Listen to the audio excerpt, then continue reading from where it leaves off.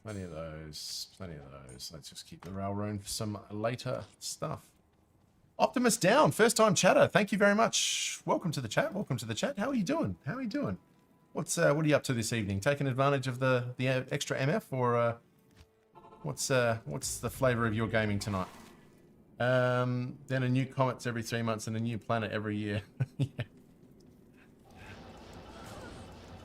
Well, I'm still very impressed that you knew what the Blazar was, regardless of how many documentaries you watch. You knew what a Blazar was within a few seconds of me asking what the question was, and I thought that was amazing. So good on you. Your planetary knowledge is exceptional. Well, sorry, well, it's not planetary, but you know what I mean. Your astrophysical knowledge is exceptional. I'm fine, tired after work, wanted to look at some new streams. And you? Excellent, we're doing excellent. I mean, look at the today's finds. We're 10 runs into a 1,000 run video, and we've already got a win force and an home run. So we're doing extremely well. But other than that, Monday's treating us well. But welcome to the stream. I hope this tickles your fancy. It's more than a pleasure to have you here. My favorite documentary is The Universe. Cost me $120, but it's the best DVD I ever bought. Now, is that Journey to the End of the Universe, or is that like a several part documentary? I'm trying to think which one that is, because I definitely would have seen it at some point. Because I know there's Journey to the Edge of the Universe, which is amazing. There's even a version that's funnily enough narrated by Alec Baldwin of all people.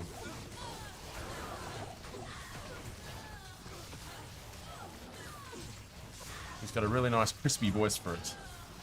I want to do some 1K for myself, but too lazy to set up counter. Oh, it's easy. Once you get it going, all you need to do is hit Alt Q, and for every run, and you gets the job done.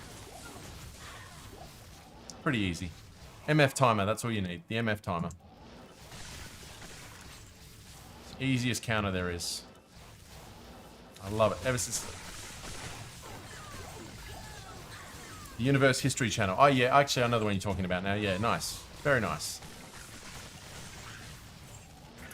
But still, knowing what a Blazar is off the top of your head, pretty good. Pretty good. Especially when I was trying to half describe it, you know, in the way that I was. The half informative, half smug way that I was. I always sound like I'm overusing big words when I talk about astrophysics. At least that's the way I feel in my head. So, magnetars, quasars, etc. Oh, they're fascinating. Absolutely. Anything that's high energy. You know, X-rays, gamma rays, to some extent UV. But yeah, X-rays and gamma rays especially. Magnetars especially are absolutely amazing. Pulsars.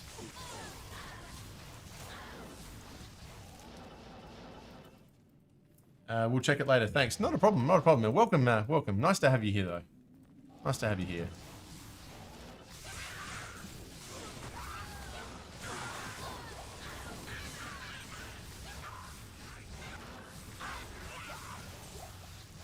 Especially the latest discoveries of mergers via gravitational waves. Is that what you're referring to? Absolutely amazing stuff, isn't it? The one of my professors is basically one of the heads of the gravitational wave project, yep, yeah. So one of the Nobel Prize winners from a few years ago, the German one, Rainier Weiss, his right-hand man is one of my professors, and absolutely fascinating guy. He was the one who taught us all how to program Python, and absolutely fascinating to listen to. In fact, in one of our most recent exams, we I think we had to calculate the strain of a gravitational wave. I think it was gravitational wave strain was the exam question, but it's a phenomenal technology. They were hunting gravitational waves for years, yep, ever since they were predicted by Einstein's general relativity. And then, yeah, 100 years later, confirmed. It's absolutely amazing. And how the engineering involved as well. A good friend of mine from uni is working on the stabilization engineering for better, better detection sensitivity of all of the LIGO and Virgo and all of those. It's the level of precision involved is just somehow it boggles the mind, honestly. And yet I still can't find a jar rune. Could find gravitational waves of two black holes merging, and I can't find a friggin' jar rune, but we'll get there.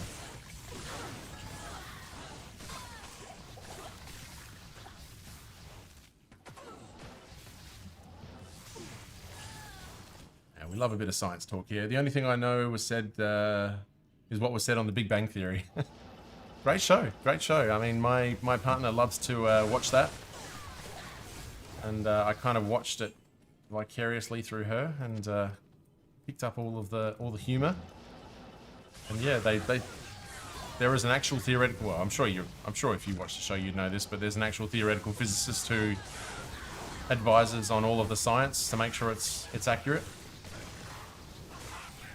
All of the stuff written on the boards in the background is legit. They went out of their way to make sure that it was all as legit as possible.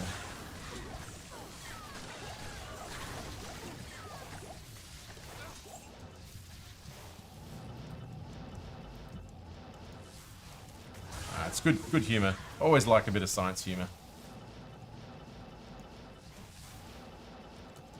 Really played into the nerd side of things, but it's good fun to watch. My friends could not understand even after they saw the explanation. Are you talking about for gravitational waves?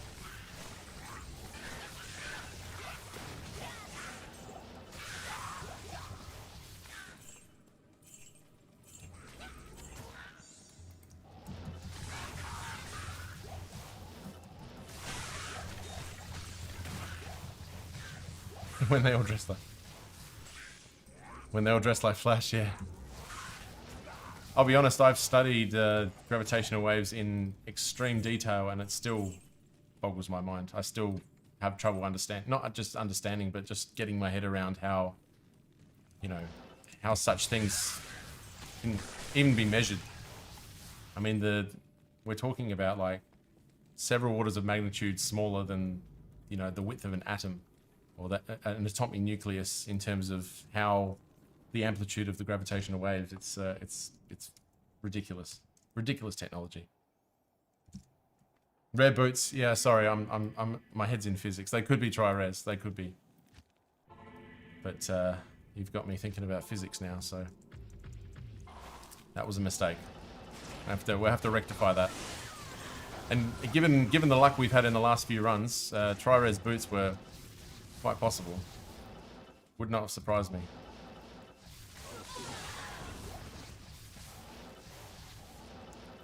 Got my head in gravitational waves rather than what's on the ground.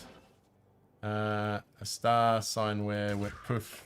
It could not take any more. Yeah. Star somewhere went poof. It could not take any more. Reached the end of its life and seeded the universe with new elements, and well, the supernova that hatched it did, but the black hole it left behind, maybe not so much.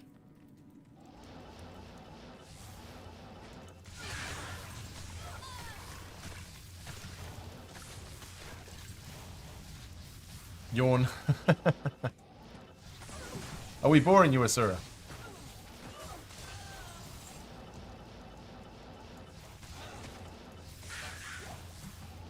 Talk about science all day.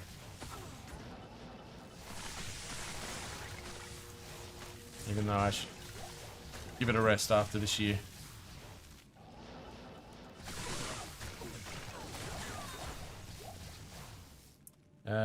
So how are transuranium elements made? They will probably be unstable at supernova explosions. You're talking about high, sort of beyond uranium, you're probably looking at neutron star collisions. Oh, that's more for gold. Yeah, we're sort of high-end nucleosynthesis here. What was it the other day that I was reading?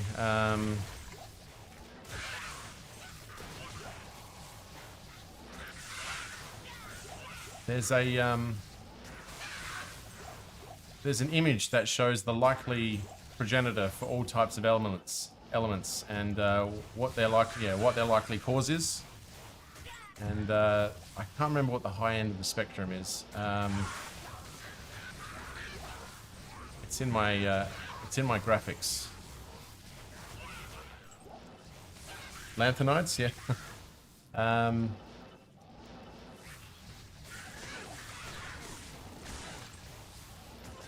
I mean, the amount of free neutrons going on in a supernova explosion, generally speaking, are quite high, but you need something a little bit more high energy than a supernova explosion to create the real high end of the periodic table. Like I said, I had neutron star collisions coming into my head, but I don't think that was the top end. I think that was more so for like gold and stuff. So sort of mid elemental table stuff. Yeah, it's basically, it's a periodic table of elements, but it shows you what each of them was caused by in terms of their synthesis. It's part of a very, very famous paper, whose name I forget at the moment. And that paper is revolutionary in the topic of nucleosynthesis. It's got like this really weird name, sort of like a bunch of letters, but my memory's gone on it at the moment. It was to do with Fred Hoyle. Fred Hoyle was one of the authors of the paper. Very famous astrophysicist, very controversial astrophysicist, but a famous one nonetheless.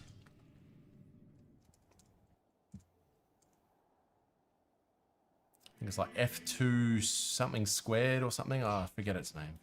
But if you look that up, that paper, and it comes, there's a graphic that comes with it. What am I doing? Out of place. Hey, you two, stop brawling. Sorry, my cats are brawling right next to me as well, so. I've been sleeping all day. That was always going to happen tonight.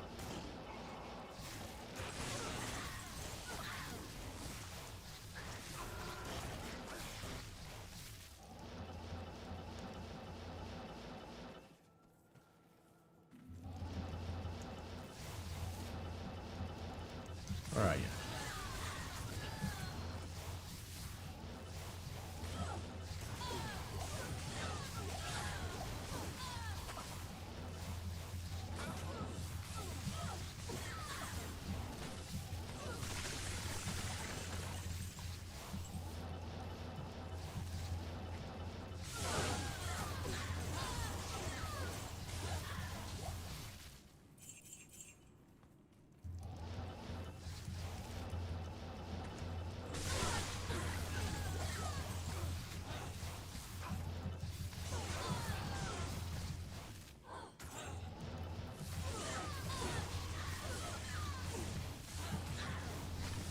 Ah, Spectrum, I know that one. I'm on it.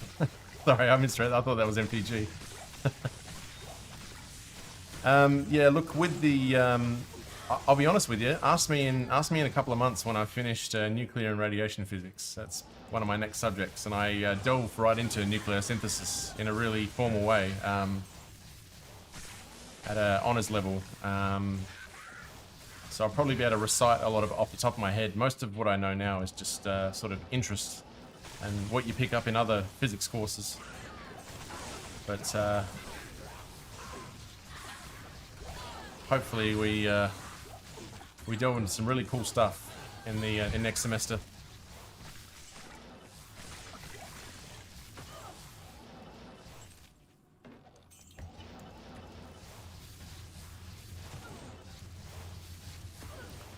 The quest for Stability Island continues, yeah. Look, any of those high-end elements, you know, the 100s, 110s, you're never going to get any sort of stability with those.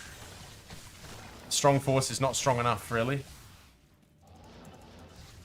So we're not going to get, you know, ridiculous amounts of, you know, ridiculously high numbers for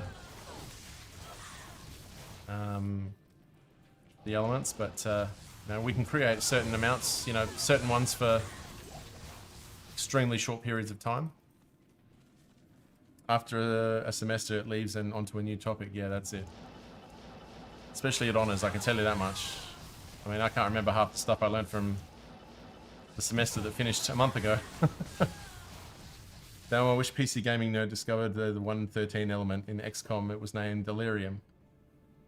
What was that? 113. Jesus, my periodic table was awful.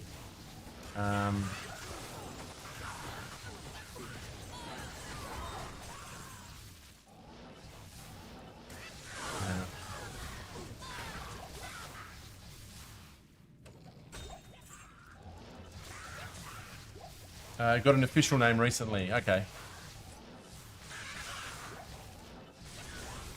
Yeah, I sort of loosely come across those when they're posted in Nature. But all that's did you Unoctonium? Yeah.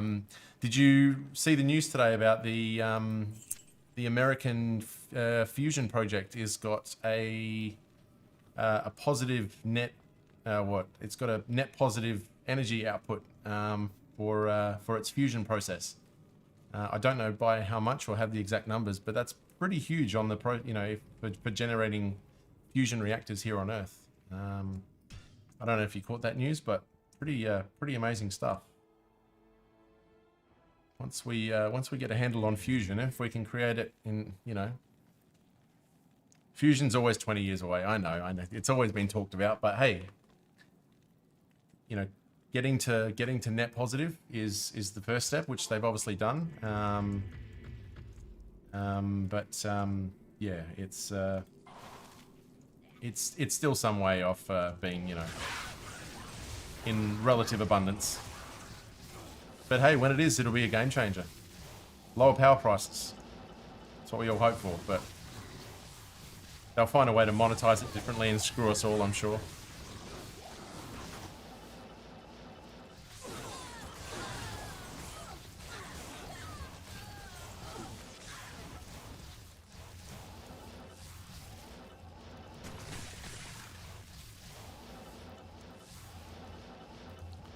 Nonetheless, always exciting news. Any revolution, you know, any step forward in science is something to be excited about, even if it's something that's, you know, sounds like they're beating a dead horse, but the physicists working on it are doing amazing work. I'd love to be at that cutting edge of things, but I don't have the discipline for research. I could swear that a couple months back. I could swear I saw that a couple months back. They've probably been gradually increasing the amount of net zero, net positive. Maybe this is probably just a new benchmark. Again, I only read the headline. It came across my social media, and it was posted in our university email group. So, but I must admit I didn't read it. So. I'll get back to you. I'll see how significant it is, and I'll get back to you on that. I mean, it's an active science, so you expect to see something every few months if there's progress.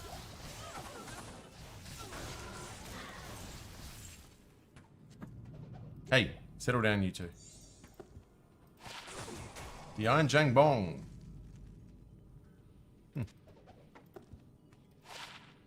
35, 3 minimum damage. Not terrible. Not terrible.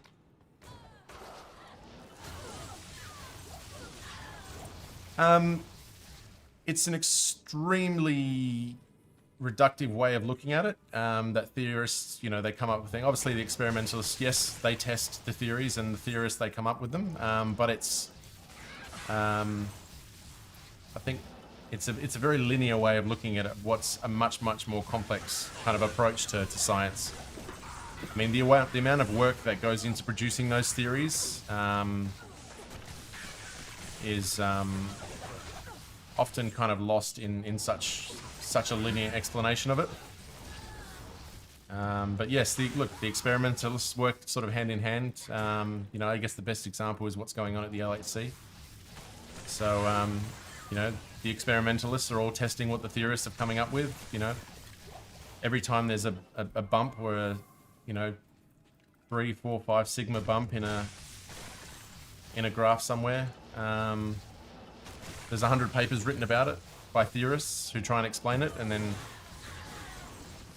they do the test again and there's no bump and realize that there's nothing there. But that's how, you know, that's how science works. They keep going, and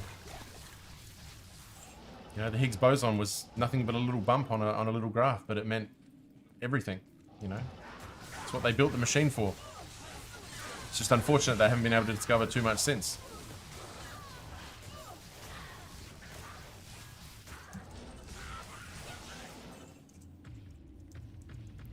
I get that, but if I come up with something, I also want to do it. Yeah, well, I mean, learning experimental and theoretical physics is extremely hard, because the experimental side tends to come with a lot more engineering knowledge and stuff, and if you can, and then the theoretical side is a lot more mathematical, and you have to understand things like relativistic, you know, general relativity, special relativity, and trying to learn all of that with the engineering side is, I can attest, is quite hard. I just went through and learnt general relativity, and I can assure you that was the most intense and insane mathematics you can ever even possibly conceive. It melted the brain. So if you can do that and the engineering side, like the more experimental side, all credit to you. You are an exceptional human being. I mean, I didn't even do a very good job on one side, let alone both, so...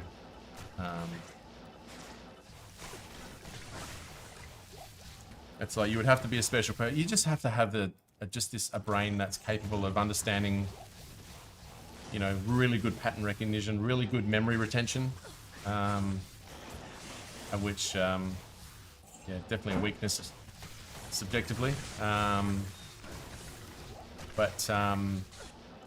There's a guy in my class who I was doing general relativity with, and an exceptional student, just about gets top scores at everything that he does. And we were you know, I remember sitting in the general relativity class, and the lecturer was going through, you know, really complex things, and he was just nodding. He understood these things, and clearly he, you know, was writing down notes where he was understanding what he was, you know, reading and everything. And I'm just sitting there going, what the fuck are you talking about? You know, I have to read this thing 600 times before it makes even a minute bit of sense. But he just, yeah, nods and understands everything perfectly. Guys, stop it. You're gonna break something. You don't fight on the desk. No brawling on the desk, okay?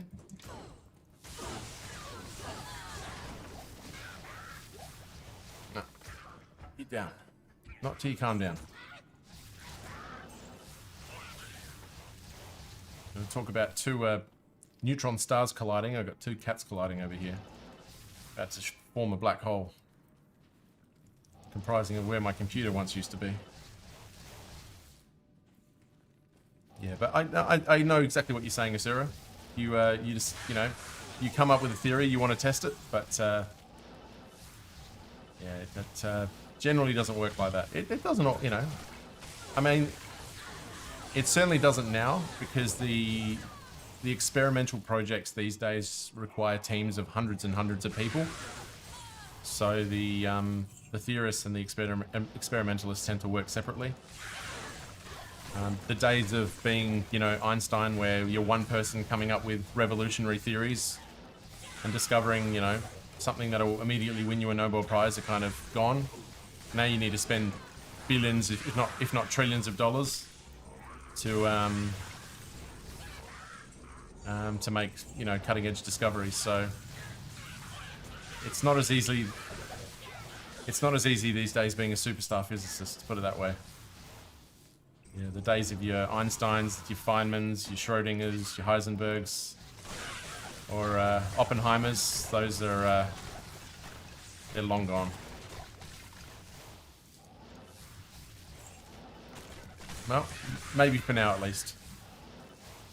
Maybe somebody will come through the ranks and come up with something as brilliant as Einstein did and become a rock star in physics, you know? Just, they got a lot of learning to do first.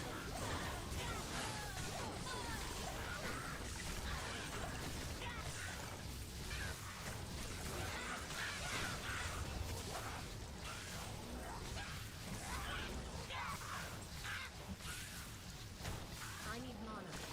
Not enough mana.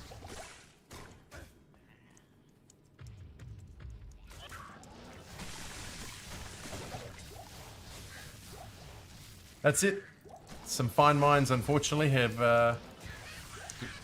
gone into areas that have stunted their creativity and are now stuck in the profit loop. 100%, you are right, Smokin'. Perhaps the next round of generational discoveries didn't happen because they fell into the profit spiral. That is entirely possible. It's just unfortunate, but you never know. You have that hope that you know will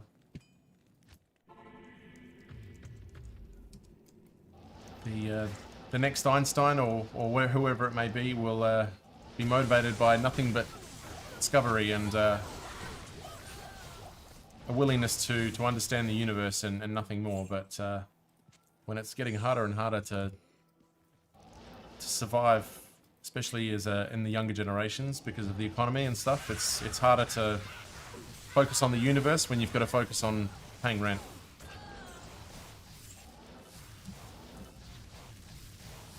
What am I doing? I'm just nobering nothing. Sphinx, good to see ya. Hopefully you're 100% better now. Please tell me that you haven't got too many too much lingering in you after what you've been through the last couple of weeks. How's the south of England treating you this time of day? 90%, 90%. Good to hear, good to hear. The sea air off the coast of Dover was hopefully treating you well. Breathe in that beautiful coastal air,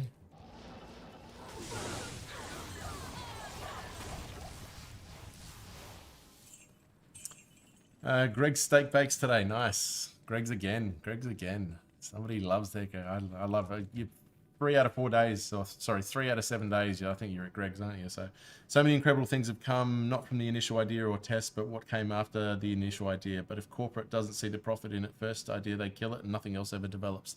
I mean, that's it. Thankfully, we still have projects like LHC, and you know, the one that I'm working on is the Cherenkov telescope array, which is just looking at high energy particles.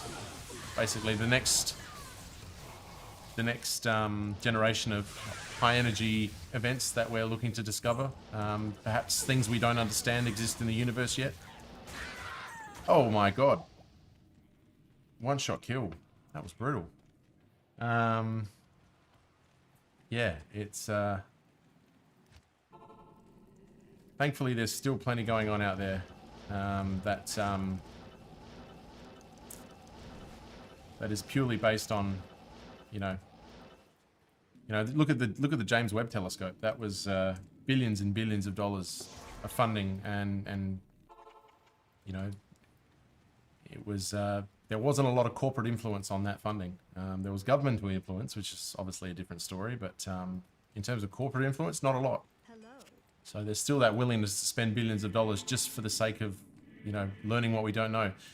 I mean, there's a very famous line, and I'm going to paraphrase this, but when radio was first discovered, it wasn't called radio. It was just, you know, something, you know, that we discovered, and it wasn't until, like you said, the next ideas came along and we figured out how to use it.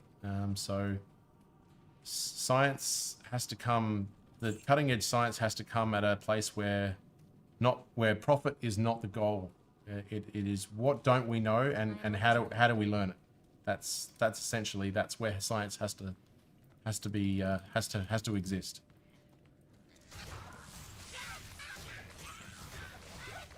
What don't we know, and how do we find it out? How do we find out? I can't carry anymore.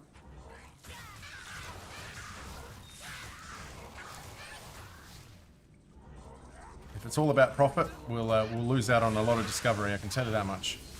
What even killed me here? How did I even die there? Usually there's like a monster here that is kind of indicative of a one-shot kill, but there's just nothing here.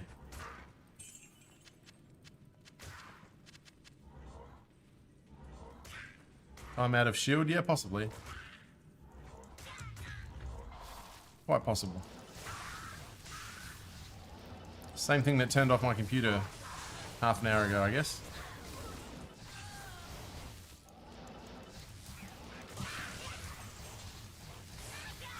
That's alright.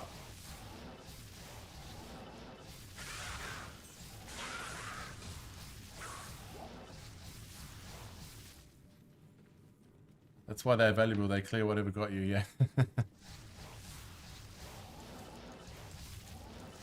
Yeah, that's true. That's true. Yeah, it's probably just a champion Devilkin or something like that. It was fast though, like, god damn. I wouldn't have expected it was pretty early in the pit run. I wouldn't have expected it to be a end of energy shield at that point, but who knows. Either way, I died. Shit happens. We move on. I think they had Might Aurora. Fair enough. You were probably paying attention more than I was. I was talking about science, so that'll get you killed when you're playing Diablo. Just thinking about science. But yeah, just to finish off what I was saying, yeah, you need to, you know,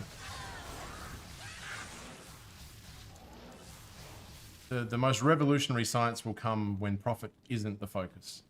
It is what don't we know and how do we find out. That's how generational discoveries are made. If we focus on profit, we won't we won't find things. I mean, maybe fusion and stuff like that, because that's obviously there's a lot at stake for that, but just got a source through hardcore hell. Lost 3 sources at level 65 before it did though. Well, there you go. You know, that's how you get to Carnegie Hall, don't you? Practice.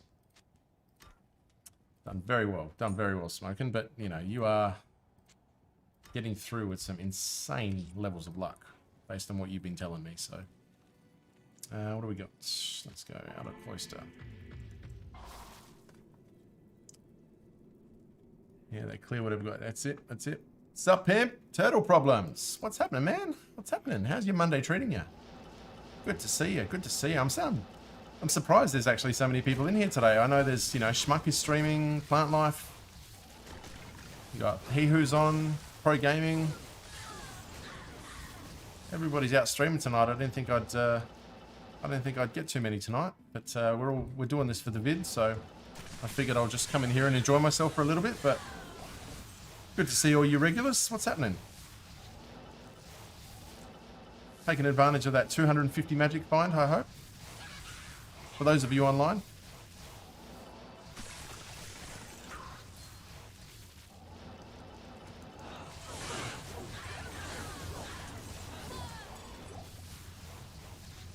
We had lovely cow runs. Oh, was that yesterday's? Was that 24 hours of cow runs? Was that the one I missed? Or you just you had the extra MF and used it on the cow runs? Is that what you're saying? Have we? No. Okay, fair enough. No, so no sign of the cow runs. 24-hour cows just yet.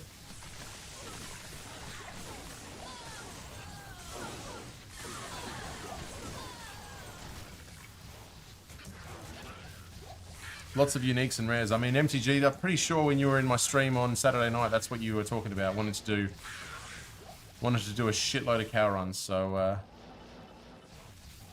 that was you, wasn't it? I found so many high runes this day last year on Tal Rush's tombs. Yeah. What was the modification for that? Was that the 250 magic find? Because that shouldn't have any influence on it, should it?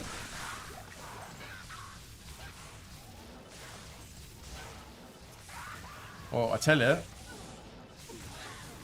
we've had a good morning. Tombs are packed. Yeah, it does not. Yeah, exactly. So 250 MF shouldn't have affected the runes, but yeah, we've had a great morning. We've found an 8% wind force, and on the next run we found an ohm rune. So it's been a little bit of a dry spell since then. That was runs 6 and 7 respectively. And yeah, we've probably blown our load a little bit too early. Ex-Atlas, good to see you. Good to see you. What was funny is that those 2 finds came either side of an unexpected computer shutdown and the stream having to be paused.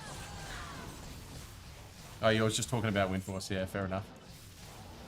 Well, I didn't manifest it like I did the Ohm Rune a few weeks back. But then the Ohm Rune came anyway, so... hang on. I'm going to redo my... I want to get caught out. Oh, you just remember it this day because of the MF. Fair enough. Fair enough.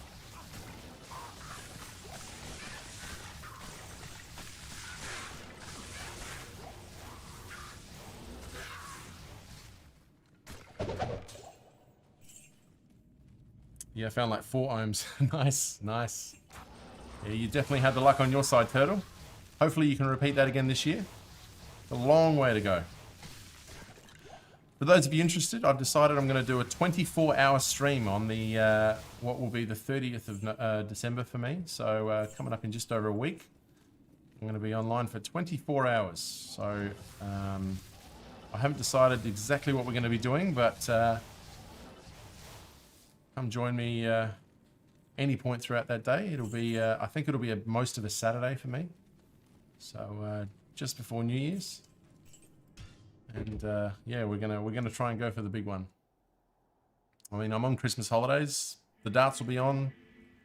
Christmas football will be on. So I'm sure I have plenty of motivation, but we'll need a few Red Bulls to get through that one, I think. But I want to see what Schmuck has experienced on several occasions and do this whole 24 hours. See if it's all what it's cracked up to be. Keyboard etiquette, honey. There you go. Keyboard etiquette.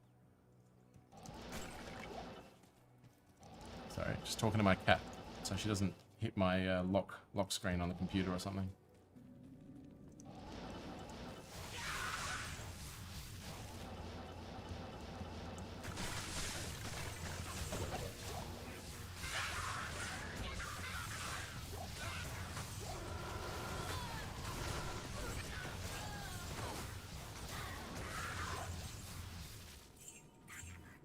Is that what you're doing now, Turtle? You're trying to hit some more high runes? You cruising around tombs with 250 MF, hoping to find some good shit. Surely, if that was your luck last year, you'd be going at that again. That would tempt me back into it. This is where we're working on a video now. This is going to be 1,000 pit runs. So it'll be maybe a week before it's out. I want to try and get it done before the 24-hour stream. So the 24-hour stream will be its own video. So yeah, you're right at the beginning of a 1,000 run video.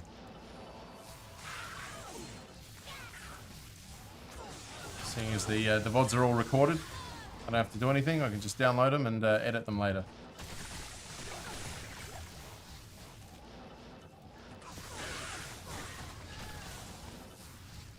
I still have no internet, hoping the storm knocks power out and restarts my neighbor's internet modem.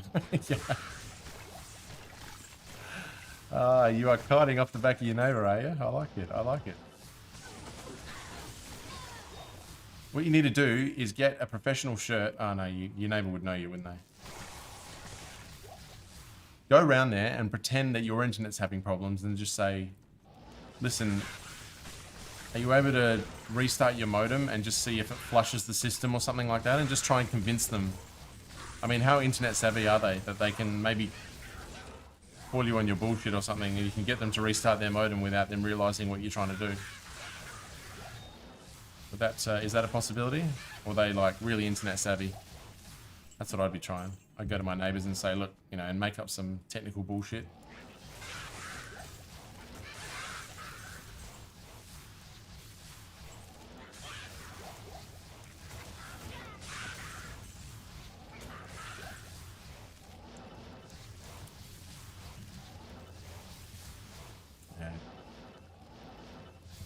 Basically, you're feeling 100% better right now, Sphinx, and I'll tell you why. You're 90% better because of COVID, and you're 10% better because of Greg's. All right, that's what I reckon.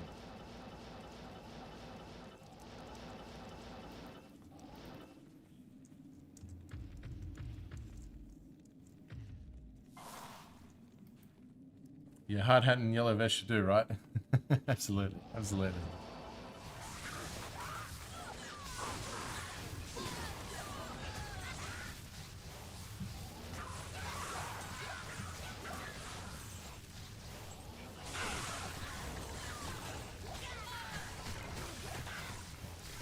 How was the Greg's this morning, by the way, Sphinx? You've told us what it was, you didn't tell us how good it was.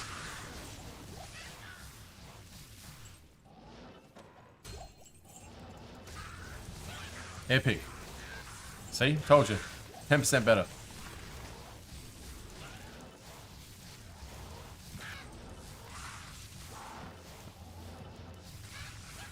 I love Greg so much. I love how much passion you say that with.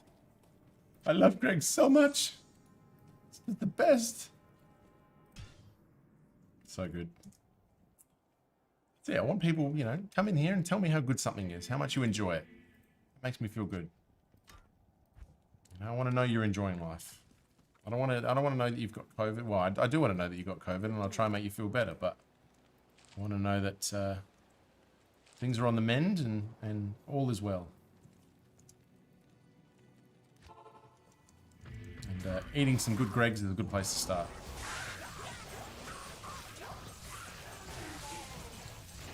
Are you killing or just? I just kill everything. I mean, I don't really go for elites. I mean, I will probably take a significant amount of extra time because I just kill everything. But the way I think about it is, it's the trash. You know, it's the number of monsters you kill, not necessarily the fact that you're killing uniques. Especially if you're looking for high runes. So yeah, killing more is as beneficial as, you know, killing mobs. I just realized I'm in Black Marsh. That's certainly not going to help me. Out of Cloister, that'll help. So yeah, we're just killing everything. Quantity over quality is probably a good way of putting it. Let's say it that way. Because I'm still convinced that the Jar Rune will come from a trash mob. Yeah, I'll kill every monster I see. Why not? It's not like the mana isn't free. At least when you're not dead. Yeah, I watch Llama do that sometimes, and he's sort of like going to find the champion mobs and stuff, and I'm like, that's too much thinking. I see something, I kill it. You know? Simple. It simplifies the game.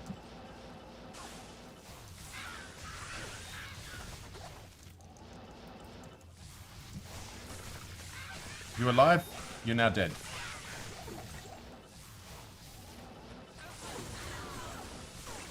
Hey, Asia moving went from 163 to 6. So Asia is where it was. I thought it was North America. Or is this different? Is this a different run? Is another bot on Asia doing a... Oh, if you want a Annie, jump on Asia server, and it looks like we're 4 of 6. Do you know what time it is? No, I do not. What time is it, Sphinx? Oh, you're talking about the run. Game time. No. Well played, well played. Eyes are feeling good today. Well done, well done.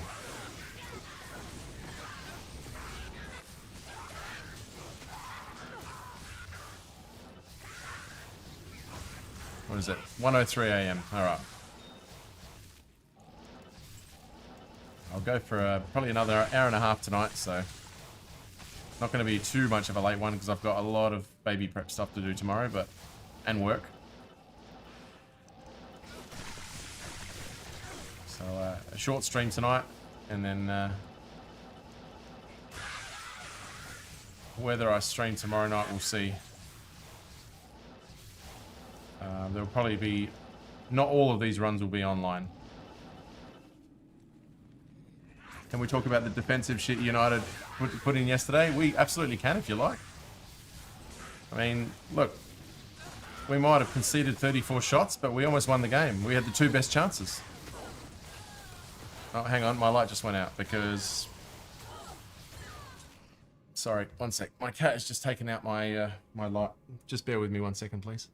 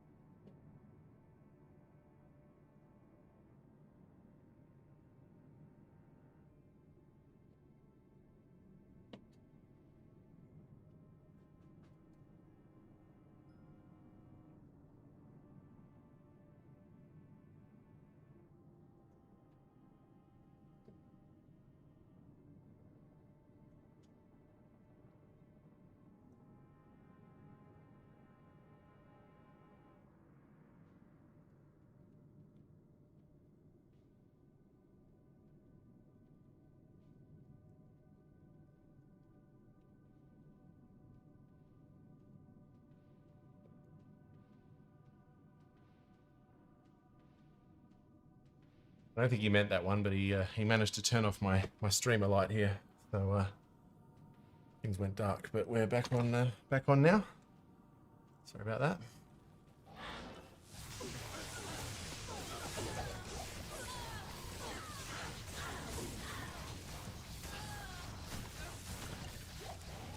I'll give you a little bit extra time without glasses for that. Alright, you gotta make sure you get your money's worth. Talzami number 5. Congrats. Never a dull find, Talzami. I mean, when you come through, you go through so many of those set Amis, and then you finally identify it as a Talzami. It does feel good. Never gets old. I would hope not. That's everything. When you quick pickaxe, no, we're good.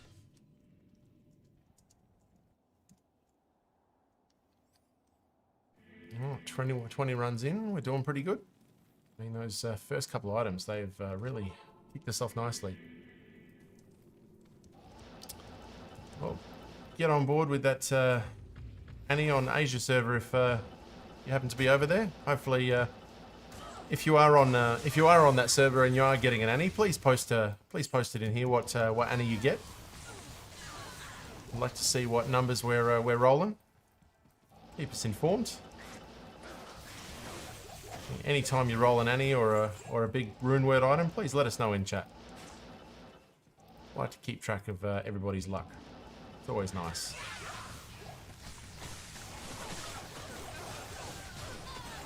It's done already? Oh, then where's my numbers? I should be seeing numbers on in chat, shouldn't I? Unless people didn't get there in time. Did you get one, Asura? For your Trapson? Aza's moving again. Are they doing another one straight away? Is that right?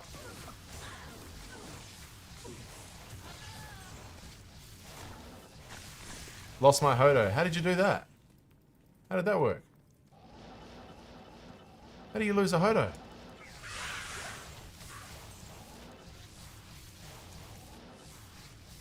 Nope, found it. That's good. I would have put you back to 90%. You would have needed some more Gregs to replace that shit. And a Vex rune, evidently.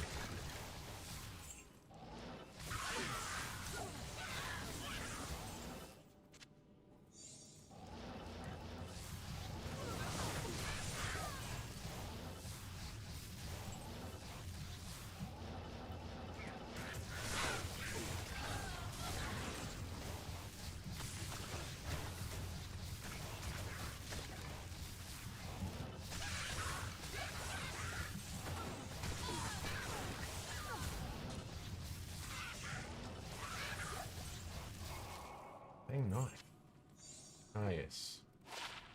Flesh Ripper. Nice.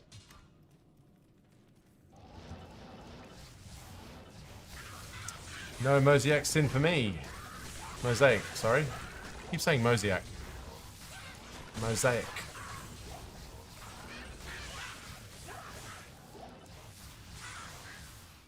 Use my gold runes to make a vex for flickering flame on fireball source. Ah, nice. Very nice. Is that on ladder? Smoking? Hardcore ladder? Or I was gonna say if it's softcore ladder, I could have given you a flickering flame. I've got 2 of them in my stash online. Didn't know what the bloody hell to do with them. I think Brotex gave them to me, and I didn't know what they were going to be a part of. Offline. Oh, okay, fair enough. Fair enough. It's all right. With your luck, more gold runes aren't far away.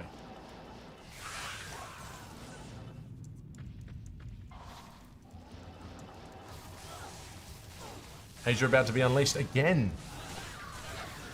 Somebody's SOJ happy this morning.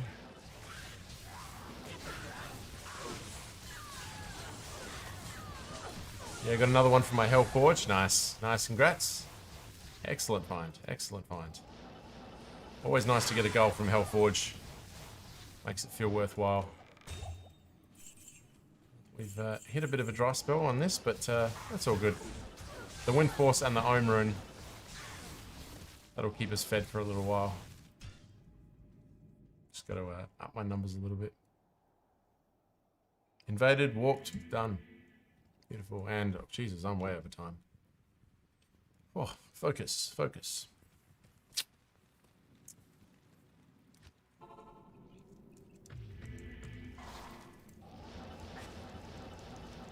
Nice. Anybody pick up a nice Annie that you want to brag about? I'm all ears.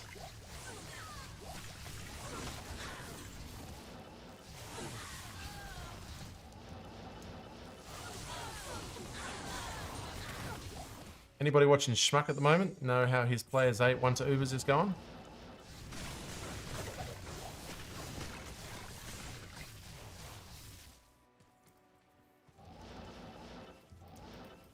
For once I haven't got his stream open while I'm playing. He should be somewhere in hell by now. Maybe farming keys at Countess.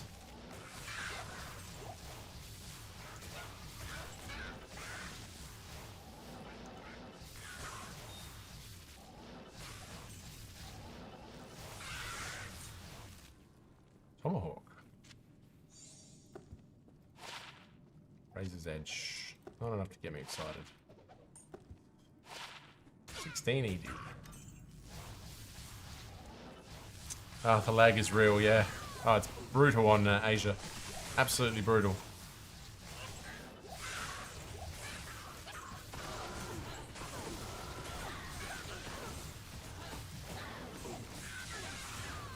Yeah, Asian servers are a horrible place for lag. I only used to go on there, obviously, to do a declone walk or occasionally to get a free rush. The Asian server's great if you want to get a free rush. There's always a bunch of free rush games going on. I mean, this is before I met the crew who would give me free rushes and stuff like that. But back when I was a loner, I'd jump on Asian server, and usually within a few minutes I'd be able to find a game where I wouldn't have to give up my forge or anything like that.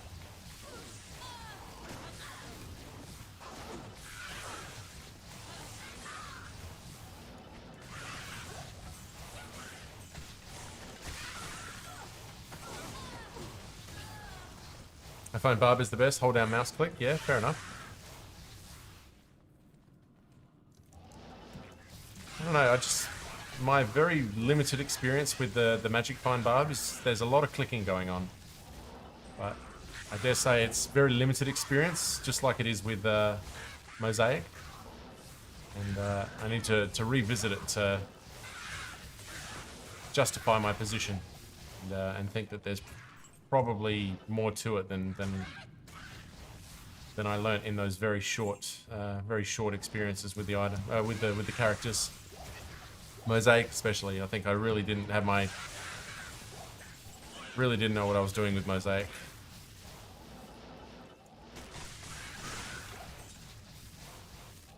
So, pretty much the last edited character that I made on single player was 6 or 7 months ago.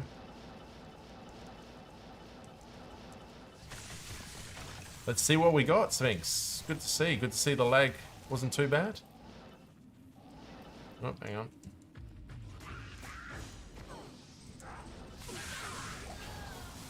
$18.18.8 from Asia. Swift kindness with the swift luck. Good job. Fantastic. Congratulations on that. 18.18.8 is an excellent. I think that is the exact Annie that we gave away in our Trapson competition on Saturday night, if I recall correctly. 18.18.8, yeah. That's exactly what it was. Good job. Congrats. Sphinx is up next. Let's see what Sphinx has got.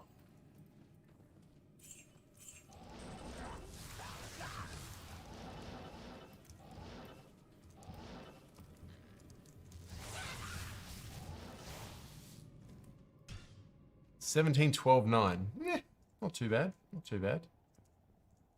You got 2 to identify, have you?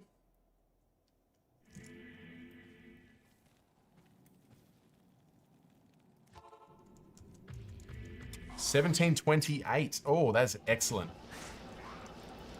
1 out of 2 is good. Oh my god. MTG with the gifted sub. You are just the pinnacle of generosity, MTG. Thank you so much for this gifted sub. I have to change that audio because that absolutely scared the shit out of me. But thank you so much. I really appreciate that.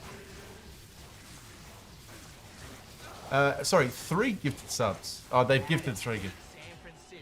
Gifted 3 gifted subs in channel. Absolutely, they have. You are #1 in this channel, MTG. Thank you so much.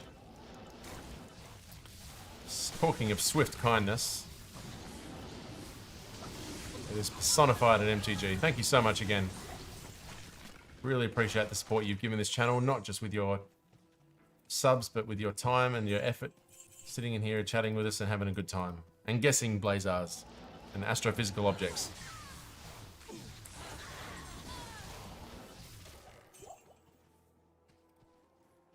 And G-Dog, G-Dog Los Wits. Jesus, that's a tough one. Thank you for the follow. Really appreciate it. Sorry if I butchered your username, but thanks for joining us. And yeah, hope you're enjoying yourself. And welcome. Feel free to say hello. Let us know how you're enjoying the game.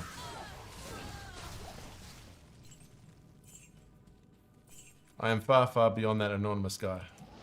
Behind that anonymous guy. MTG, I'm still... There's a part of me that thinks that you are the anonymous guy. I have my suspects, and you are at the top of that suspect list. Still absolutely ridiculous levels of generosity from our anonymous friend.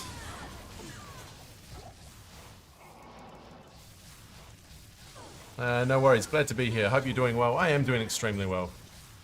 I'm going to call you G-Dog. Hopefully G-Dog is suitable. But yeah, doing extremely well. Always doing extremely well when I get to stream and have some fun with all of you. It's always fun. And in the midst of such generosity from channel members, thank you so much.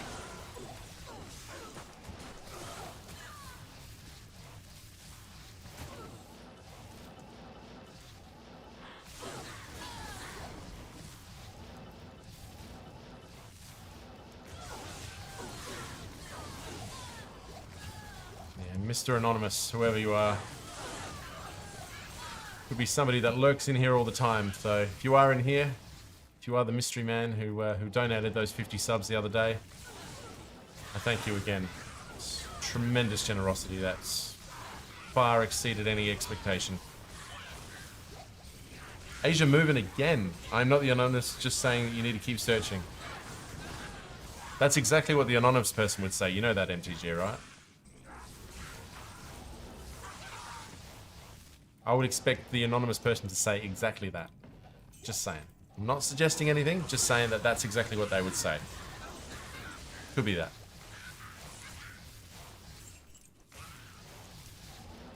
Asia moving again. Somebody is SOJ happening. All right, Sphinx, I want to know.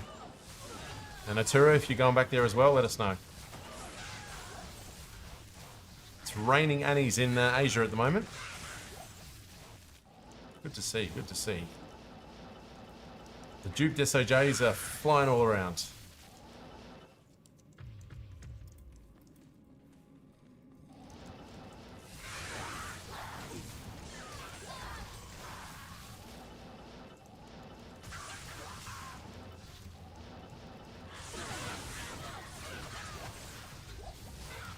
I'm getting rushed right now. Fair enough. Is that your Trapson by chance? Is it, Asura? Are we getting a Trapson rush somewhere?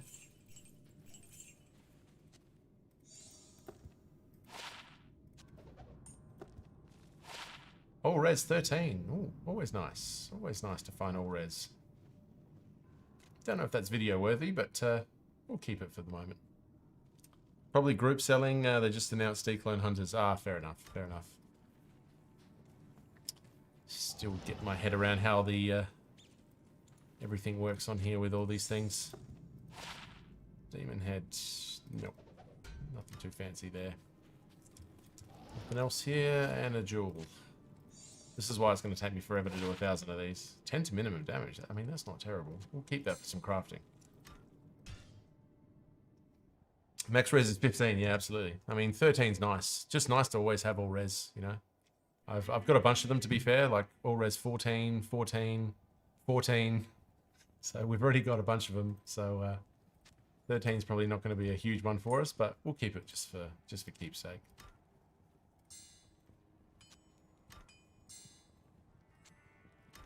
I doubt I'm going to fill up all these places tonight, so I'm not going to be too organised. On Decline Hunters, there are 2 mods posting walks if they are busy. Yeah, that sounds like possibly the source. Why Asia server though? Or is there a reason that it constantly happens so much on Asia server?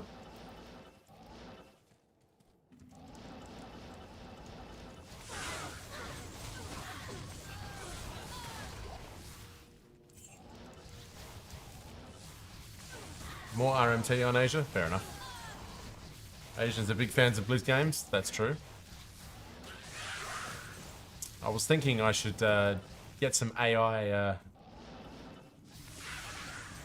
Chinese voice and dub it over my videos and repost them for the Asian viewers, or the Chinese viewers, or whatever Asian language I choose. Considering that today, whether or not that was something worth doing just for the sake of expanding the audience. Just didn't seem like it'd be the worst idea. Don't want it to be restricted to the English speakers of the world. Or I could just hire John Cena to do it for me. A bit more expensive. Mostly Korean and Chinese, I think. Yeah, fair enough. I mean, that'd be the 2 I'd choose if I was to go to that effort, but I'd never be able to tell how good the translations were because I don't understand those languages at all, so it's hard to get Asians with good grasp of the English language. Oh, look. We have a tough language. I mean, minute, minute, where, and where, there, and there. And I'm sure there's elements of that to every language, but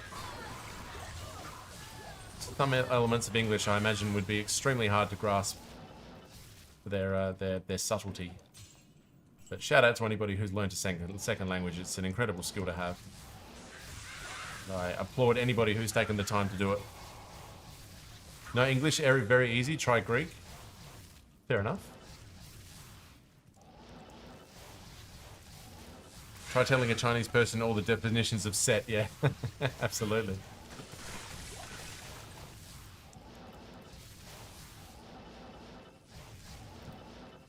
That's the different pronunciations of the same word that in English that I find would be complicated, but everybody handles it in different ways.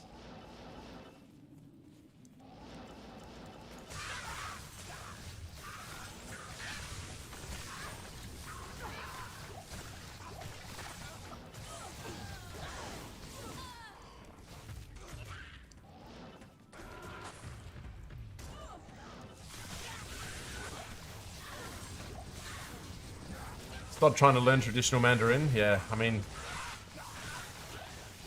it's the understanding the alphabet, which seems like the hardest part of it.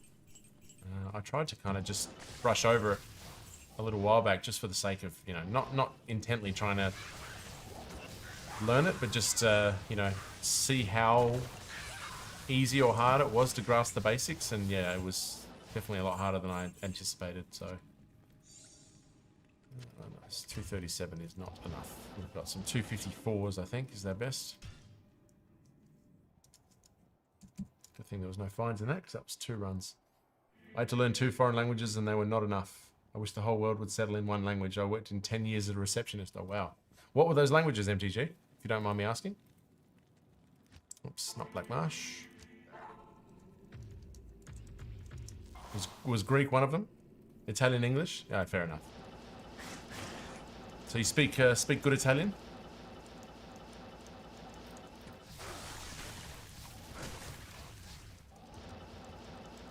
Then clients would speak German, French. Yeah, fair enough. Non parlo un poco italiano. I wish I could understand that. I should learn more because my partner is Italian. So I promised I would learn it in some respect one day to give in a speech at a possible wedding one day, maybe. Oh, dimentica tanto. Oh, we had somebody in here was big Juventus supporter the other day. Probably understand that better than I do. I can speak pretty good Ukrainian.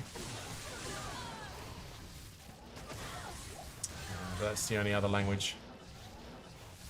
That and mathematics. I find mathematics is a language. It's not a spoken language, it's a written language. I don't care anybody says it's a language. I love the Italian language, but it has the same pitfalls as Greek. Siosia is Italian, yeah.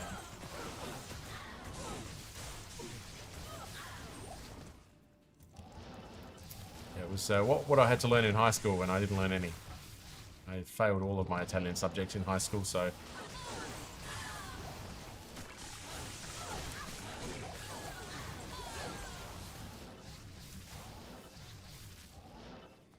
It is a beautiful language, though. Beautiful to listen to when spoken fluently.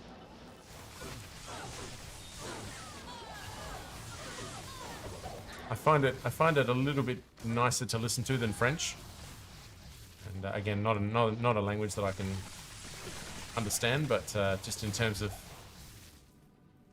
audible chocolate, it's a little bit tastier when it comes out in Italian. And no disrespect to anybody who's French. That's. I mean, no disrespect. Just how it sounds to this subjective ear.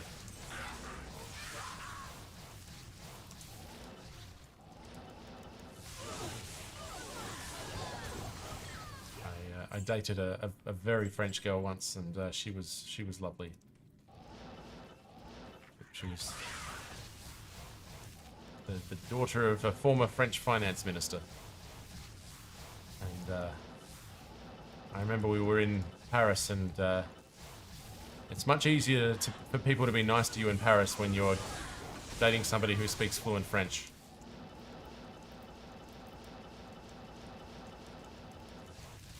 Terror spreads. Walk in 2 minutes again. So is that 3 or 4 now in a row?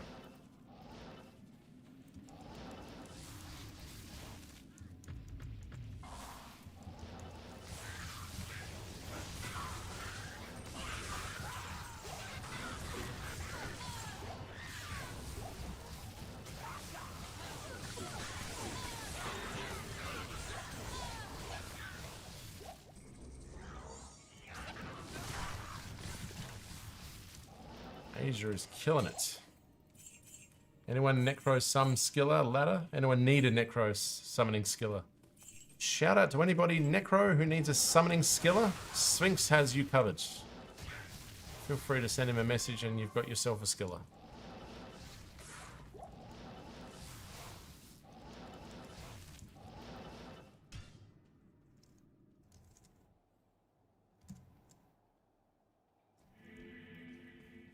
Are you going for another Annie, Sphinx?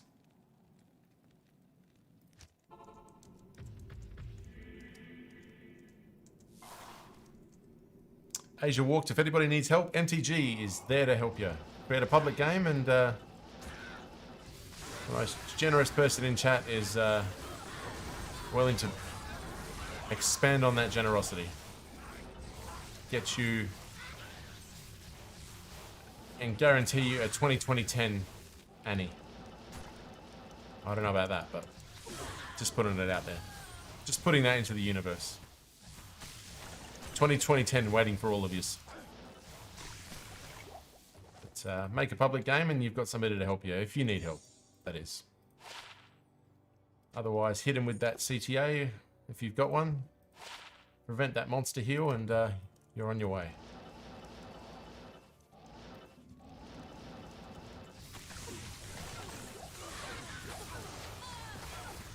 Waiting now, killed. You. Now we just await the stats. See if we can beat 1728, was it? I think. The last one. 1728, I think, if I recall.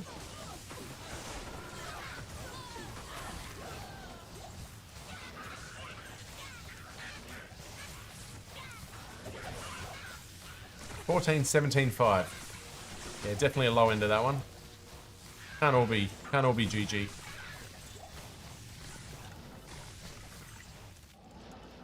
That needs a bit of Greg's to get to make yourself feel better after that one.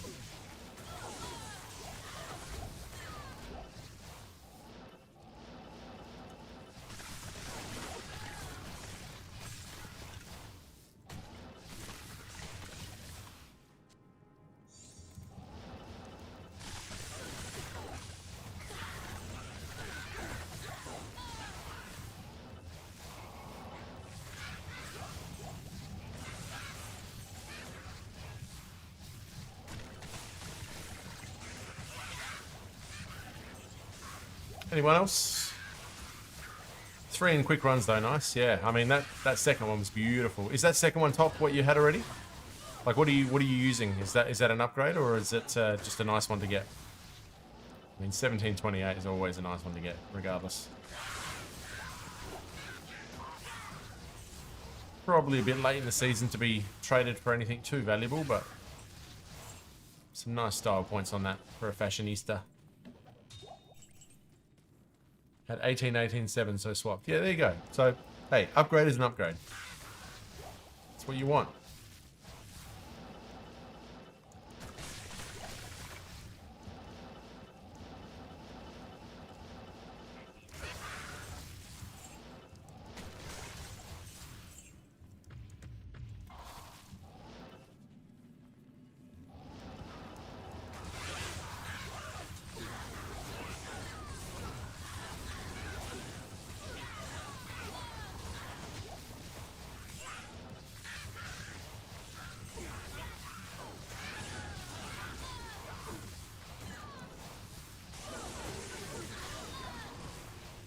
A little bit closer there than I wanted to be, I reckon.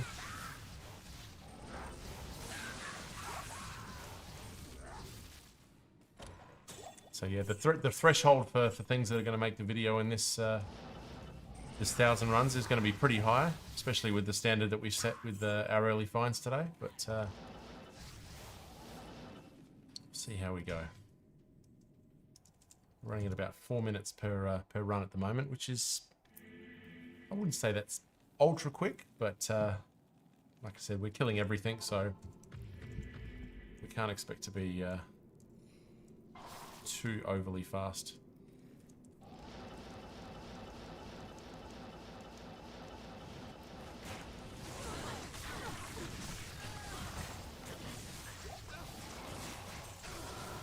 And we're killing trash mobs outside on the way to pits as well, so let's not forget.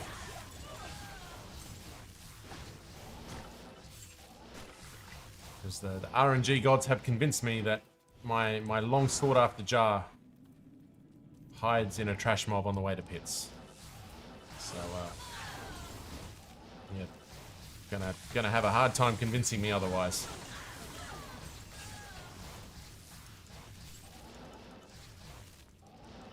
Well, like I said, thanks for everybody who's joining us tonight. I thought this was going to be quite a quiet stream, so it's nice to have you all in here. Given the amount of streamers online tonight. Big old schmuck doing his YouTube thing, so always a pleasure. Always a pleasure. What is it now? 1:30, so probably another hour for me.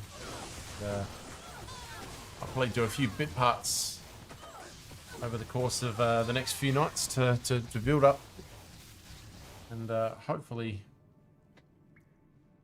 before our 24-hour stream on the 30th of this month, we'll have 1,000 of these out of the way and make a little video out of it.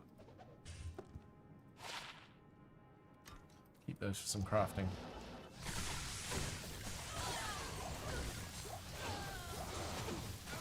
YouTube, what's that? Yeah, that's it. It's where I post my videos.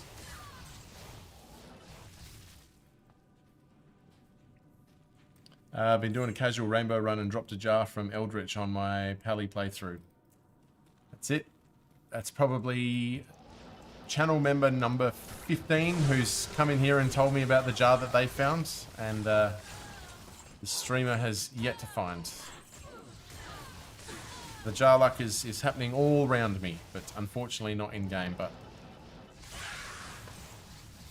with a wind force, oh, there you go. Yesterday, yeah, with a wind force and a Ohm rune this morning in the first 6, on the 6th run and the 7th run. I'm not going to be a whingy. Not going to be whingy about it. We've had a good start to this project. Don't feel bad, still looking for Mine Paladin. Yeah. That's it. I mean, there's probably a lot of people looking for their jar, let's be honest. It's not something that's raining like Asia server declines, let's put it that way. Well, this season I've had very little luck with high runes. Happens. Absolutely. Absolutely. Some seasons they rain down. Other seasons, not so much. I mean, we did have a burr rune just 3 days ago as well, so... And add that to the Ohm rune, that's been a pretty generous couple of days from the RNG gods, so... Nothing but positivity and optimism coming here. It would be silly to suggest otherwise. Sorry, I'm having trouble stringing together sentences at the moment.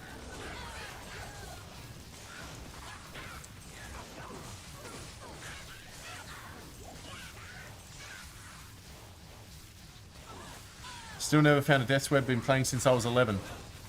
It's the way it is sometimes.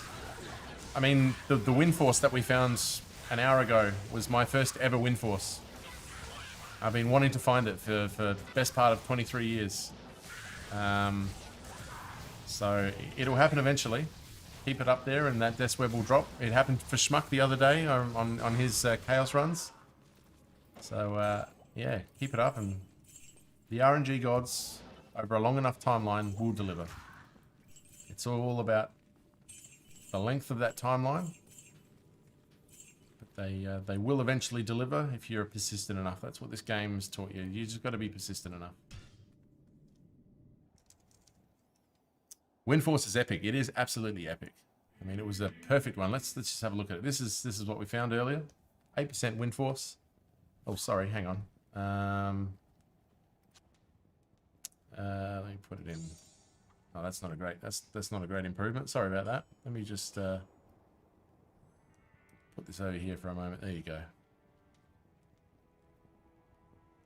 Very nice. Very nice. Good find, and an Ohm rune as well. So we've done very, very well. This little baby earlier. So good start to our runs.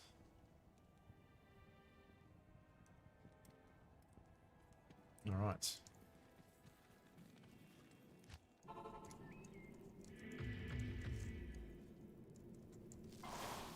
As a kid, I always wanted Windforce before they put it in all the rune words. Remember, it was the GG item. That grandfather, you know, patch 1.04 or whatever it was. That was the item everybody wanted. Or the ones on it. I remember seeing them on eBay, and they were worth hundreds of SOJs when SOJs were the main currency of the game. Or runes became the currency and they were the be all and end all. And yeah, that's exactly the same thing. Just wanted to find one legit, and takes this long to come, but hey, it's been a good wait. It was worth the wait. It dropped here. This it was run number 6 on. We're run 27 now. Run number 6, we dropped Windforce. Run number 7, we dropped an Ohm Rune. And in between that was a unexpected computer shutdown, which paused the stream for a little bit. So I would say that the Ohm Rune was a reward for the stream getting conked for a little bit. Yeah, people would sell their whole accounts. Yep, absolutely. That was a big thing on eBay. Yep. I remember those days. Simpler times. The early 2000s, weren't they? Pre-rune words. And then 1.08 came and changed everything, didn't it? I think I got my numbers right there, but pretty much. And the Grandfather, that's it. Yeah, Grandfather and Windforce. I remember they were the GG ones. I mean, there was a few more. I mean, geez, Shaftstop was still a decent, decent armor back then. You look at its stats now, and it's it's nothing. But back then, it was you found a Shaftstop, you were in good stead. Yep, game was full of barbs, 100%. Barbs were the big deal.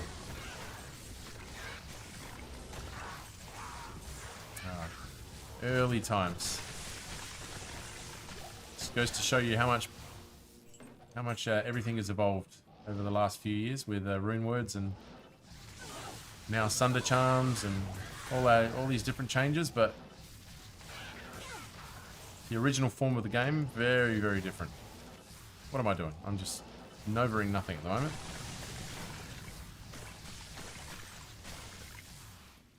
Great Mall. Steel Driver. There you go. Always nice to see a Steel Driver. Been a while since I found one of those. 40 IAS.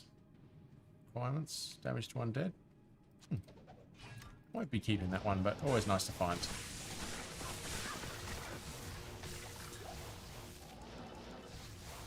Whirlwind was op then. Absolutely. Absolutely. Whirlwind barbs were just everywhere. Especially, you'd see them a lot in the PvP stuff. And shit was going down just outside Rogue.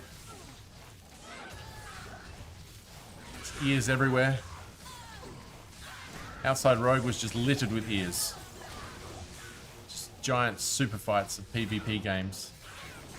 Yeah, it's good, simpler times.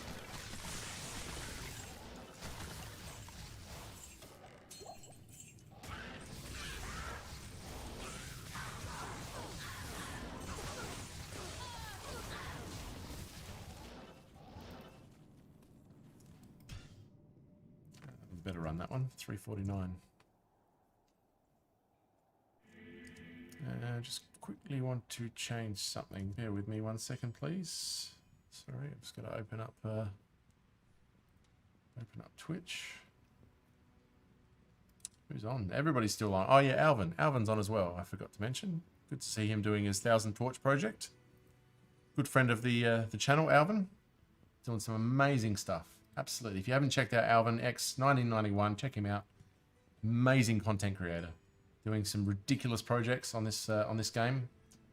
Did his 10,000 trav runs. Made some absolutely brilliant finds. But yeah, 1,000 Torch project now is absolutely killing it. So check him out. Yeah, he's a special. Absolutely special with what he does.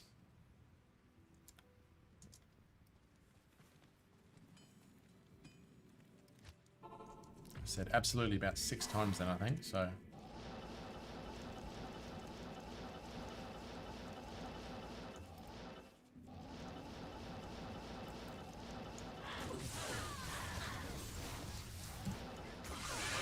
See Plant Lice having a stream as well. Another good friend of ours.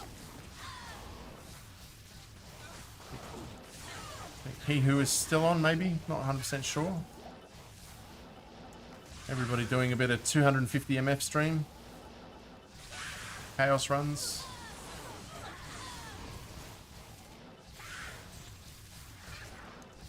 I think Kano had his big 10-year anniversary stream yesterday. He was going for what seemed like forever. I swear I saw him in the early evening, and then I saw him in the late evening, and then I saw him early in the morning. I swear he must have been on for about 16 hours or something like that. Worthy of a 10-year stream.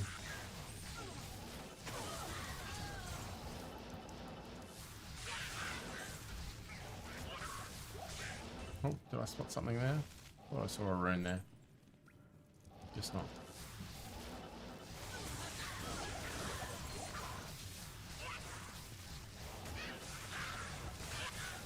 Well, like many of the videos that I've watched, a little bit of a dry spell is due.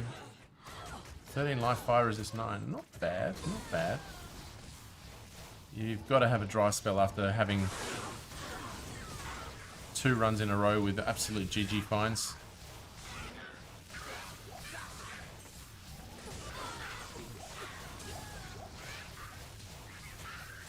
You've got to have a counter at the moment of how many times I say absolute.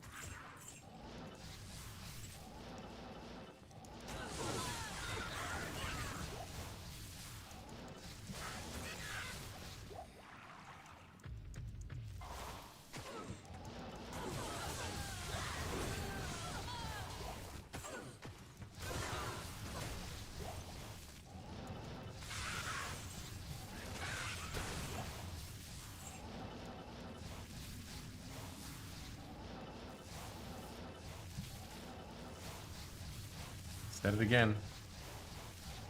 I'll get a counter for it. I'll resist the urge to say what counter it is, but you know what I'm talking about. We'll only count the absolute number. So, damn it. Damn it.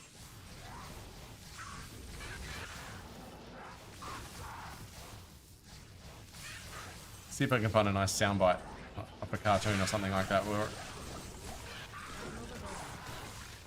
Actually, I know. Exactly. What counter? No, there's a good back and forth in the movie The Gentleman about that word. If you've seen The Gentleman, you know what I'm talking about. Gonna have to check your grammar on that. Can't be a little bit absolute. Either it is or it isn't. Excuse my my terrible English accent there.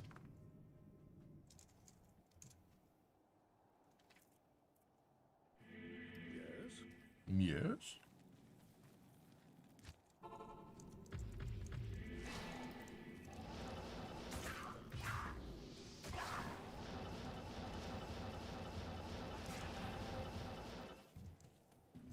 Great movie, The Gentleman. Great movie.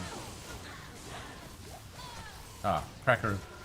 First time I saw it, it was a little bit confusing because there was just so much going on, but on the second watch, where it all sort of came together, I've now seen it probably 10 to 15 times. Guy Ritchie movies are just massive favourite. Lock, Stock, Snatch, Rock and Roller, and The Gentleman, especially. Those 4. Really need to finish my Necro at some point. Absolute.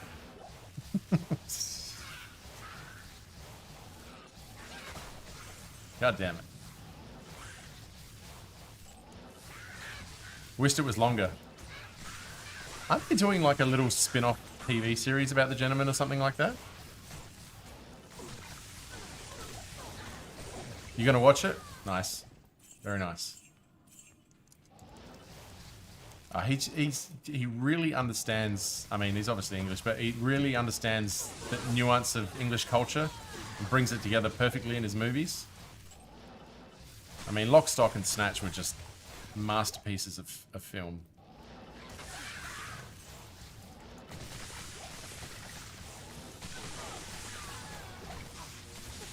mean, the wing night that I was telling you guys about the other night with where I caught up with my mates, we probably spent half of it quoting Lock, Stock, and Snatch. Like, because I've got nothing but English mates, their lines from those movies are quite prevalent.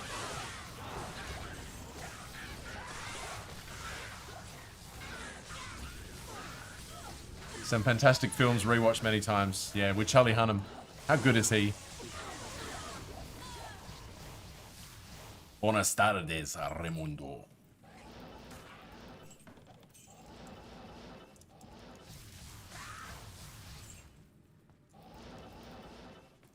The only thing is that's a bit weird is that when he says that, he goes, I want to stab you with that rolling pin. And I thought, why would you stab somebody with a rolling pin? That seems a little bit off.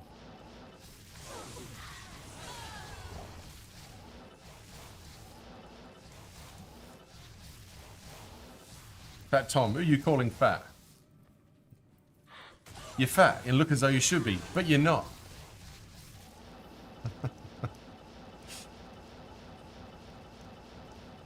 Fat Man Bacon and myself? Who's this fat man then? Quote movies. I quote that movie all night. Maybe for the 24-hour stream I just speak entirely in quotes from Guy Ritchie movies. How does that sound? 24 hours of Guy Ritchie movie quotes.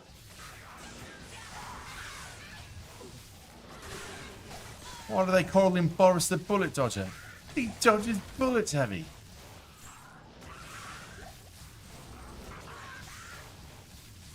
You know what, fuck it, Nick. I think I'll keep it. Alright. Keep your railings on. Jesus Christ, Nick. What are you doing when you're not buying stereos? Finance revolutions? You could choke a dozen donkeys with that. Nick the Greek. What a legend.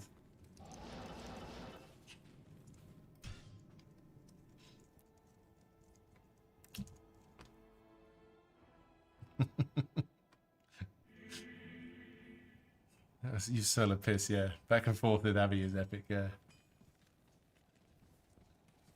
Sit down, you big bald fuck. I hope you know the concern I have for my friend Frankie Fourfingers. Do you know why they call him Frankie Fourfingers? It's because when he makes bets and he can't pay up, they give him the chop. And I'm not talking about his fucking foreskin either.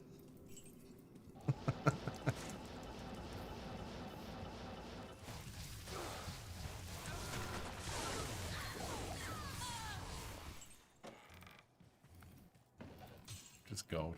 Absolute gold. I mean, to be sitting there and writing those scripts and coming up with those lines, you just must be he just must have laughed himself to death.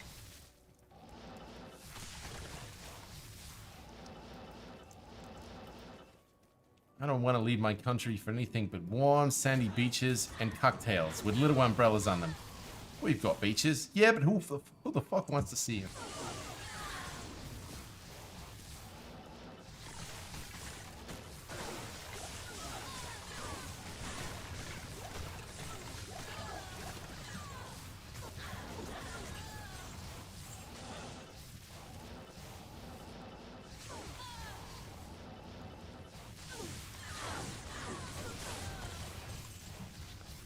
I think we were watching Snatch a couple of weeks ago with my mates, and you love that bit with Vinnie Jones where he's got that guy when he puts his head in the window, and he wants him to tell him who robbed the bookies, and he goes driving down the road with your head stuck in my window. What do you think I'm doing, you penis? And then he's driving up the road and he turns to Abby and he goes, "Oh, I love this track." It's just I think it's Kylie Minogue or Madonna or whatever's playing on the radio. Vinnie Jones, absolutely brilliant. Who blagged the bookies? Yeah. It's "Oh, I love this track."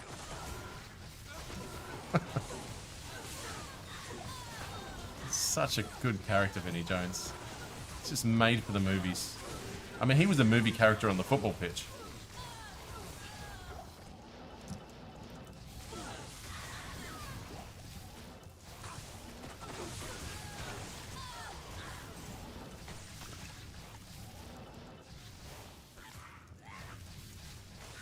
Makes me think about how some of the lines an actor would sound if they was not cut. I mean, that's it. Like, you see those those sort of compilations on YouTube, and they talk about, oh, you know, this person was almost cast in this movie, and you think how different the movie would have been if that had been, you know, anybody else, and you think it's impossible.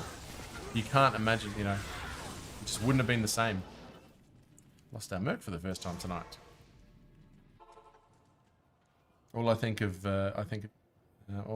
when I think of him now is, yeah. Oh, Vinnie Jones you're talking about, is that right? Yes. Yes. Good day. I imagine Deckard Cain was cast by Leonardo DiCaprio. It just wouldn't be the same.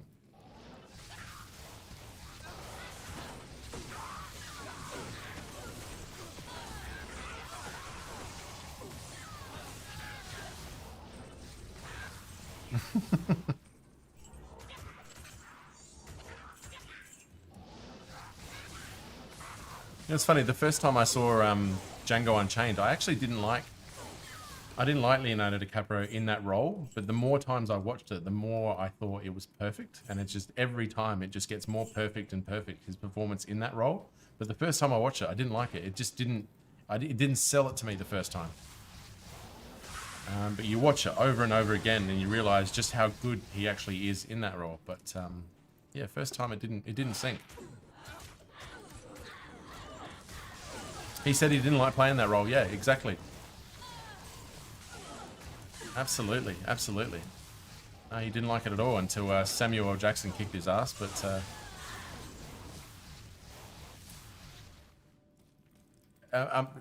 it's brilliant by the part you're talking about. Obviously, where he slams his hand down on the table. It just goes to show you how good Tarantino movies are, because they literally do that in one take, and you know, every part of that scene involved, you know, from the time he split his hand open onwards was one cut, and that's what they used in the movie, and they're so well versed in how to deliver those lines that they don't need a cool cut. You know, so many movies would record that scene in so many different ways, and yet dude cuts his hand pretty seriously as well. Like, I think he cut it very, very deep, and they just kept going like it was nothing. He rubs the blood on her face, which was pretty gnarly.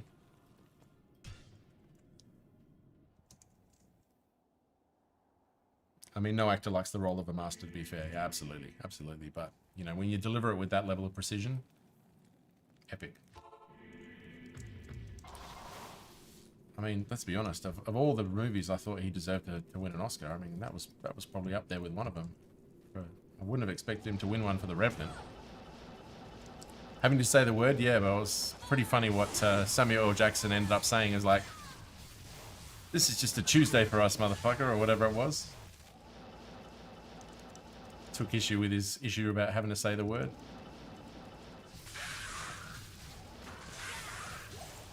Jackson was smart enough to see the story that was being told, and he needed him to be as accurate as it was. He needed to say it, you know, in the manner that he did, and it was brilliant. We were rewarded with one of the greatest movies. Obviously, I'm not going to quote that movie much because of obvious reasons, but that scene where they rock up on the plantation, and you know, they're both on the horses, and the back and forth with the plantation owner. It's just a ridiculously good scene.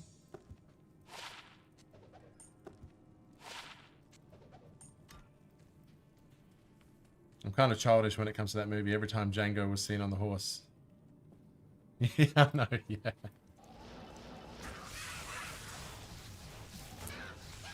Yeah, I mean, you know, the one thing that really annoys me, and I watched Inglourious Basterds last night, is the people who say that Christoph Waltz played the exact same character in both those movies, in Inglourious Basterds and Django Unchained. And if you can't see the difference between those two characters, I genuinely feel sorry for you, because they could not be more different.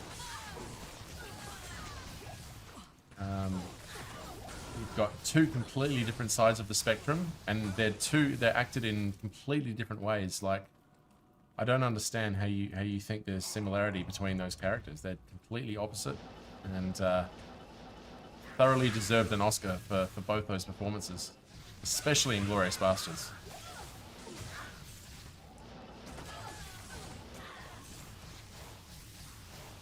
It's his acting style. I mean, that's the difference in his acting style is what's, I guess, similar about it. But they're two completely different roles, and two roles worthy of the individual award that he received for them. Both outstanding. And yeah, two of my all-time favorite movies on that performance alone. I mean, I'm sure it's been done, you know, spoken about to death, but the opening scene of Inglourious Bastards is just one of the greatest pieces of cinema in history.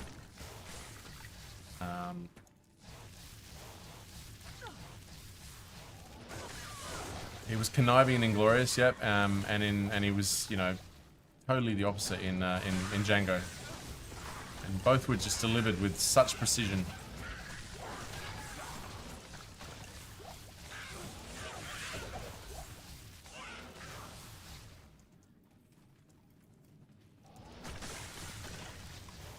He's even great in Green Hornet. I've not seen that one, so there you go. Do you know where I first loved Christoph Waltz is in Ordinary Decent Criminal with, what's his name? I forget his name now. The one that's been ostracized from Hollywood due to his sexual indiscretions. What's his name? Somebody in chat remind me. Ordinary Decent Criminal, the main actor. From the... Why can't I think of his name?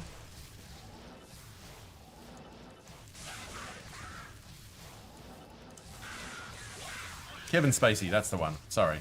My brain's all over the place. This is why I make a crap theoretical physicist. Kevin Spacey, great movie. But Christoph Waltz is in that movie, if you recall. He's the fake art dealer. And even in that movie, you kind of see the seeds of his performance in those later movies.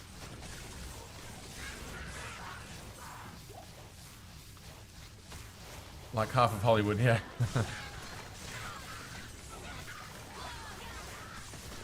Yeah, well, that's unfortunate, isn't it? And it's really unfortunate with Spacey, because Spacey was just such a good actor. I mean, still would be if he was still acting, but god damn, he was good.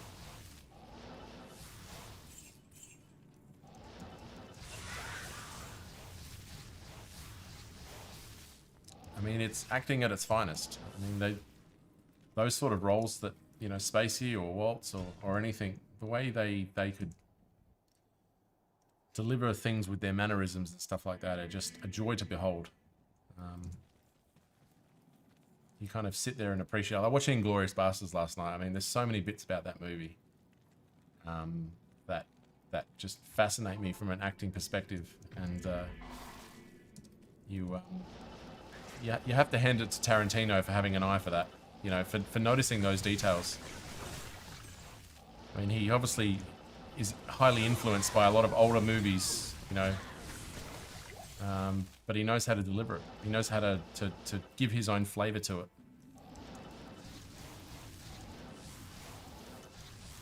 Seven Deadly Sins. Oh my god, Seven is just. I was trying to think of the Kevin Spacey movie that was almost the benchmark of his performance, and Seven is definitely up there.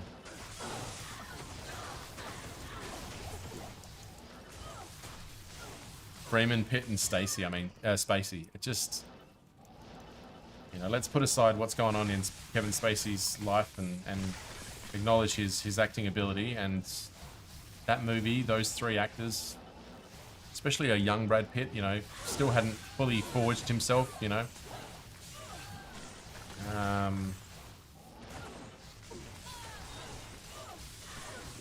Really uses his youthful kind of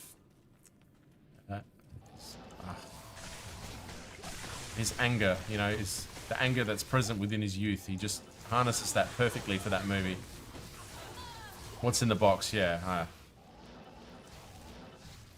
Tell me a better ending to a movie than that one, and I'll be impressed.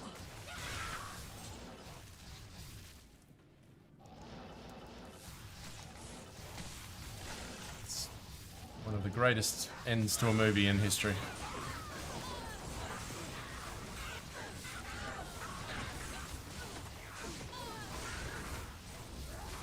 I've been on a real kick of watching Gerard Butler movies.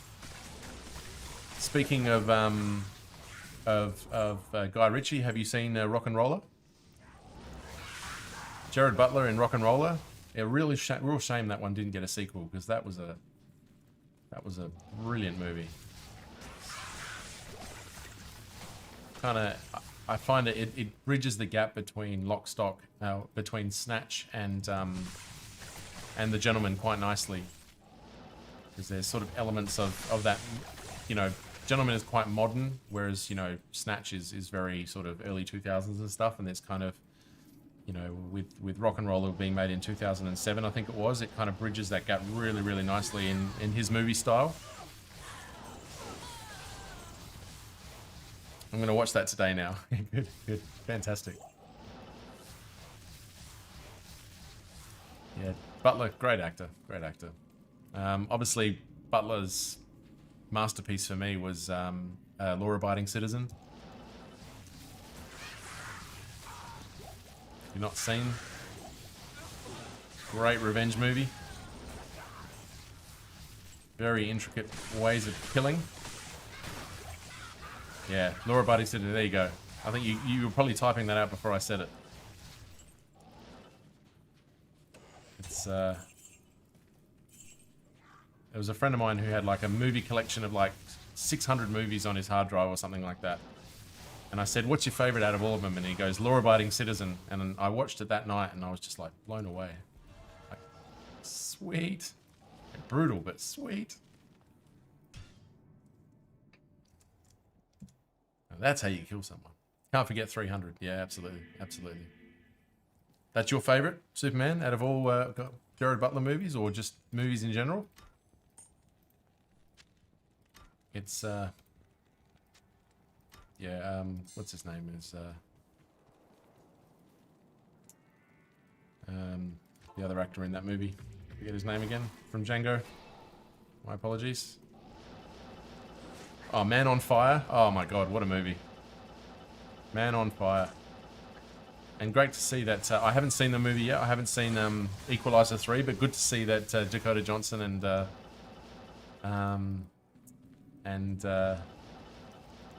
Denzel Washington returning to the screen together in Equalizer 3. That would be a good watch, I think. I haven't seen Equalizer 2, but I thought 1 was fantastic.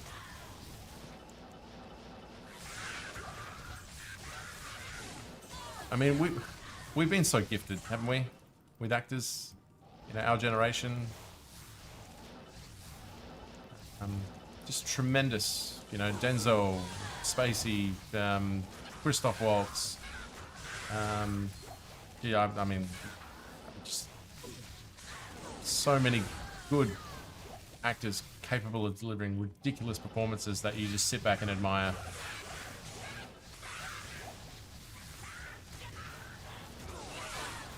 Christian Bale, you know, the Big Short. What a cracking movie The Big Short is. I've rewatched that like 10 times, even more probably. I always get a little bit sad when you see Anthony Bourdain.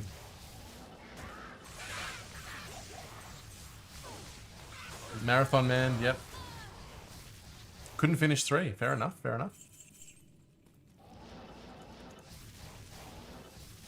Hey, Twisted Outlaw, good to see you. I saw you lurking in a channel earlier, just before I jumped on. I can't remember which one it was. Saw you creeping around. Good to see you, man. How's things? We're just talking movies. Talking movies at the moment. Actors and movies.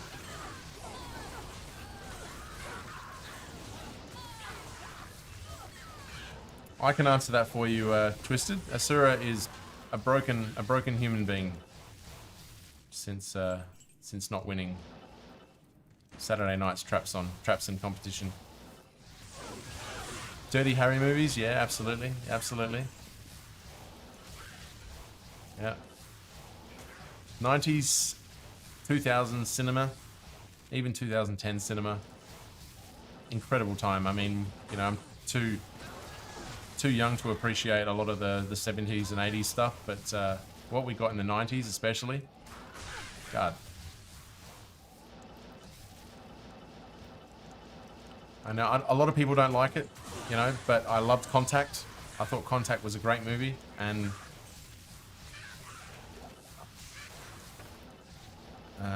you know, we can go into stuff like the, you know, Scorsese movies as well. You know, obviously Scorsese is another benchmark of cinema perfection.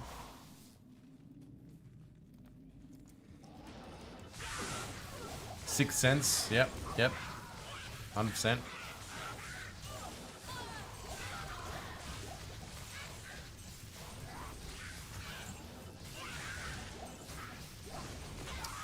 Top Gun is your favorite film of all time. Wow. There you go. I mean, it's not a terrible movie, but favorite of all time that's a big call. There is subjectivity at its finest. Hey, you love it, you love it. It's amazing. I've seen it maybe 100 times. You love when you find that movie and it just becomes rewatchable. You know 100% you could just watch this over and over and over again. It's the best movies because you just like, each time you watch it, it just delivers something different.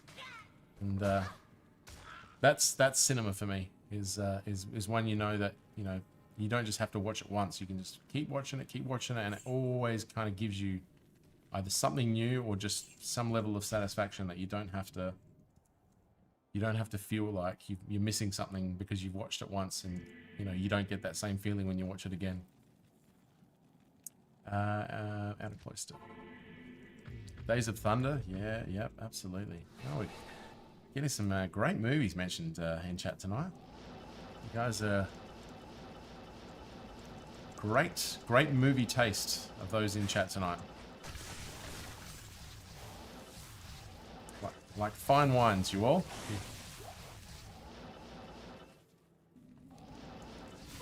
Only the best.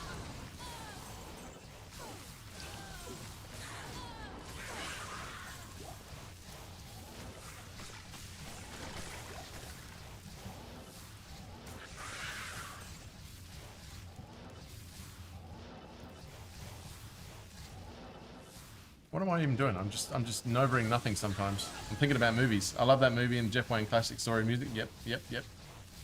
War of the World. Yep. Are you talking about the original War of the Worlds? Or are you talking about the one with Tom Cruise?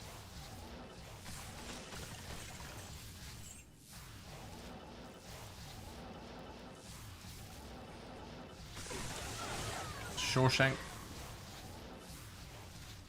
Actually, do you know what's probably my favorite movie of the last 10 years? No Country for Old Men.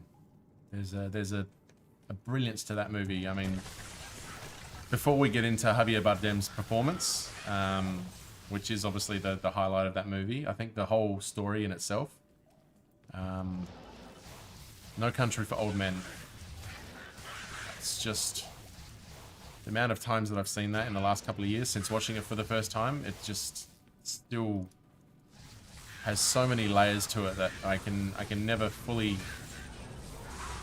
feel like I finish appreciating it.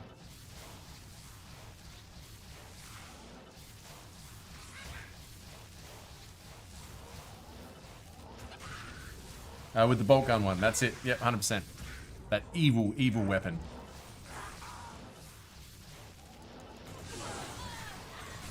That didn't actually exist. They had to make it specifically for the movie. Oh, sorry, you're talking about the actual, the cow killing thing, yeah. But no, well, there's also the silencer for the shotgun as well, which, I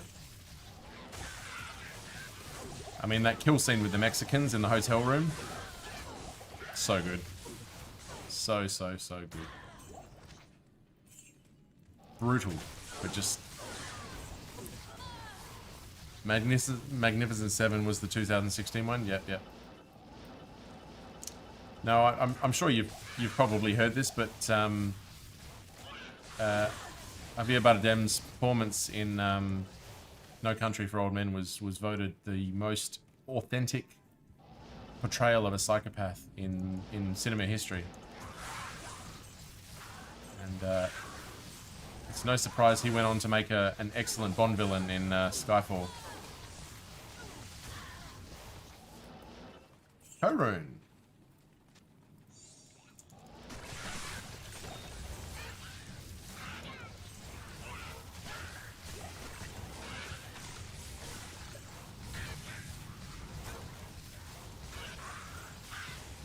Worrying much?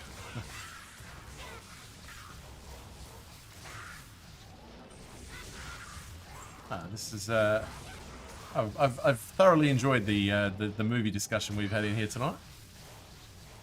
Thank you very much, guys. Really appreciate it. Love the good conversation. Makes all this very monotone pit running a little bit more enjoyable. I mean, I always love pit runs, but favorite frame was the coin flip scene. Absolutely. Oh my god, that is just, don't put it in your pocket, because then it'll just become another coin, which it is.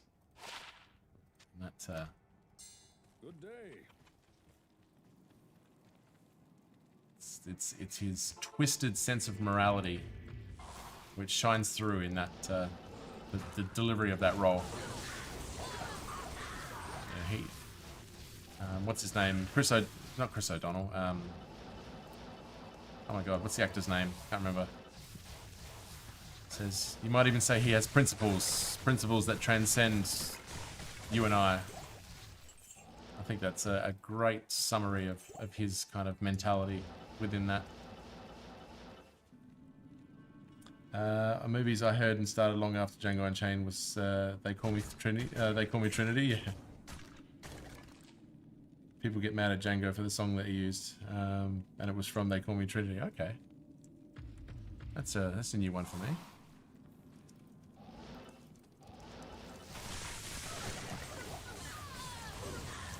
I mean, let's be honest. There's a lot of things about Django that piss people off, but that was the idea. I mean, that's kind of, it kind of had to be that way to be the movie that it was, didn't it? Nobody wants to, you know, like, can't remember who said it earlier, but nobody wants to play the master, because telling that story is necessary, and telling it authentically makes you look bad, but it's necessary. For a story to be told, it has to be told authentically. And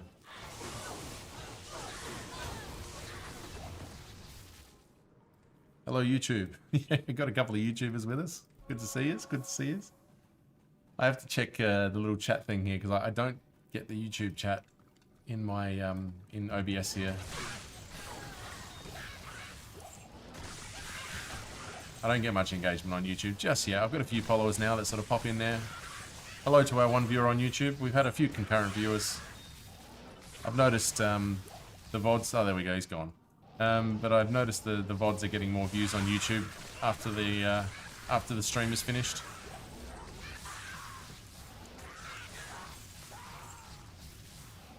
I mean, the video I made for the Andy TZ run ended up getting over 2,000 views, which for 33 subscribers is, I'm pretty pleased with that, I must admit.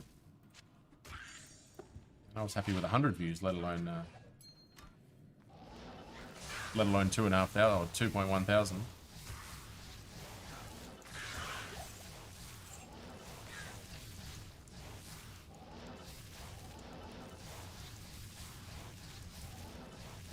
Did you know that number you're seeing, whether it increases, happens in minutes before you see it happen? Absolutely, I do. Yeah, no, that was something. I mean, it's funny. There's even a difference between. There's a number I get in OBS, but it's also I get the separate number which I can see in the stream, and they change. Sometimes one precedes the other, so it does vary. But I know that there's a large delay. So that's why even when it says, you know, there's 0 people in channel, you talk like there's people here, because, you know, you've always got to assume there's somebody here because there's a delay. So Yeah, my OBS number's always going crazy. Yeah, that's it.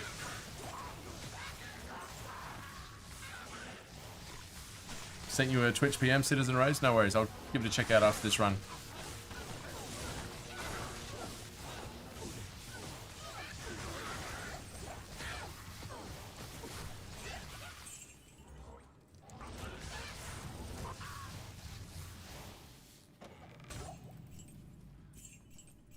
What I might actually do, I might quickly pop to the bathroom. I've got to go relieve myself, and then I'll sort of see myself home the home stretch. We'll probably finish up in the next 40 or so minutes. I can't have a late one tonight, given it's a Monday, and I've still got to get through what is a pretty busy week. But I wanted to get the run started, so we might see if we can get close to 50 runs, and we'll see how we go. But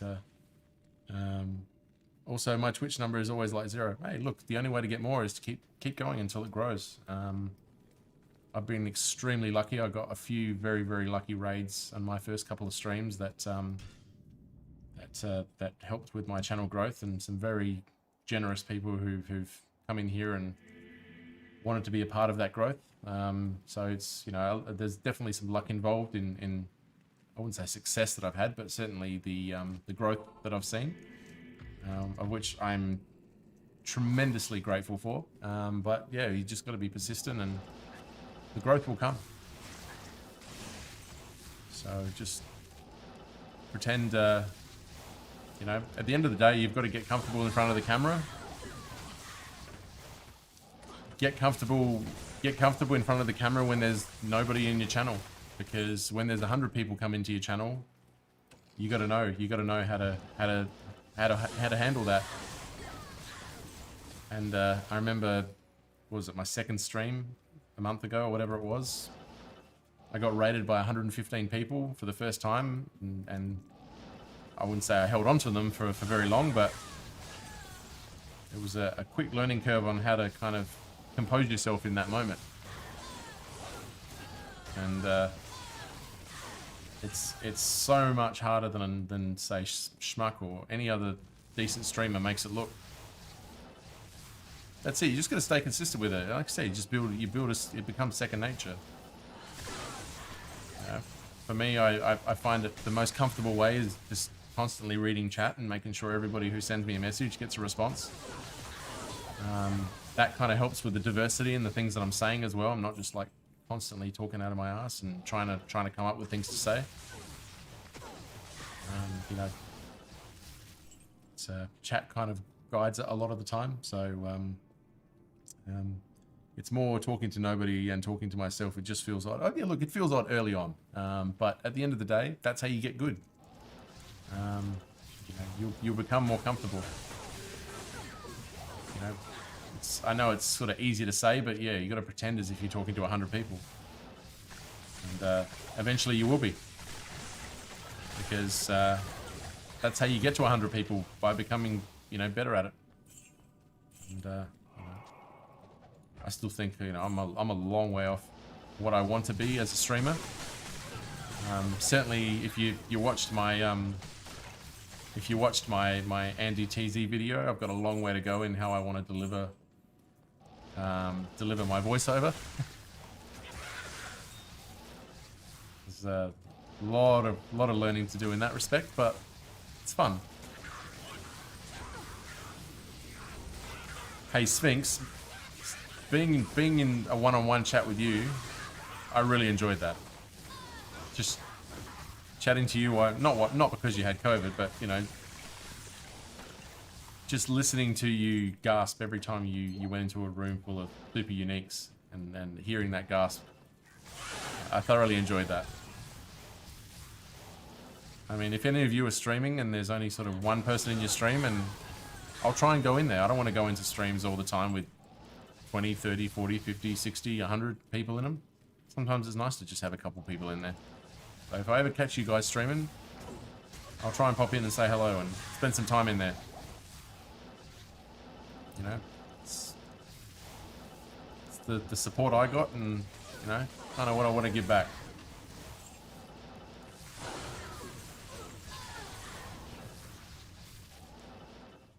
Yeah, those mobs. Oh man, that was pretty insane. I mean, you were going into hell with a level 56 Trapson. So, you know, you're always going to struggle, but hey. I was probably making you talk a little bit too much considering how much it was making you cough, but it was fun. It was a fun evening.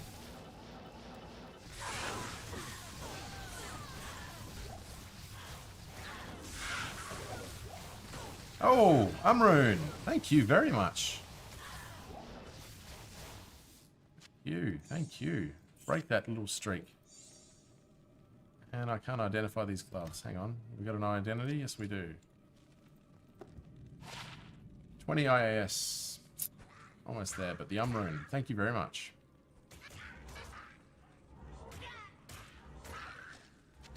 Nice.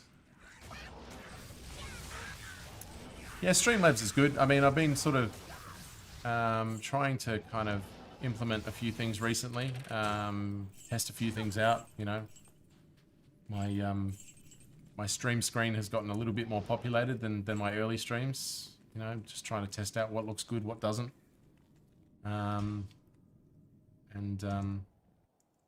Yeah, some things, you know, I don't want it to become too more populated than this. I think I'm quite happy with what's on screen here for the most part. Umroon is going to go on the list, by the way. Umroon. And that was 36. So just bear with me. Got to write it down. It makes the videos a lot more easier to edit when you know which run it was. Run 36. That was Umroon. And that was at 2:26 a.m. That's 2:22 in the stream. All right, cool. That's all right. Yeah, I found the hardest part when I was making the TZ video, putting it together, was remembering what times that all the items that I dropped came. I mean, it was not too bad because it was only 1 hour worth of stream, but when you're doing a long stream and say I'm doing 1,000 runs, it's going to be a lot harder to keep up with all those checkpoints. So if you're making compilation videos, there's a bit of advice for you. Mark down your times and your run count, and make sure you know where in your stream you dropped a particular item, so you can find it a lot easier in the editing process. And using Excel sheet for that right now, yeah, there you go. Yeah.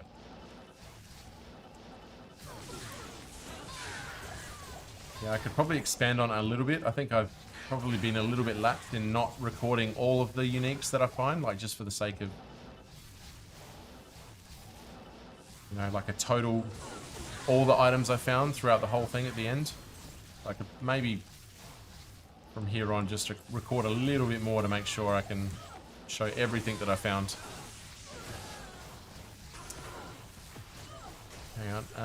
The one thing I can't work out, most importantly, I have transition and the next screen shows up before the transition happens, and I can't not work out how to fix that. If you get in contact with Hihu, I reckon he might know. He's good with his transitions. I'm not sure if he uses Streamlabs, but he designs a lot of overlays and stuff, so get in contact with Hihu or jump on his channel and just maybe give him an ask.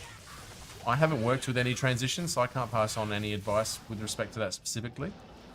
But I would either, yeah, ask somebody who knows, like Hihu, or just, I guarantee you there'd be a bunch of YouTube videos on it specifically for transitions in OBS or something. And you'd be able to find what's triggering that mistime by the sounds of it. There's probably just some setting that you're missing that's, you know, stuttering the process a little bit.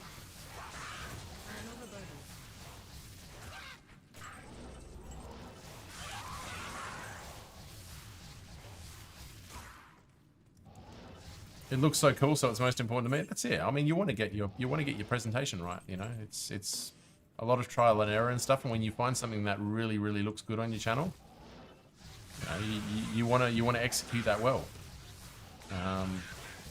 You know, at the end of the day, you're trying to entertain. And, oh, look, of course it'll work, you know. It's just, there's a setting in there you just haven't fully worked out yet how to, you know, how to get your head around. And as soon as you find it, you'll never forget it. And your stream will be forever improving because of it. But, yeah, I would definitely speak to Hihu. He's somebody I know who works on this a lot. I might be able to help you, but YouTube will be your best friend for that.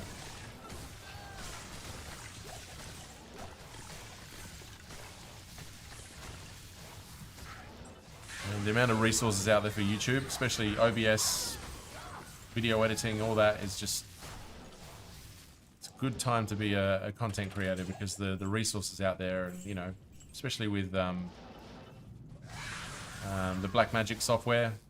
You know, it's freeware now, and you know, there's a free version which you can use to make all of your videos and stuff. I know Schmuck makes all of his videos on the Blackmagic. I forget the actual name of the software, but it's made by Blackmagic. Somebody will mention it in just a second. YouTube is my school. I mean, I pay for YouTube, and I gladly pay for it because it's epic. I spend most of my time on YouTube watching things, different types of content. Looking at different ways Brendan Schaub is messing up his life, and Jawbury videos. Jay Aubrey, I absolutely love his stuff. I think he's a great documentary maker.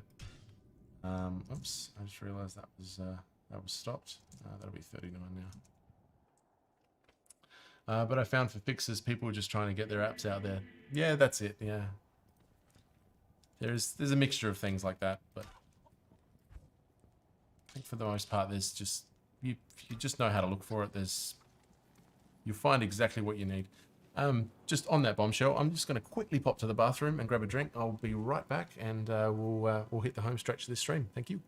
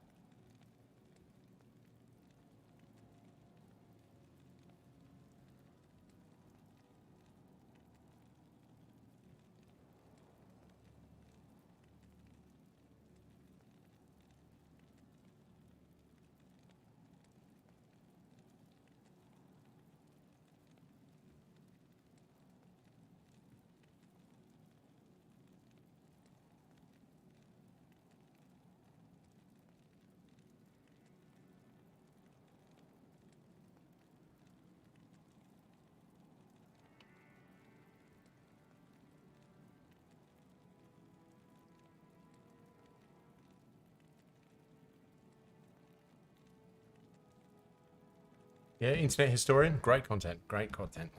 No, there's some amazing stuff out there. I like some more news as well, is something I've been watching a lot of recently. He makes some good stuff. And, Good day. yeah, Jay Aubrey, I like him. He's just very popular culture stuff as well. So, and I just was mentioned there was a Twitch message for me.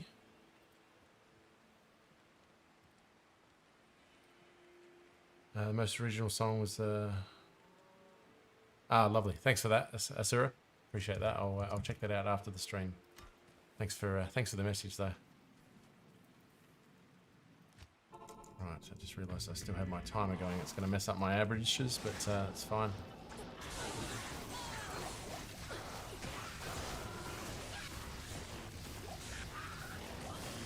Welcome to those of you on YouTube, by the way, who's watching on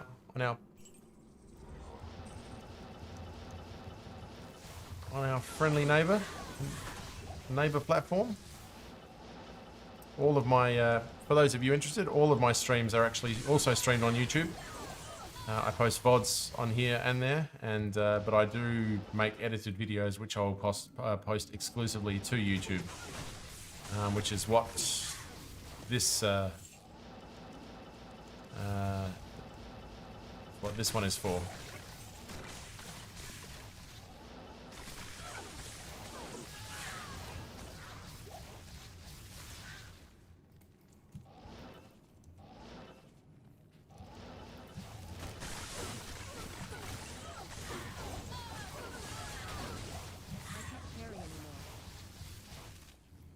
I do love that Aussie guy that done docs on people. Who was that? Who are you referring to? I'm trying to think. Is that Internet Anarchist? Is that him? Is that the one that, what's his name? That kick streamer, that young kick streamer went after and tried to take money off of, or whatever it was?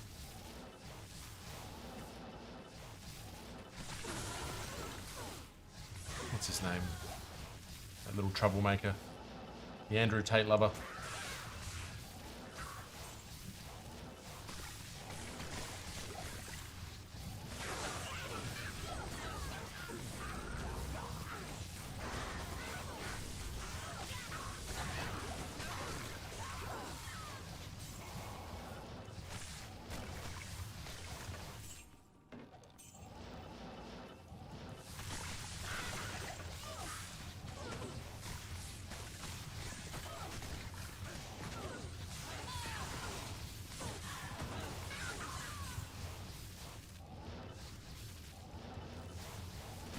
It's amazing the sort of drama type channels that have gotten ridiculous traction these days. You know, you got your Sunny V2 and sort of that really highly polished, you know, style that's prevalent all over YouTube nowadays.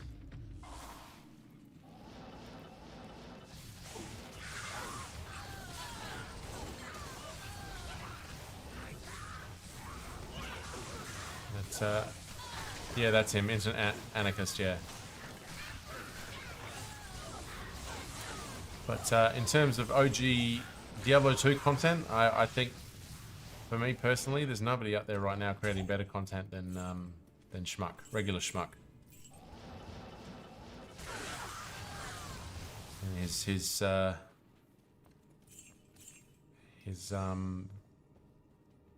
videos have just gone up a notch in the last couple of months as his editing skills have risen, and tremendous streamer, and his videos, which were his original content, have yeah, just skyrocketed in their overall quality.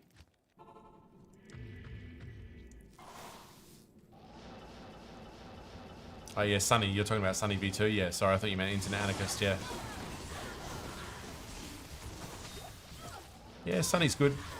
I mean, he's not always... He's had a bit of controversy of late. You know, there was the Mr. Beast stuff, and I would say that there's some level of research that he leaves out a little bit at the time, but I guess he's rushing out videos, and...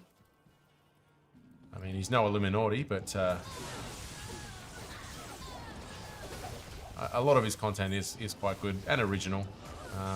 He's delivering a style that people enjoy, and you know, I think I started watching him when he was under 1 million subs, and now he's what, 3.5 million or something. So clearly he's finding success in that drama range.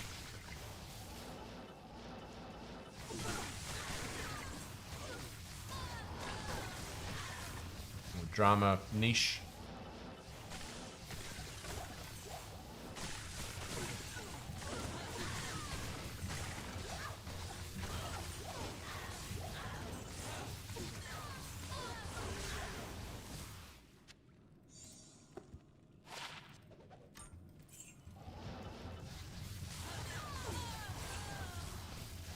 Kano got me back into D2R with the speedruns all over my feed. Yeah, absolutely. I mean, Kano is amazing.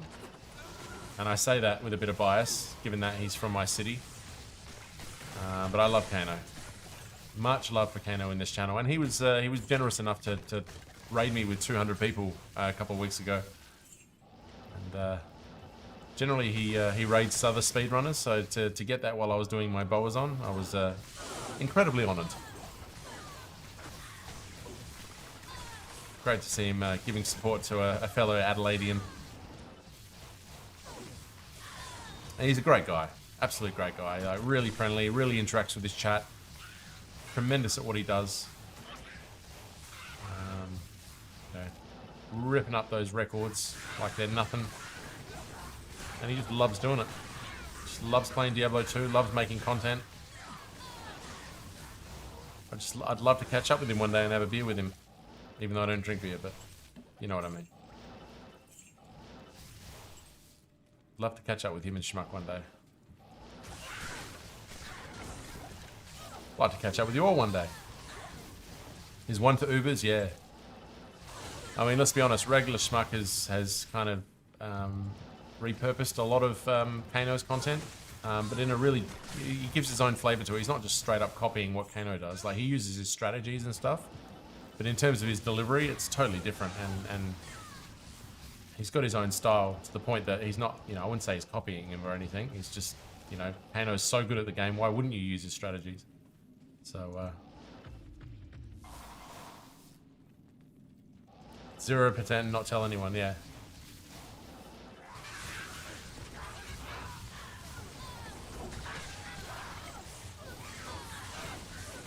With some very gifted Australian streamers in Diablo 2 at the moment.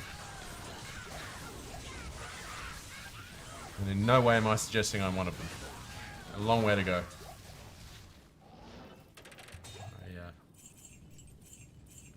A lot to learn about this. Stuff, but having a lot of fun doing this, which is why it's getting so much of my time. Just act pissed after a bit, yeah.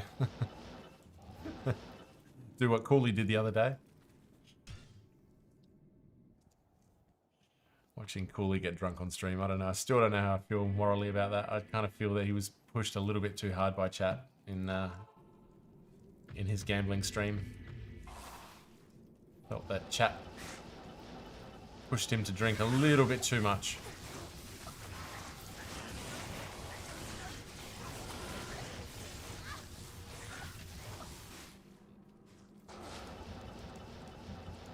I mean, we all want to see, we all want to be entertained by our streamers and stuff like that, but getting somebody to drink too much alcohol, I don't know. I don't know how I feel about that.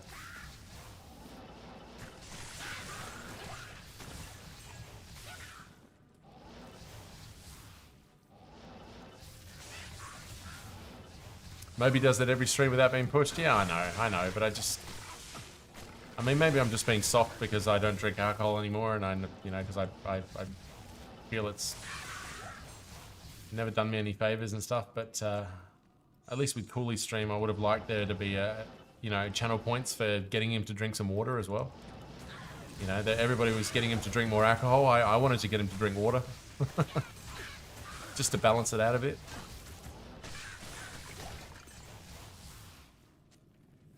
Oh, F. Lidless.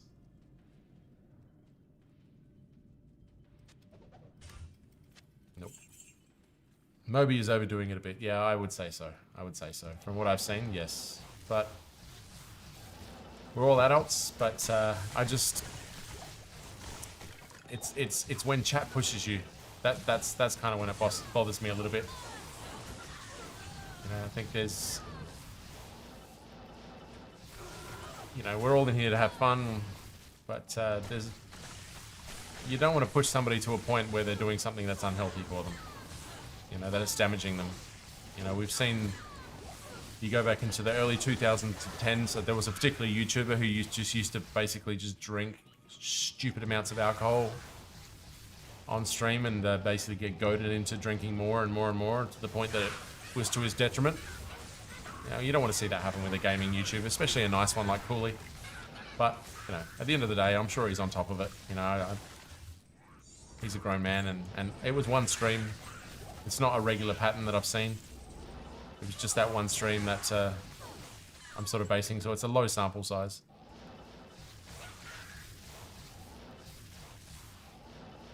Monarch.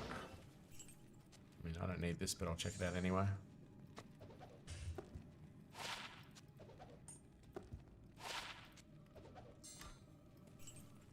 Talk to him and he just won't stop. Yeah, well.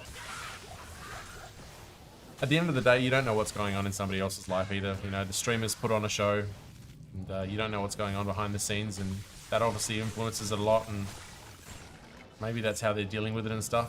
But,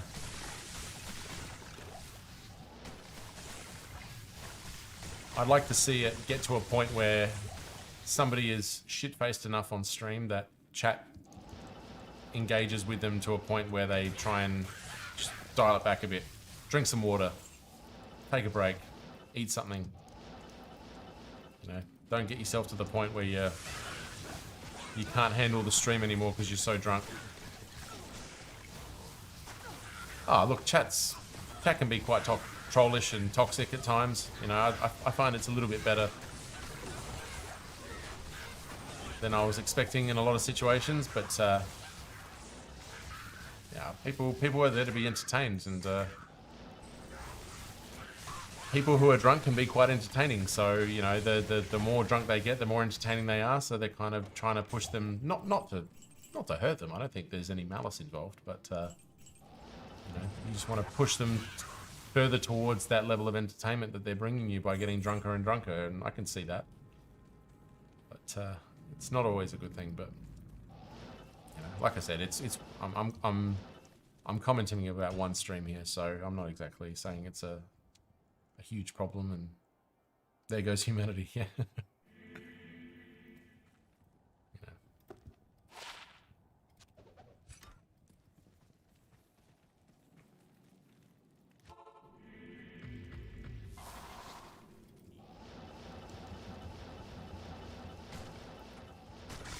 I mean, we don't want to have another. What's his name? We don't want to have more Fousey tubes out there, do we? And is that the type of entertainment that we're really looking for? Is more Fouseys? You know, people having straight up mental breakdowns on stream.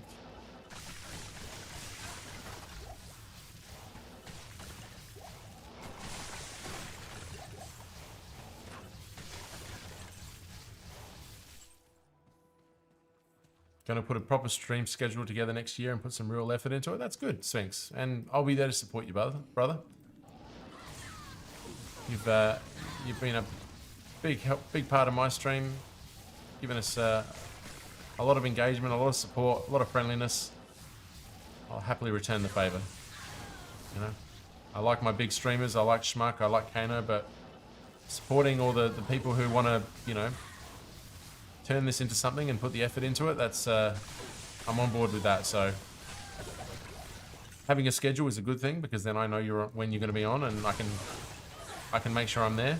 So you'll see me plenty in your stream if you're putting the effort in. It goes to anybody. If you're, you know, if you have or you haven't come into my chat, you know, regardless, if you're a small streamer and you're trying to get things off the ground, you know, you'll see me. You know, I remember Alvin X 1991. You guys, you know who Alvin is these days, but only a few months ago he was getting one view on YouTube on his streams and not doing a lot, and now I see him with, you know, 20 or 30 people in his stream here on Twitch, and probably a few more on YouTube, and having some relative success. And it's great to see that growth. You know, great to see the effort rewarded. Yeah, absolutely. I mean, MTG, I've just started putting stuff in my schedule as well. I put my 24-hour stream in there. I've got this Saturday night's 10-hour streams in there. You know, you're going to see me every Saturday night basically, but yeah, absolutely, getting a stream schedule, it's good. I mean, it was somebody coming into my stream I think it was on Saturday night or Friday night maybe, and asking what my schedule was, and then I realized, wait a minute, I don't have one, and asked myself why I didn't have one. It's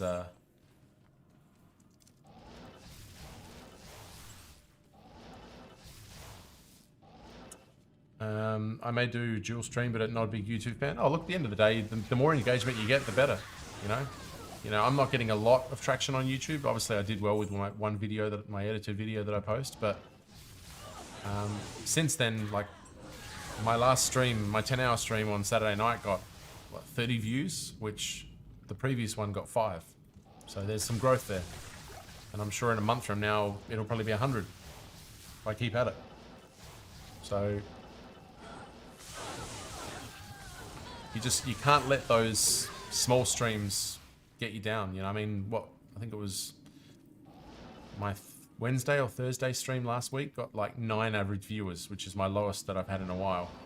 And I was like, oh, that's you know, quite low for what I've been having lately. And I was just like, okay. But Saturday night I had 35 average viewers, totally different. So, you know, a lot of it comes down to who's on stream, and you know, like tonight I thought was going to be quiet. We've had, I think, about 25 average viewers tonight, and I thought it was going to be way lower than that with who else is online. And yeah, I thought this was going to be, you know, tonight was just about getting this project going, and I've ended up here with, you know, a pretty above average stream, and some great conversation, by the way. Some of the stuff we've discussed tonight, the science, the movies, the YouTubers, and everything. It's been fantastic. This has been one of my favorite streams. It's funny how the unexpected ones tend to be the ones that often reward you the most. And got an Ohm rune and a cheeky wind force out of it too. So complaints whatsoever.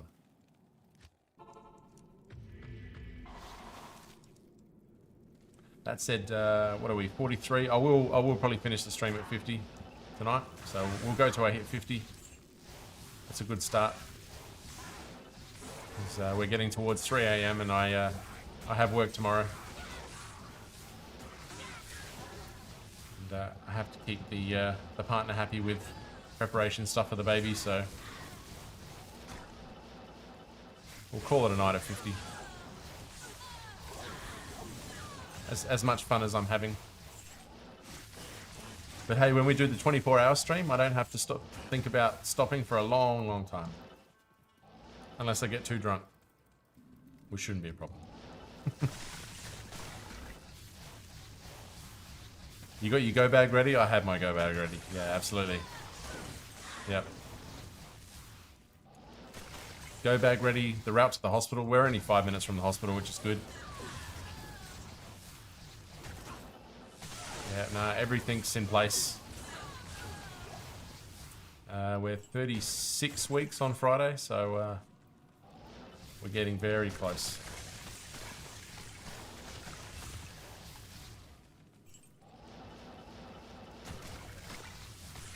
Yeah, I mean, just prepared for the fact that it could happen any time from now, really. I mean, we want to get to 40 weeks, but nature doesn't always... I highly doubt it. I mean, she's not going to be moving too far from this area, this part of town. And I don't really go too far here too much at the moment, apart from when I'm at work. But went there and said they didn't have a room yet. I mean, that is possible, given, you know, there's only four hospital beds specifically designed for delivery at the hospital we go to. But, you know, I think they said in the last year there's only been 2 cases where people have been diverted from the hospital that we go into. So we'll see how those odds work out, I guess.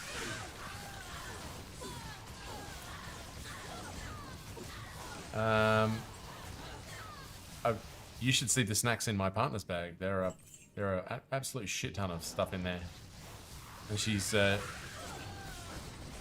already got her first her post pregnancy meal of sushi all picked out, ready to go.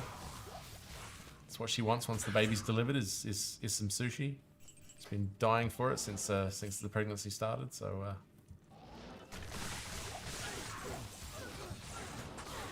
Oh, there you go. So you get lucky sometimes. The diversion sometimes works in your favor. There you go.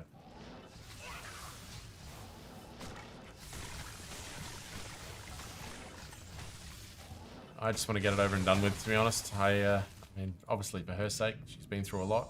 You know, women go through a tremendous amount of...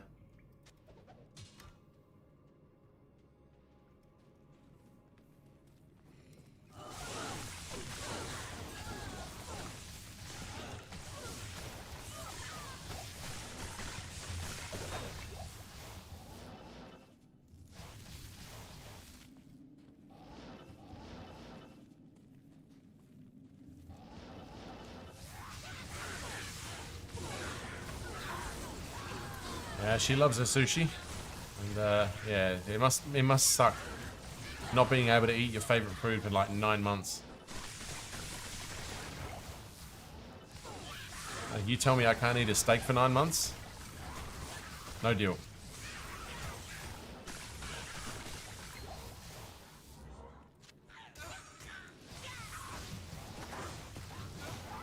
So much women sacrifice for having a baby, and it's absolutely incredible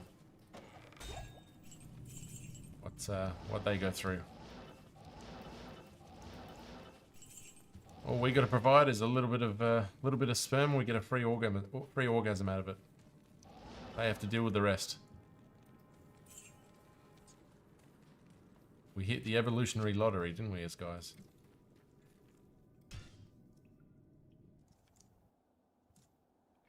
What FCR on you for this character? Oh, cam gone? Oh shit, sorry. What is going on? Are we overheating again? Alright, hang on a sec. Let me just fix that.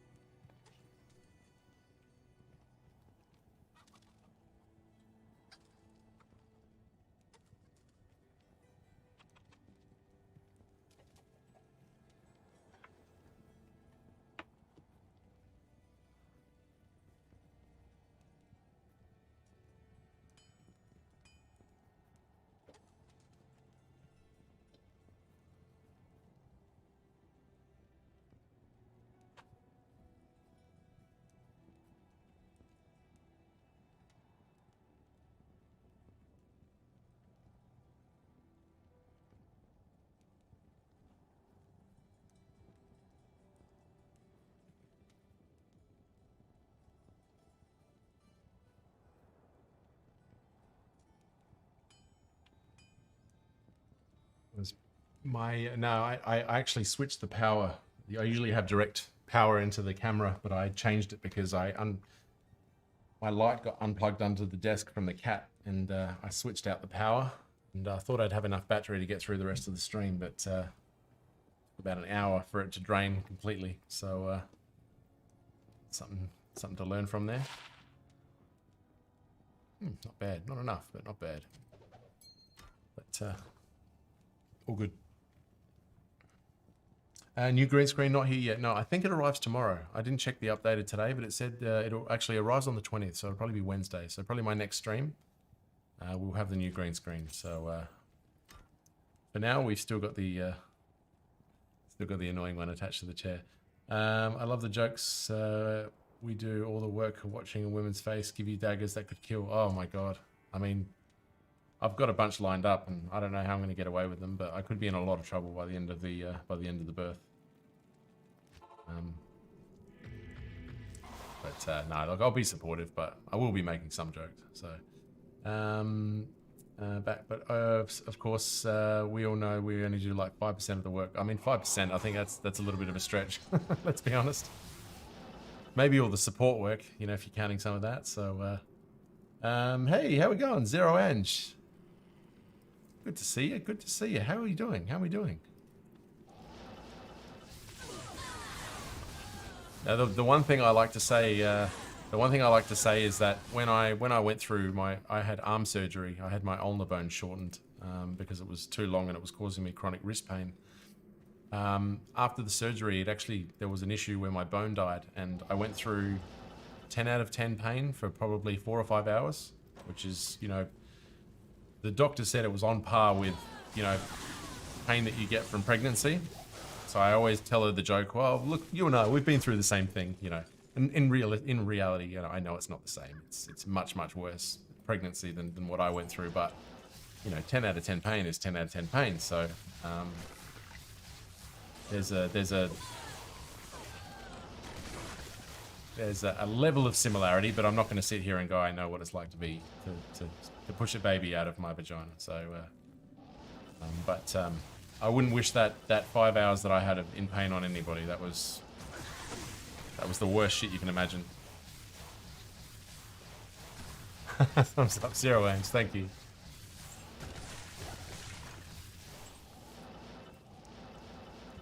No, it was the bone dying in my because when they cut my ulnar bone in half to shorten it, and then they put it back together, the blades were spinning so fast that it heated up the bone and part of it died. So what I was experiencing during those 5 hours was my bone actually dying around where they'd done the cut. And bone dying is up there with some of the worst pain you can imagine. I can attest. And I had to have a second surgery to actually correct it. And yeah, it was pretty horrific. They had to give me so many painkillers. They ended up giving me a general anesthetic to knock me out because none of the morphine that they were giving me was working. Fentanyl, everything. Nothing worked to stem the pain, so they just knocked me out. And I woke up the next morning feeling better. But 1,000 pits, I was lucky around 300. I got Tyrael. So, man, awesome. 0 inch. It's amazing. Well, look, I dare say we're only, 44 runs in, and we've already had 8% win force, Ohm rune, and an rune. So we've done well. We've done well so far. But Tyrael's mine. 300 in. That's awesome. Congratulations. And welcome to the chat, by the way. First time chat, I can see. So welcome to the Citizen Erase channel.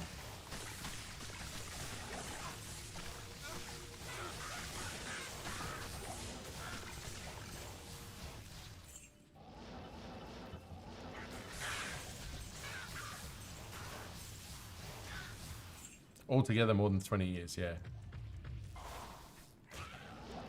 Oh, is that was your first Tyraels? Was it?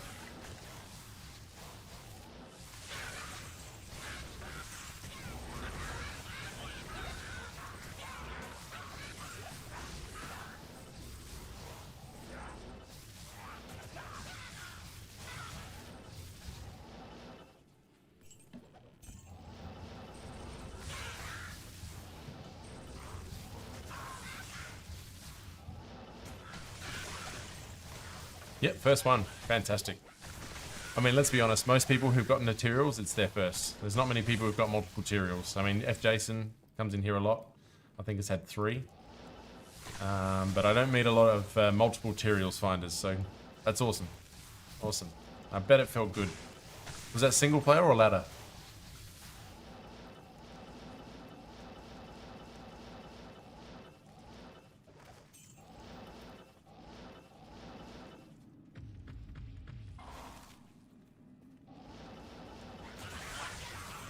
Play only single. Nice. Even better.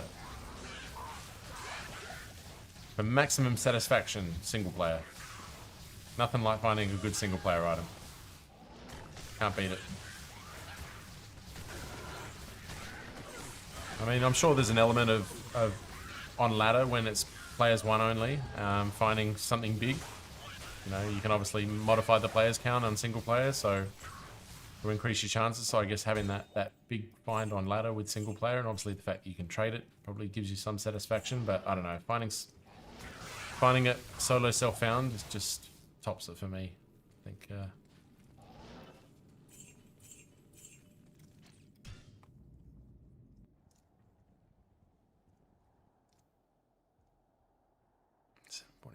What does that feel like? I did 2 runs there, yeah.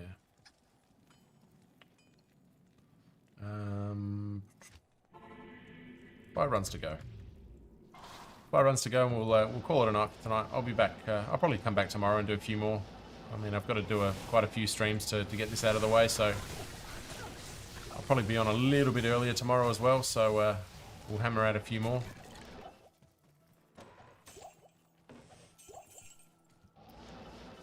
Not heard this song in a while. Waltzing Matilda. Oh my god.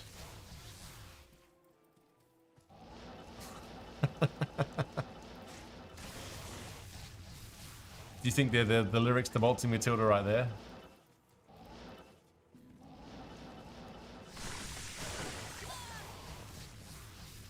Just gotta love the word giblets. Great word.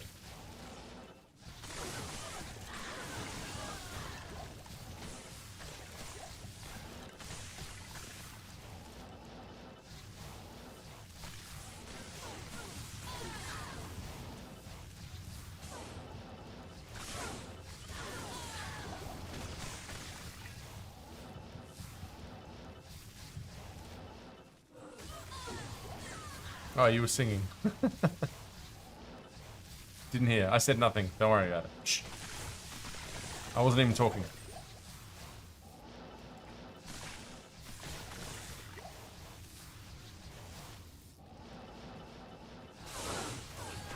Oh, tasty.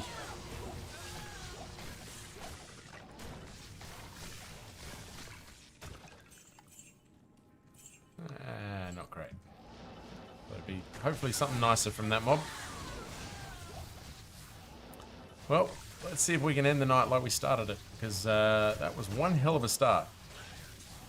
My first ever win force, and then probably I think only my 3rd ever Omerin. Maybe my third Omerin, yeah. 3rd in a month. And, plenty of Omerins over the years, but the Ohm Room was manifested from one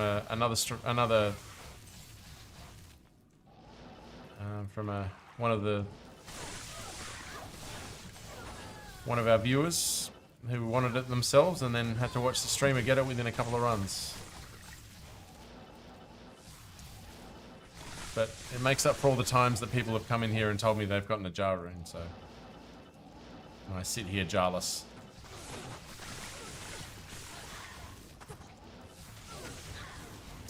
Siege crossbow. Ah, pus spitter. Wow, there you go. Been a while since I got that one.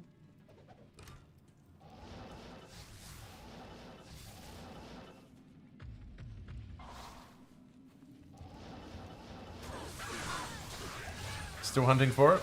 There you go. Is that part of your grail?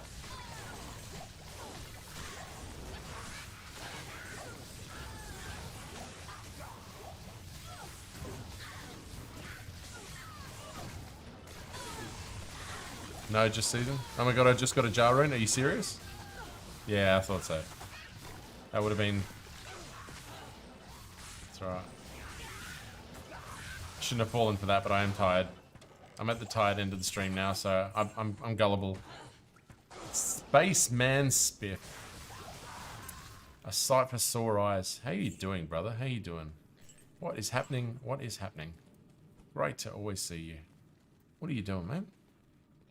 Was busy with classes up until December. Ah, okay, yep. Question, do you like to go by citizen or raise? Citizen. Citizen sounds good. Or either. You know what? Anything. You can call me Susan if it makes you happy.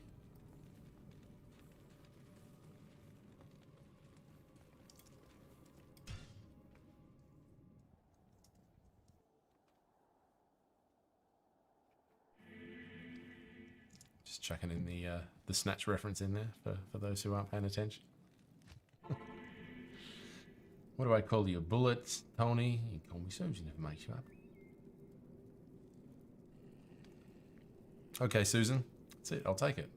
Like I said, you're going to work hard to offend me, so bring on the banter. I love it.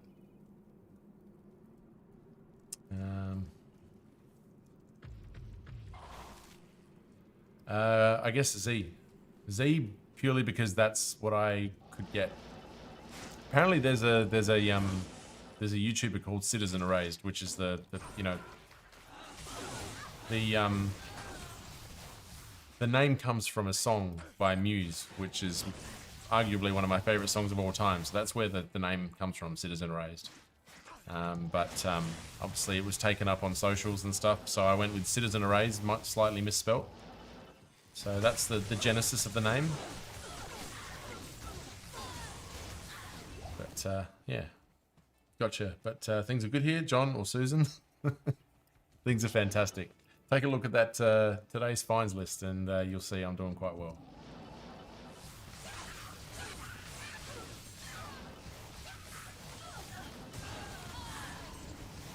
But always doing well, mate. Always doing well, my friend. Now, how about things in your world? How's things treating you?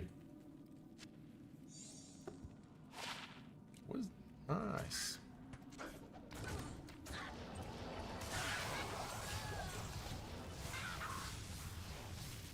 So just quickly, I'm going to start writing down uniques that I've gotten as well, so I can put them in the end of the video.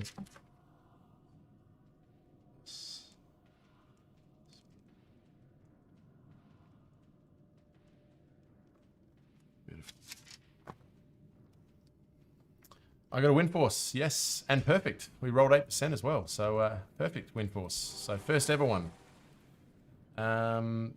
My kiddo had a 1-year birthday party yesterday. It was a lot of fun. You have a lot to look forward to. Congratulations, happy birthday to your kid. That is amazing, and a daughter as well. So yes, absolutely. We hopefully a lot to look forward to and a lot of joy. But congratulations to your beautiful 1-year-old daughter. That's amazing. You are still in that real early phase of things and loving it, I'm sure. But what did Daddy get her as a present? What does a 1-year-old get for her birthday? Other than a very fun birthday party, by the sounds of it. The early phase of no sleep. Oh well, you know.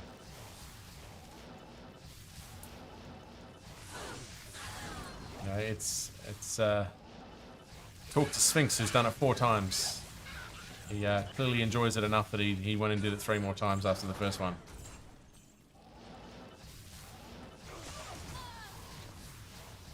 Do I know what I'm having, Susan? We're having a little girl, yes. Well, actually, not so little girl. She's 93rd percentile, so yeah, not a little girl by any stretch. So yeah, my partner's going to have fun with that one.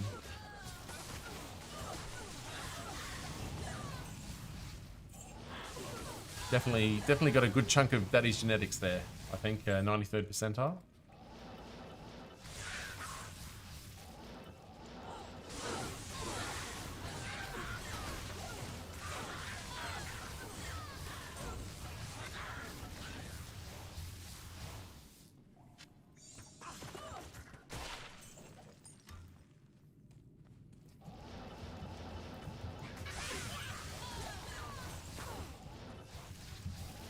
And as I've said, you know, one of the reasons that I'm doing the streaming and doing as much as I am is that, you know, anything, you know, this stream is by no means about profit or making a lot of money and stuff. It's about having fun. But if I do make anything out of this, it's just going to prop up her maternity leave, just to help out a little bit, so she can spend more time with the young one before she has to go back to work. So. All the support that has been given so far has been quite helpful for that, so I appreciate that. Anything I can do to make it more rewarding for everything that, you know, you go through to make the child, you've got to make sure that you spend enough time with it in those early years.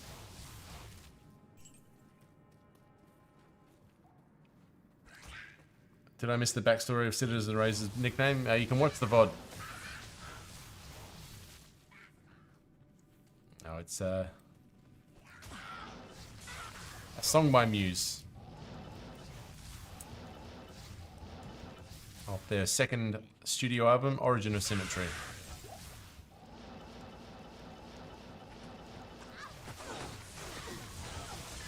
Although it's Citizen Erased is the actual song. I've slightly modified it for social media nickname reasons.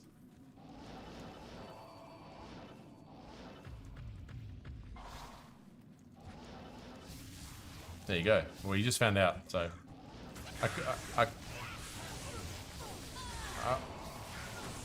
MTG has been so generous in this channel, I couldn't let him... couldn't let him go on without knowing the genesis.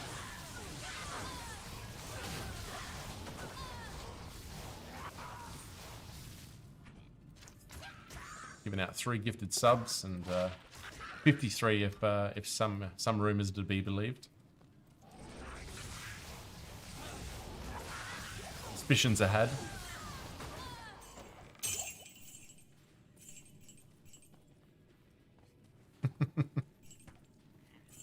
Like I said, I still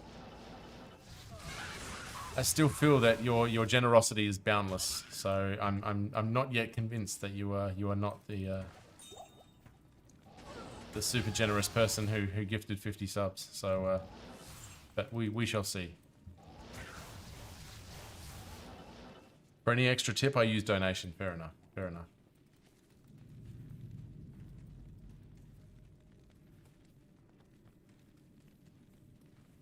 Don't forget I'm an accountant. I would not give Bezos 50%. Yeah, actually, that's true. That's a fair point. That's a fair point. That's it on this one.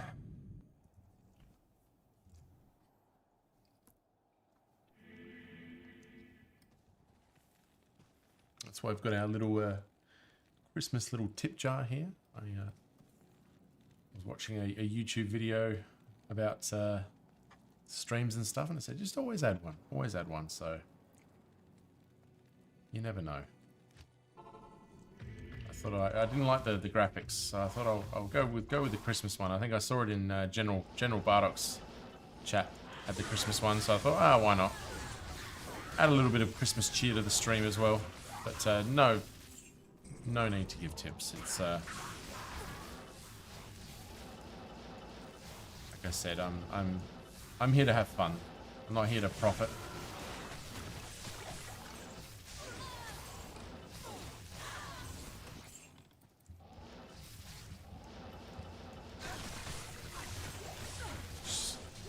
Some good wholesome content, and talk about movies and streamers and occasionally a little bit of science if everybody's in the mood, especially astrophysics.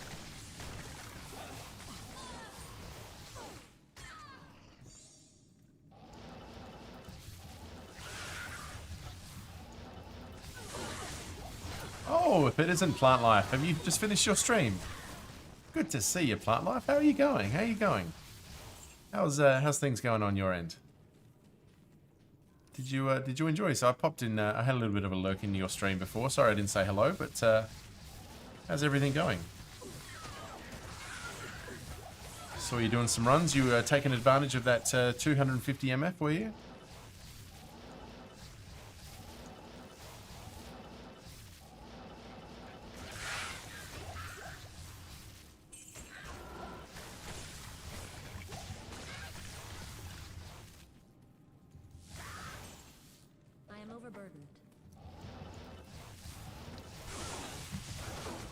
How did the rest of your weekend go, Plant Life? Did you enjoy yourself? Certainly seemed like you were in a good mood. You were in a very stretchy mood on your stream earlier. Saw you having a few little cat stretches there. Just.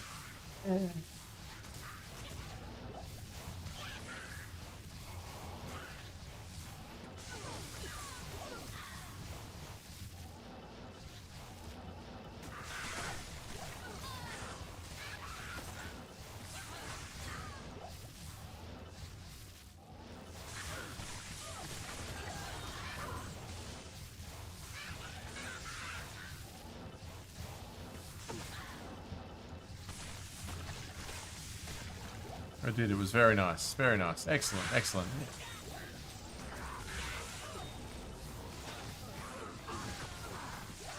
So what's on the menu? I imagine it's still pretty reasonable time where you are. You're just gonna lurk around on a few other streams and step off the computer and do some things, or what's on the menu for you for the rest of the day? Coffee, stretch, wake up time. There you go. There you go.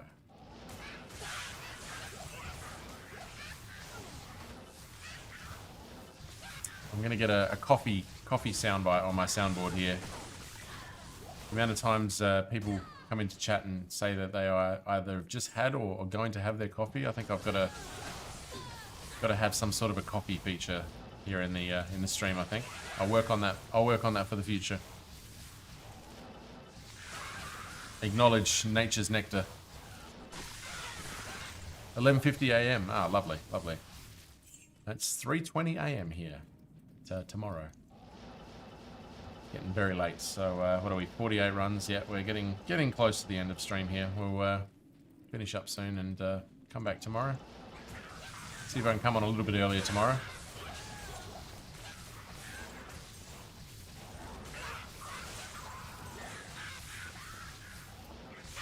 So far, had 3 very, very worthy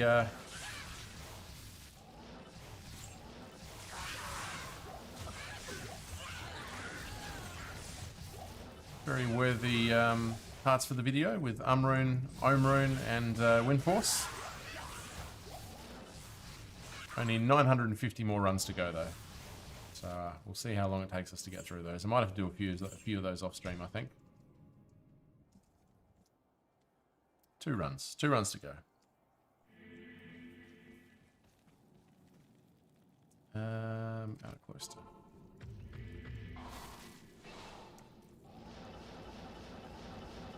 You had me at Windforce.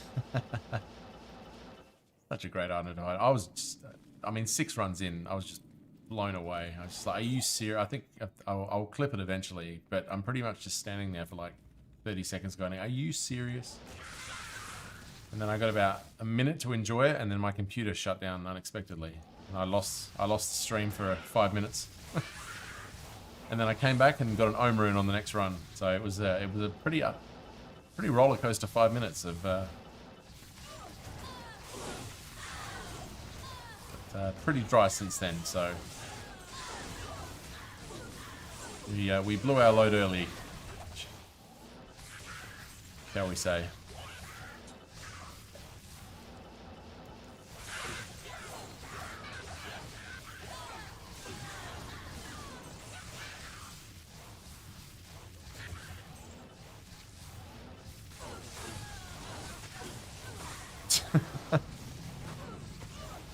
Maybe not the best choice in sayings there, but it's what came to mind, unfortunately.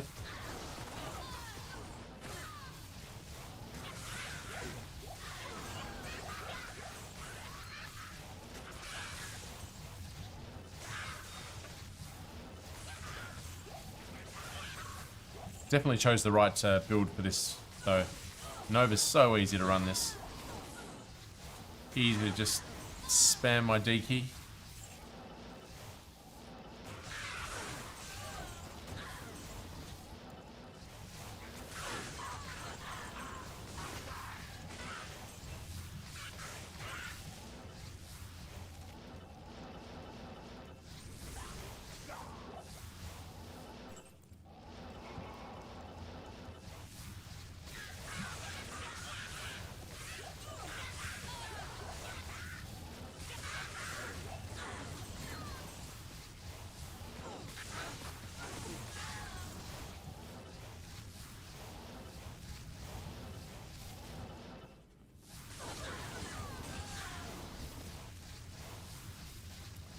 That's why load blowing stopped spamming D key.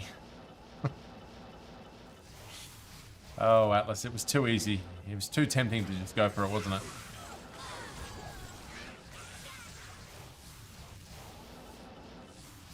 I spam my D key all the time and my blow loads up. There we go, 2 out of 2.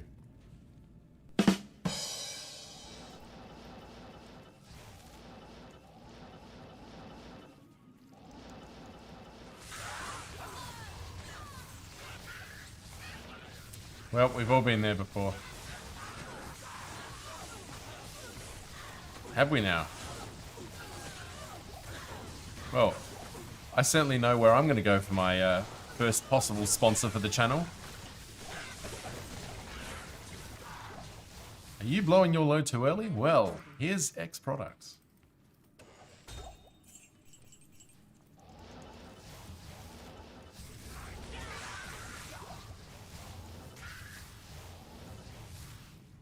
I didn't hesitate before before hitting enter. That's it. I mean, comedy is a cutthroat game. You gotta take your opportunity and go for it. Just like sometimes when you spam the D key. All right, 50th run of the night.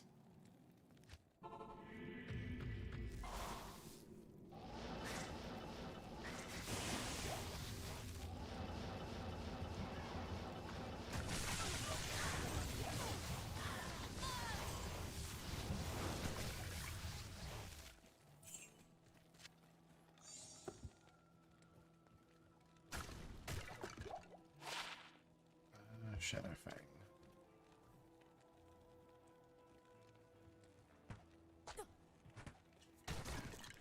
Just write that down for the list.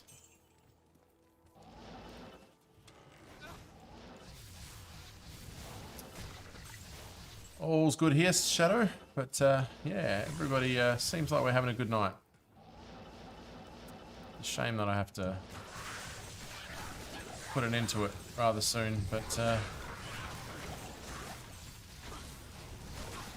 baby prep must be had.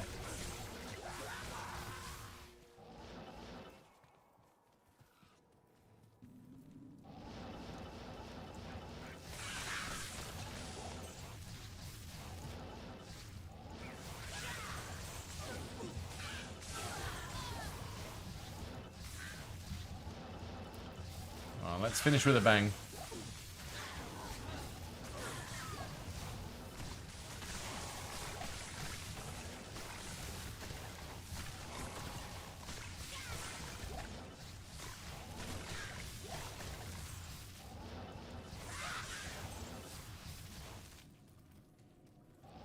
So we blew our load early, but we've also been edging ourselves for the final run, hey? Hey? That was horrible.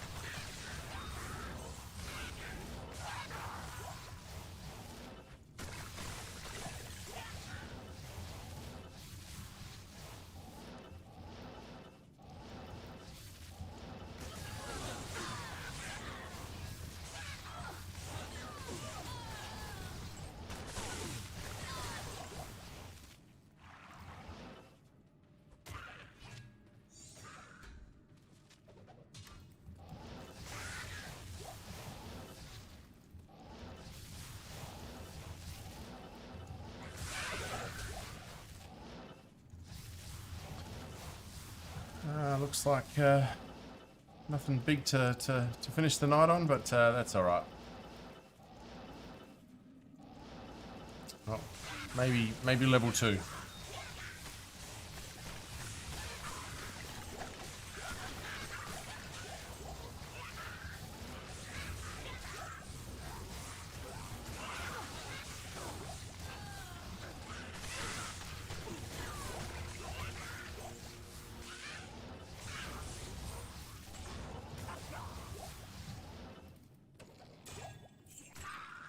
One hell of a time to come up with a jar rune.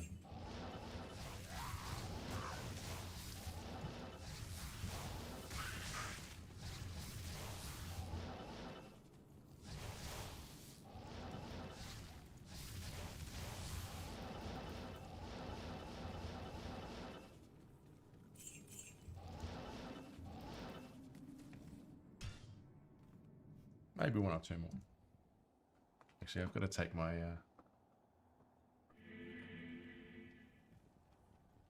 gotta make sure I actually fall asleep.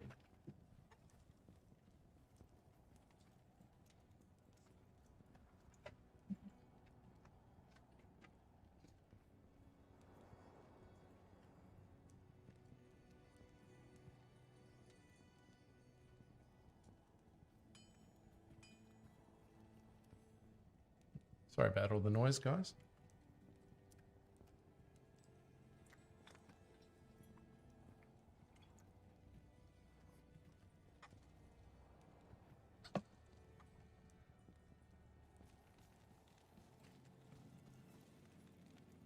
Maybe we'll just do a couple more.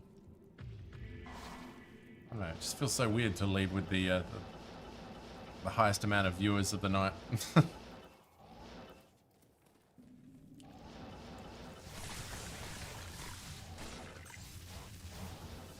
Everybody's enjoying it.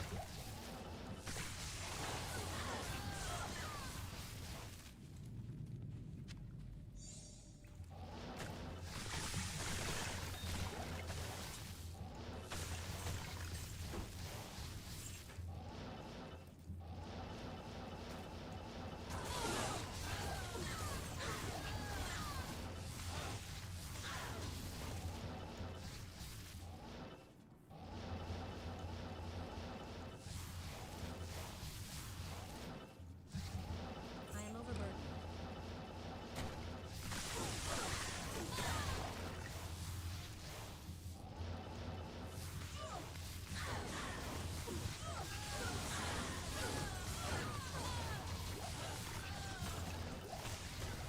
So what do we reckon? 24-hour cows are coming next? Is that kind of feels like we've been through a few now, and either the 15-minute swap over or the 24-hour cows is what's coming next.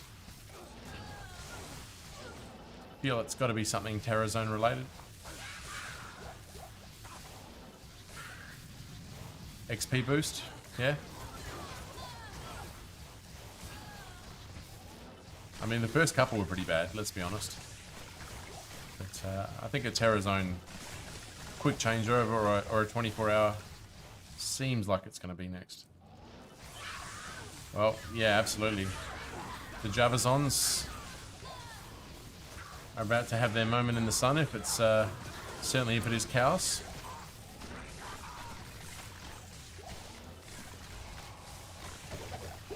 Lightning Fury will take center stage for 24 hours if that is to be the case. Shout out to anybody who's at that stage. Should be quite nice. I expect everyone to be, or she's prepared and ready. That's it. Too bad my softcore letters on is only 24. Gotta prep. Gotta prep.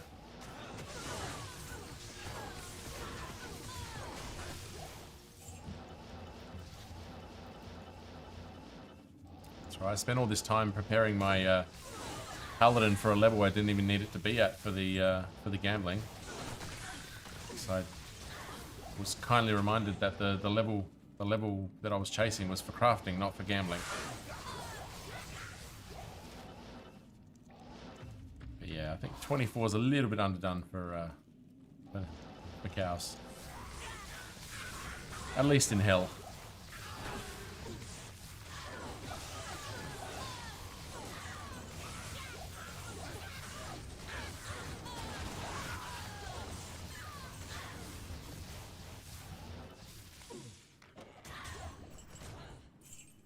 $94 for amulets. There you go. Well, we were only 92, but I thought that mattered when it really mattered. But we were only doing circlets, so it wasn't a big deal. Lower for circlets, about 91. Yeah. Well, we were 92, so it turned out to be perfect. The Luna. What is the Luna again? I can't. Oh no, you cannot. Where are you, Luna? I am overburdened. Black Oak Shield.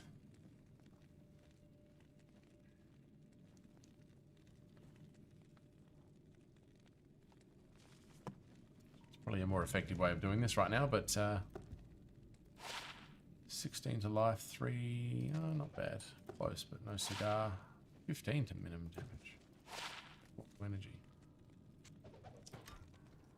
Level 69 best for gear, though. Okay.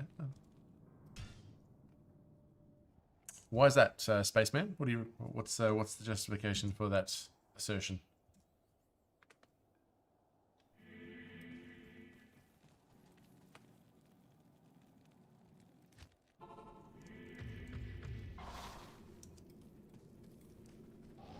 Or is it just because it's nice? Is that it? Is it the nice? Are we making the nice joke?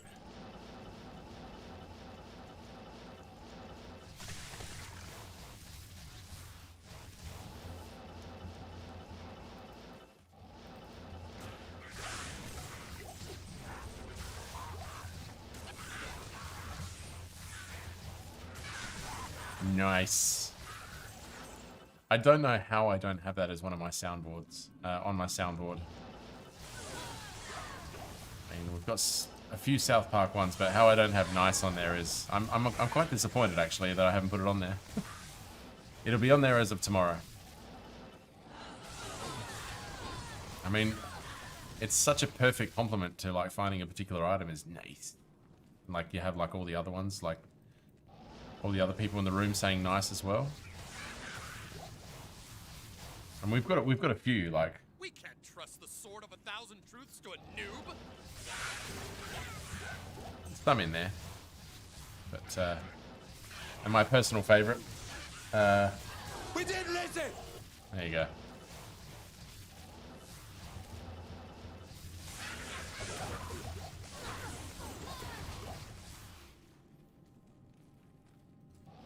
Band braces. Check them out. Classics.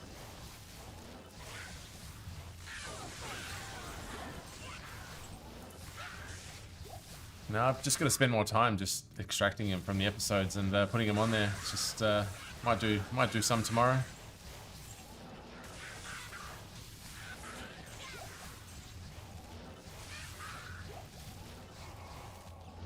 Yeah, I'll probably do a small stream tomorrow afternoon, tomorrow evening. I'll probably skip Wednesday because I've got a Christmas party, and then Thursday definitely. Although I think I've got an early morning hike on Friday, so see how we go.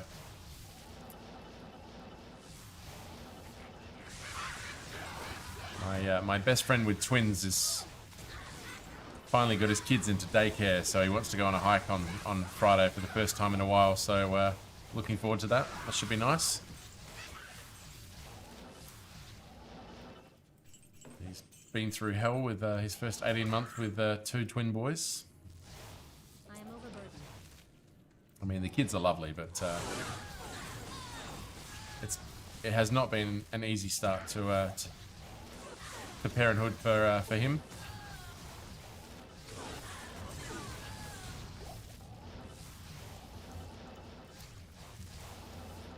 Yeah, twins, don't envy that. No, I don't envy that at all. I still remember when he told me. I just dropped my monitor off at Samsung Repair Center, and he rings me, and I answer the phone, and we're on a car phone, and he just goes, he pauses, and I'm like, hey dude, how you going? And he just goes, twins. And it took me a few seconds to process it, and I was like, oh my God, are you kidding me? You just hear the fear in his voice.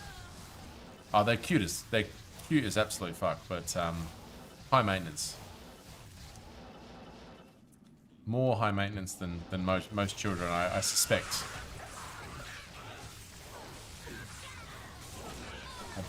I'd have to ask somebody who's had twins to be sure, but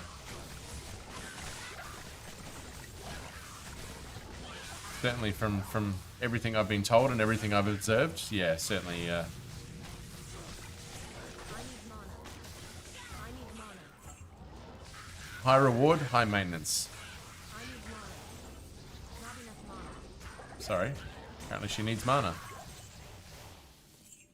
Oh, and there you go. My energy shield wasn't even on.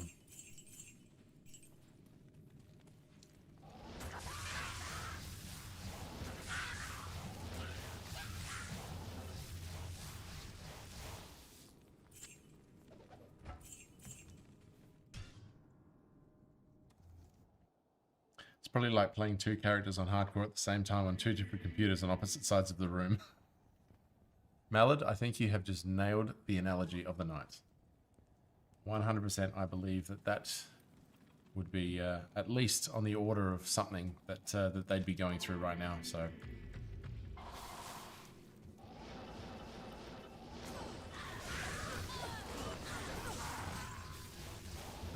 mix that in with two very busy full-time jobs and a healthy dose of anxiety, and yeah, we're getting pretty close to the equation, I think. If I ever get twins, they're getting small tattoos, thing 1 and 2.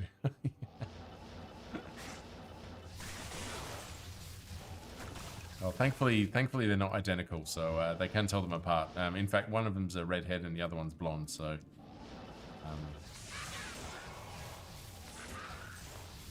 but they are devastatingly cute.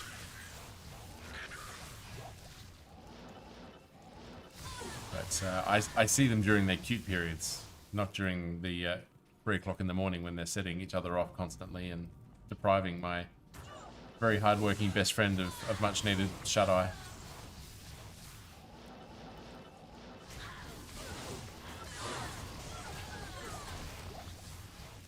Which, when we had that wing night with the boys last week, that was awesome to see him actually come out and get some respite and spend some time with his mates, because it's been few and far between of late.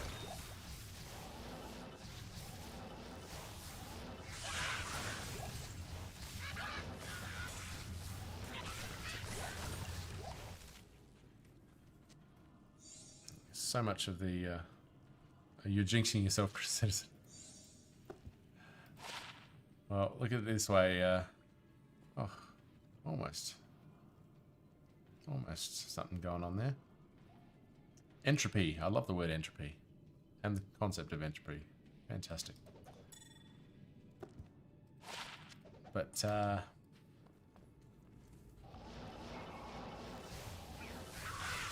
I don't know. We'll see how we go. To be honest, I could care less as long as I've got a healthy baby. I don't care how much it cries. I mean, I'll probably live to regret saying that, but after everything we've been through, just having a healthy baby is something I will cherish beyond belief. So I yeah. can't carry anymore. Just till she's out of that womb crying and in my arms. That's all I care about. Carry anymore. The rest is irrelevant. At least for the early period. You know, it was I've said it on stream before, but this time last year we were going through a really tough time due to a first pregnancy, which unfortunately didn't work out, and it's been exactly a year since that moment, and now a year later on we're going through the latter stages of what is hopefully the best time of our lives. So just grateful to be here and grateful to move past what was something I wouldn't wish on anybody. So yeah, let's just get to 4 weeks from now and have a healthy baby in my arms, and we'll you know, she can cry as much as she wants as long as she's crying and breathing. Happy days. I think that's one thing that you know, people were saying, oh, you know, you got to look forward to parenting, and there's going to be some tough times and this and that. And I think when you go through something difficult in the lead up to having a baby, I think it kind of softens the blow a bit, or at least that's kind of my thinking at the moment. Just like, hey, she's healthy. I'm grateful for that alone. So, been there, it's tough. Don't want to try and relate, wish only the best. That's okay. No, I mean, I mean, you don't have to go into anything, but hearing other people's stories, people, you know, given that it was very public that it happened, hearing other people who were telling me about their experiences for the first time was actually extremely helpful. To know that other people have been through some tough stuff, but look, you learn that making a baby is not as linear as I mean, it's kind of made out to be. It's a difficult experience, and a lot of people go through tough times, and you never realize because you know, they keep it quiet, and which is kind of sad. But it is galvanize us as a relationship, as a couple, and hopefully make us better parents, and certainly more grateful ones. But I sympathize and empathize with anybody who's been through a tough time in that situation, and you know, anybody who has ever had any complications with kids whatsoever. Yeah, it's tough. Highs and lows, highs, lows, lows. Try not to beat yourself up when it gets frustrating. That's it. You know, I'm a painfully optimistic person. I see glass half full in everything, often to my own detriment. So that helped get through a lot of that. You know, I would never ever want my brain to lose that optimism, because it's gotten me through every tough thing that's happened in my life, and I've been blessed with a great life. You know, I'm not gonna sit here and say I've had a bad life. I've had a great life. Grateful for everything that I have, and you know, tough experiences happen, and you got to deal with those things. But and you know, it's but just there's an unrelenting desire to continually just push on and think that things will get better. And Toxicon, thanks for saying such a nice thing. It's appreciated for a first comment. That's a great first comment. You know, and I mean, over the course of the last few weeks, when I've been a little bit more open about things that have happened with us in the last year or so, you guys have been nothing but supportive. So we talk about toxic chat culture and stuff like that, and I haven't seen any of that. All I've seen is support and friendship and kindness, and I hope it stays that way. I haven't had to implement any chat rules, like any bans. Everybody who's come in here has been nothing but tremendous. So I'm grateful for that. You know, been lucky to have everybody who's come in here being such an awesome human being. So keep being the people that you are, and you know, you've set a very good standard of humanity in this chat, and I'm eternally grateful for it. So thank you so much. I am overburdened. Blood letter.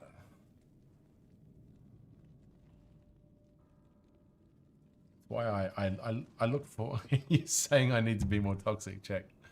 You can be toxic. I don't mind. Oh, what's happened to my audio? I've lost my audio for some reason.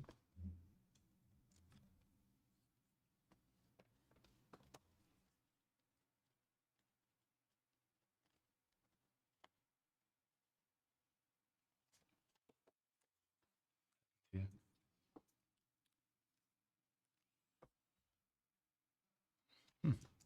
Somehow lost my audio from the game. Don't know how that happened. Okay. Bit of silence from the game for a little while, I guess. What happened there? Oh, that's right. It changed to my head. Oh, I must have touched one of my headphones. That's right, and it switched to my Bluetooth headphones. Yeah. So like I said, I'm all for quality banter, you know. I mean, the only thing I don't really want in my channel is politics. I mean, there's a lot of politics. I have a strong beliefs in politics, but I don't want to make that about my channel. I don't want Trump. I don't want Biden. I don't want Albanese. I don't want Dutton. You know, Australian. They're the Australian politicians. For those who are wondering what I'm talking about, I don't want Brexit. I don't want any of that in this channel. I don't want politics to divide us. I don't care about religion. If you believe in religion, I'm not a religious person, but if you believe in religion and your life is better because of it, I'm fully supportive of that. My grandmother, who survived 2 husbands and a war, she did that on the back of her religious beliefs, and she was a superhero to me. So I can guarantee you that I respect those who better their lives with religion, regardless of my own beliefs. So whatever you need to do to make yourself a better person, if it's for the betterment of your own life and betterment of those around you, you bring joy to other people's lives, no matter what you believe, then that's good in my book. What about Flat Earth? Fuck Flat Earthers. Fuck out of my channel. Nah, look, if you want to believe in Flat Earth, that's fine. I'll happily have a discourse with anybody who believes in Flat Earth, I'll be honest. You know, it doesn't bother me, you know. You know, it's believing in Flat Earth isn't an arrogant position. It's just, what I'd like for Flat Earthers to be is just open to the idea of their minds being changed based on factual evidence. You know, you're okay to believe it. I can understand how people get to the beliefs that they do. You know, physics is hard. You can't expect everybody to understand, you know, physics to a high degree that you know, stuff like the ball Earth becomes, you know, so obvious. But you just need to be open to having your mind changed, you know. You can believe in anything you want, but you need to be open to, you know, open to new information and having that information capable of changing your mind if it crosses a certain threshold. So, Citizen cares about scientific theory. You would hope so, as somebody who is doing honors physics. So, yeah, science matters a lot to me. It's a huge part of my life. That's why I've dedicated 6 years to studying science and continually doing so. You know, I'm writing a thesis at the moment on scientific research. So you would hope so. That carbonated flat Earth joke was absolutely outstanding. In fact, I'm going to use that in when I return to uni in early March or February actually. I'm going to use that joke and hopefully deliver it in a way that it's entertaining to all of my science friends, because it was outstanding. It's still honestly, Superman. That was still the joke of the channel so far.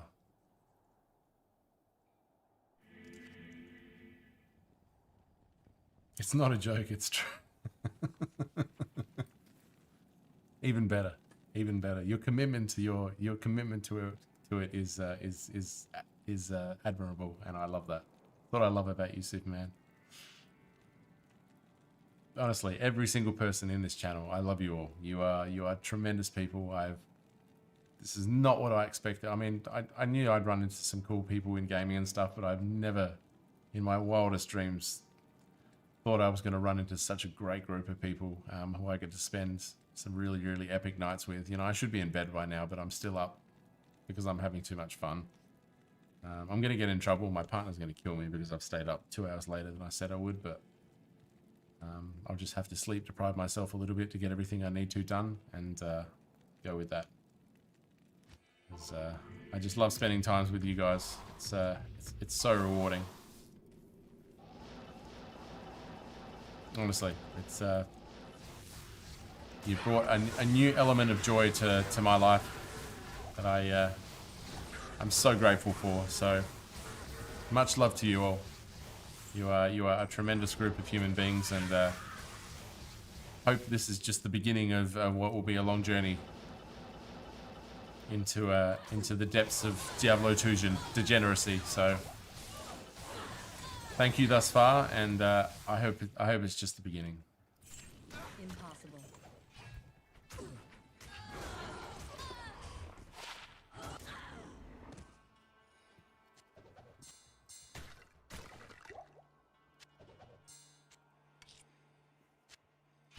Just got to record the names of these items. Ripsaw. And what was the other one?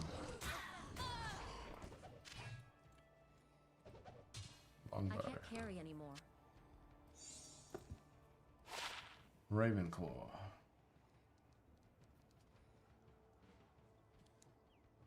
I don't know why I'm writing these down and not putting them in a spreadsheet, but D-Community is not very large, but probably one of the best gaming communities. You're epic and awesome all. Absolutely. Absolutely. Truer words have never been spoken. Like I said, you know, the fact that I'm a month or over a month into this journey now and I haven't even come close to banning somebody for being in here and acting like a dickhead or anything. I've had a couple of people here and question my strategies and sort of, you know, call me out for kind of doing things in particular ways and stuff, but it doesn't bother me. You know, not everybody wants to play the game that I do. There's more efficient ways of doing things. I can't. You know, I'm having fun, and as long as you're having fun with me, then how the fuck do you spell that? A-M Sue's adamant.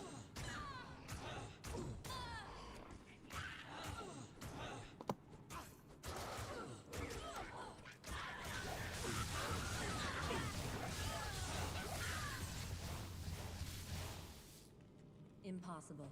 Oh, yeah, yeah. Keep forgetting to drop it.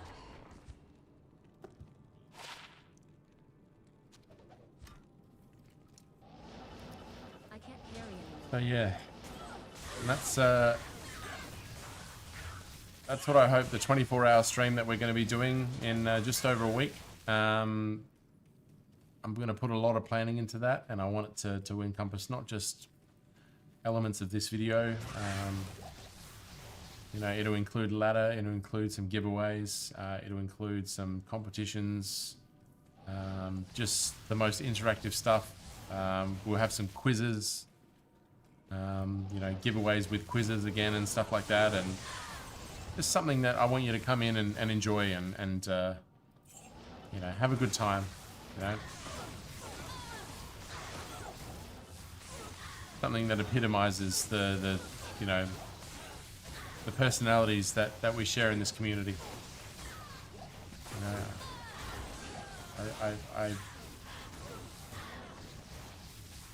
I've worked in industries and stuff that have had so much negativity in them over the years. You know, I really say I work in construction and transport and stuff, and there's so much lack of loyalty and those sort of things, and your loyalty is often not rewarded and stuff, but here is a different atmosphere. It's something where kindness is rewarded and kindness is appreciated, and it's just passed along in ways that, you know, I seldom see in life outside of, you know, sitting in front of a computer and stuff. And I think that's what a lot of people don't appreciate when they think about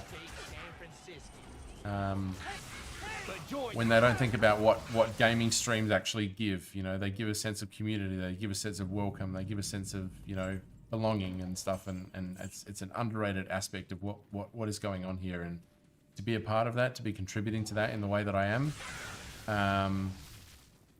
that gives me more satisfaction than you can imagine.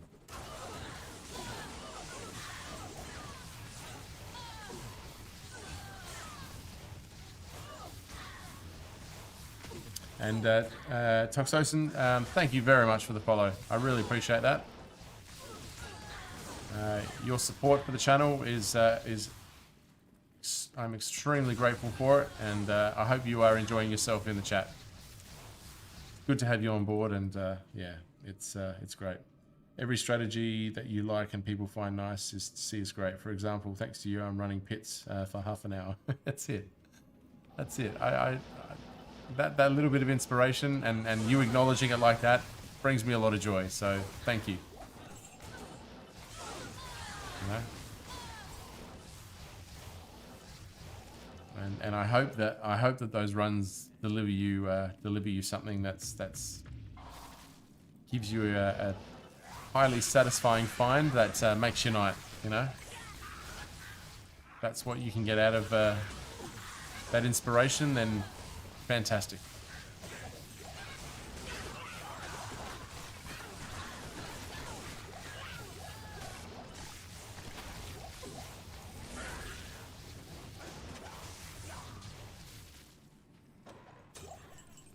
I think O count run 55. What was that? MTG? Did I not count one of my runs? Have I? 724 seems a little bit low, doesn't it? Have I not counted one of my runs? Should this be run 56?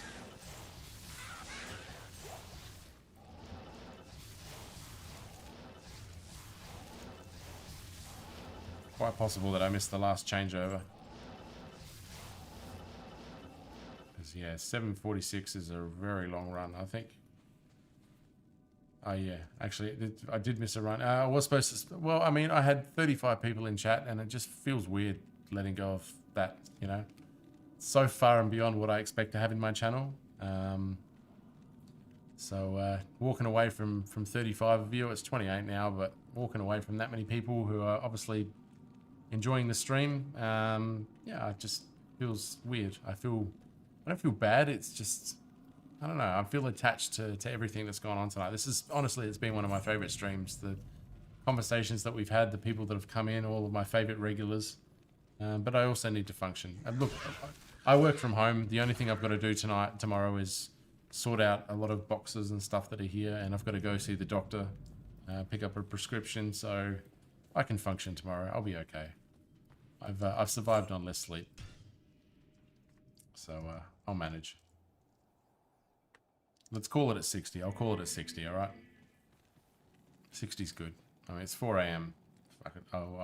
I'll get 5 hours of sleep and call it at 60. That's fine.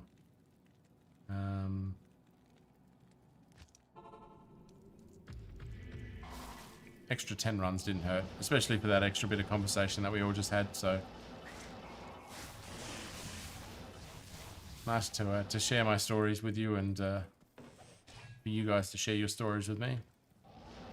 Can't ask for more than that.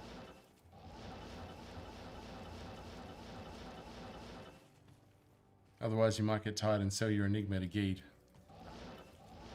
Well, I sold my Geeds to Geed, so he got his Geed back, I can tell you that much.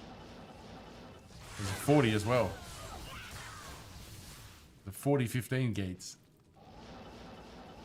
Oh, maybe, no, sorry, it was 39, but still. Close enough.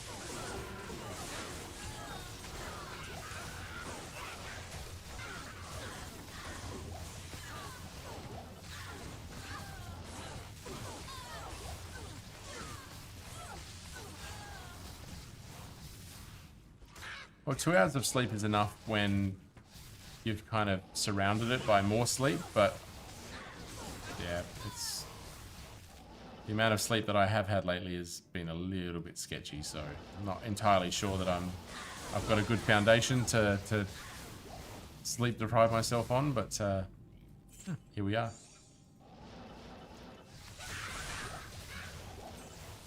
The good thing is where I'm sleeping tonight on the couch, because I don't want to wake up my partner. As soon as I wake up, I can just start sorting boxes and the things that I need to do, and I don't have to see the doctor until 4 o'clock in the afternoon, so, or 4:40 actually, so plenty of time to regain my function before then. And it's for my ADHD medication, so being tired is probably a good thing. So need to get a re-prescription to show that I'm upping my dose. So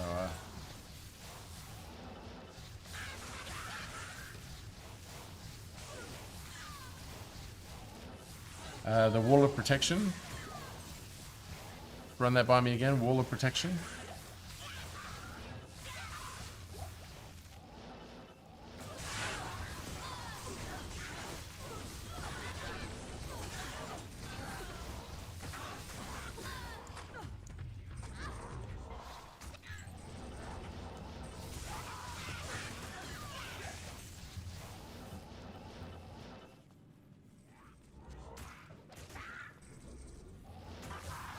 Oh, when you gamble, yeah, I only implemented the wall of protection after I made that mistake. So, it's funny, I saw other streamers doing it, and I wondered why they left stuff in there, and then when you sell your guides, you realize what it was. So, it was a lesson learnt hard, but learnt quickly. So, that's okay. I don't mind making mistakes. It's like I say to my drivers who work for me in my business. I don't care if you make a mistake. I care if you repeat the mistake. That's what bothers me. If you don't learn from the mistake. You know, everybody makes a mistake. We're all human. If you keep making the same mistake over and over again, then we've got a problem. You know, one of my best drivers made a mistake the other day that cost me $1,600 for the business. But he's never made a mistake prior to that in a long, long time. Never cost me money, and I'm not going to, you know, dock him his pay or anything like that. We'll wear that cost because he makes us a lot of money, and he doesn't make a lot of mistakes. But if he makes that mistake again next week, then we got a problem because he hasn't learned his lesson. But you got to give them a pass because hey, we're all human. We make mistakes. Just learn from them. So, you know, you sell your guides to Guide by accident. Learn from it. Build a wall of protection and don't do that shit again. Because then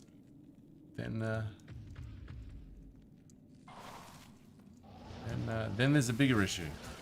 If you're not learning from your mistakes, there's a problem.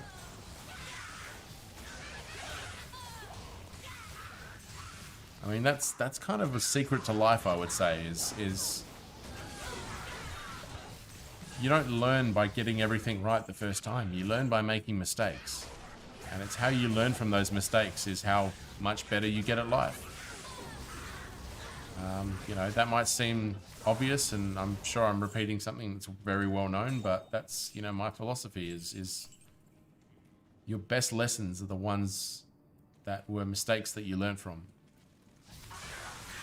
You know, as painful as it was to deal with them and have to remember them, you know, let them eat at you. I can't carry anymore. As long as you're learning from them, they're ones you look back on and go, hey, I did that, I got it wrong, but hey, everything, and if you get a nice funny story out of it as well, that also helps. So you just hope it's not touching ultra high voltage. I made that mistake once too. Not ultra high voltage, but high voltage. I touched the mains part of my power in my home once. It was a lesson that I was very lucky to learn without any serious damage. So, yeah, that shit. So I almost made that mistake fatally. But hopefully it's not being struck by lightning. Quite literally. So you rarely survive that one. Those are the most impactful lessons. Yes, but sometimes gambling with high stakes makes it more exciting. Well, absolutely. I mean, maybe not so with high voltage, especially as somebody who works in construction. It's my I've constantly dealt with working with high voltage power lines with my type of work that I do professionally. So they're not mistakes that you often get a second chance with. So you have to kind of be a little bit more careful in those situations. But you know.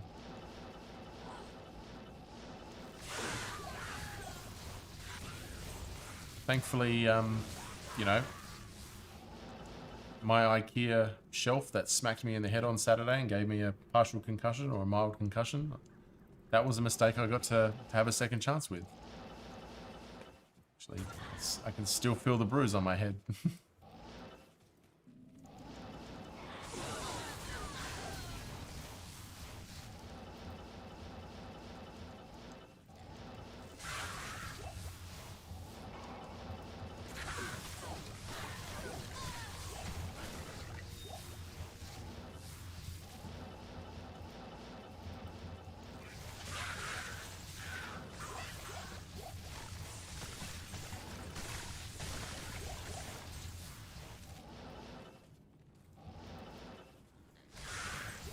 Different for video games than in real life, absolutely. But hey, a mistake is a mistake.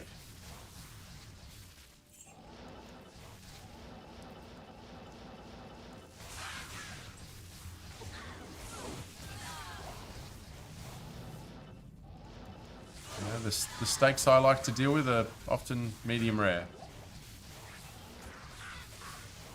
And that's definitely my most terrible joke of the night. And I apologize.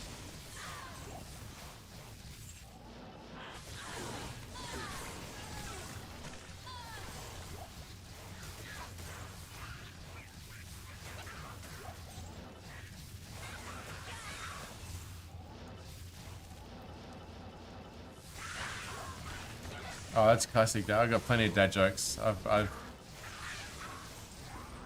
My kids are gonna hate me for the dad jokes, and I say kids because I'm planning on having a second one.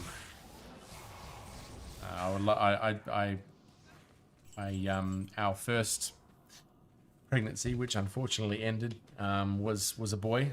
So I got used to the idea of having a son, and you know, I love the fact that we're having a daughter now and having a little girl. But I got used to the idea that I was going to have a son, and I really, really want to go again to have a son, because that belief that you get that you're going to have a son is not something. It's not something you want to tease somebody with. Once you get that idea in your head, you want it to follow through. And, I mean, I still feel I have a son. Unfortunately, he didn't live enough of his life to really fully appreciate it himself. But I will eventually get a small tattoo on my wrist with my children's initials, and I will include the initials of the son that didn't make it. He'll make an appearance there. It won't just be for my daughter; it'll be for him as well. Because he did name him. I did get to hold him, and he was as every bit a real human being as anybody who saw full-term pregnancy. So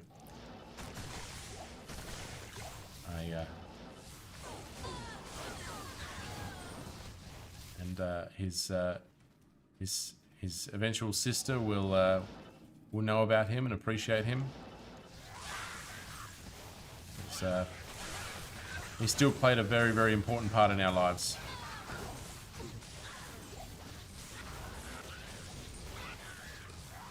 I can't wait to be a girl dad. Honestly, I can't. I didn't have a sister. I had an older brother who beat the shit out of me when I was little. Don't get me wrong, he's an awesome brother. He's given a lot to my life that I'm grateful for, but God, he was a dick when I was younger. But he's a tremendous human being. The white horse of the family.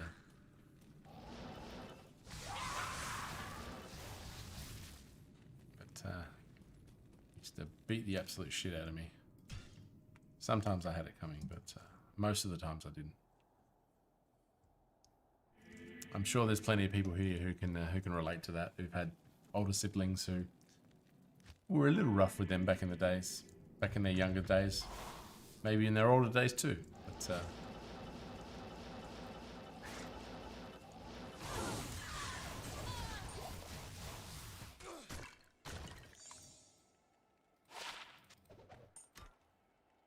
also, don't take it personally when your kid only wants mum. It's a thing. Our time shines at like 3, and then it's all about dad. Oh yeah, 2 years older than me, world's biggest all the time. Yeah. No, look, I'm okay with that. You know, I know that in the early days it'll be mummy's little girl and stuff like that. I've seen that with what my brother went through with having a daughter and a son and stuff like that, and definitely mummy's little girl in those early years. But she's, you know, she's grown into daddy's little girl as well and stuff like that. But no, I appreciate that advice. That's probably something I hadn't fully appreciated.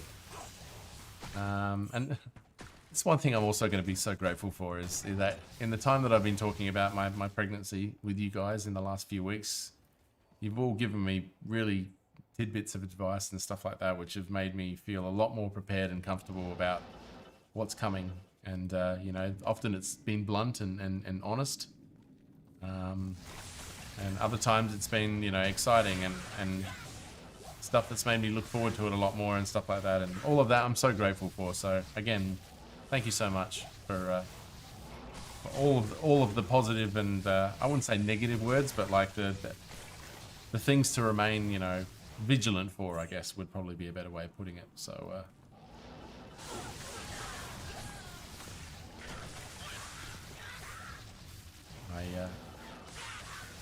I'm grateful for all the advice.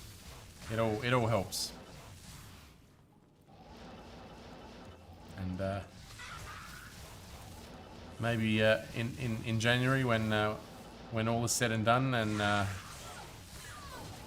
maybe I'll have the little carrier on my chest and introduce you to a lovely young lady. But we'll see. Most of my streaming times is well after what will be her bedtime, so we'll see.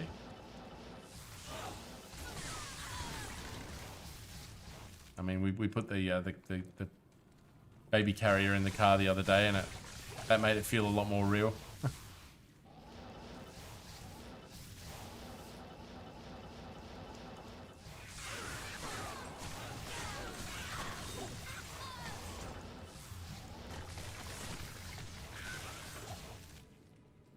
It's been a long year. It's been a long year.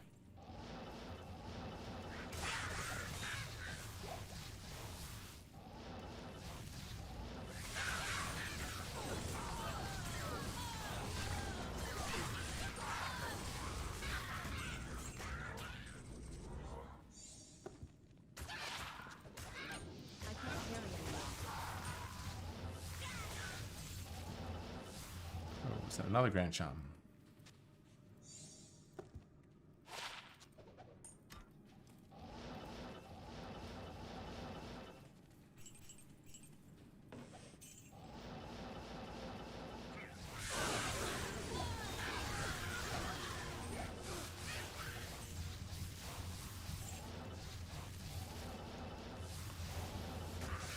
Actually, what I might do, I know it's a little bit late to start, but I might collect all the remaining Grand Charms and do another separate kind of clip of me identifying all the remaining Grand Charms. So from now on, I'm not gonna identify any Grand Charms or small charms.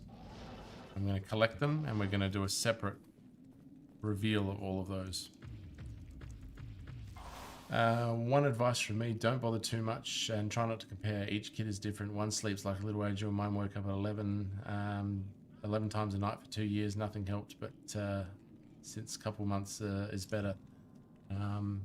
Yeah, no, that's it. Each child, I imagine, would be, you know, individual in its own right, and some things will be easy. I mean, I look back on my childhood, and I think I was the difficult one. I think my parents kind of appreciated that my brother was probably a lot easier when he was growing up, and then there was me, who was probably a little pain in the ass. You know, I was much harder to deal with. There was probably a little bit of undiagnosed ADHD involved in all of that, but nonetheless, it is what it is, and you treat each one as if they're their own individual, I guess. But no, again, another piece of advice that I'm grateful for. Thank you. I just want to take it all in my stride and not overthink it either. Let my instincts kind of guide me on how to do things, and just, you know, especially with a daughter, I'm her first role model in this world of what a man is and should be. And that's a responsibility I'm not going to take lightly. I want to make sure I, you know, be the best person, the best human that I can be, to honor that, you know, that privilege of being, you know, that little girl's first impression on what men in this world are going to treat her like, and make sure that she knows that she deserves respect. And she needs to be treated with respect by anybody who comes into her life. And instilled that within her, because the last thing I would ever want is, you know, something like that to happen. That's going to be a hard one to get back, actually. There we go. Definitely good advice. Worrying about kid milestones is an easy trap to fall into. They're all different for sure. That's it, you know. Take each day as it comes. But I think that the starting point of just being grateful that they're healthy is certainly a good part of it. All right, let's see how we go here. This is going to be a bit tricky.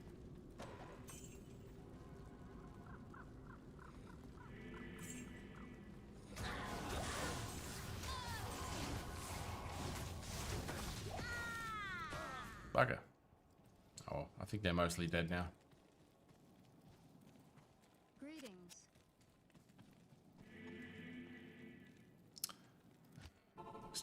Let's try that again.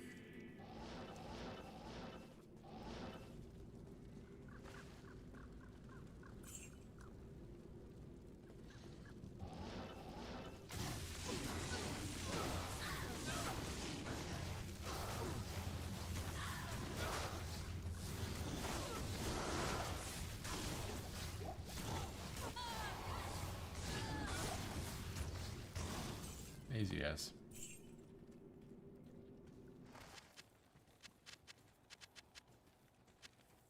I can't carry anymore.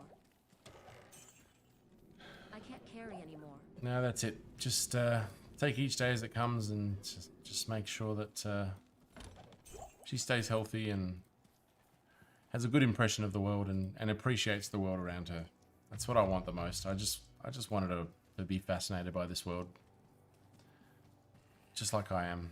And just like my father taught me, you know, to look up at the sky every time you walk outside at night and look up at the stars and be fascinated by what's out there. That's kind of a lesson that I want to, you know, one of many lessons, but certainly one that I think brings me a lot of positivity.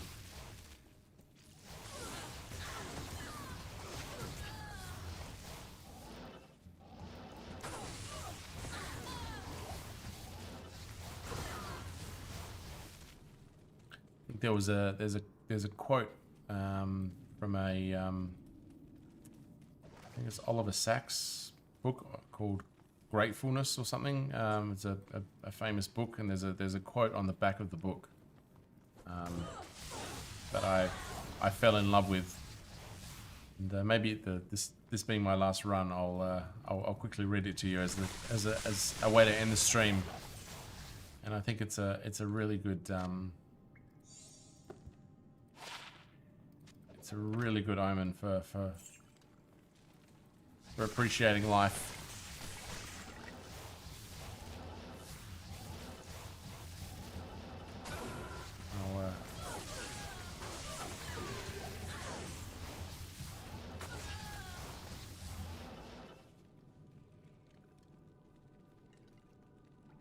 Gratitude, that's it. Gratitude is the book, and I think it's by Oliver Sacks. I think it's Oliver Sacks.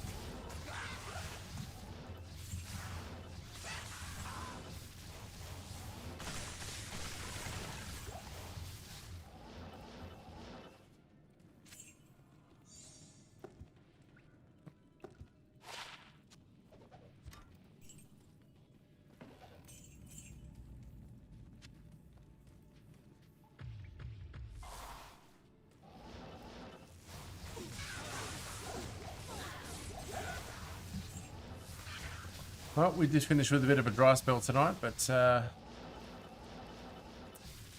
early finds of this 1,000 runs has certainly kicked us on, give us motivation to get through it all. But an Umrune, an Omarune, and my first ever win force in 23 years of playing this game has certainly given what will be an eventual video a very good start. So we've set a good foundation for moving forward. So we'll come back tomorrow, play a little bit more, see if we can get over 100. Should be able to get well over 100 tomorrow. And I'll do a little bit off stream probably on Wednesday. And see how that goes. But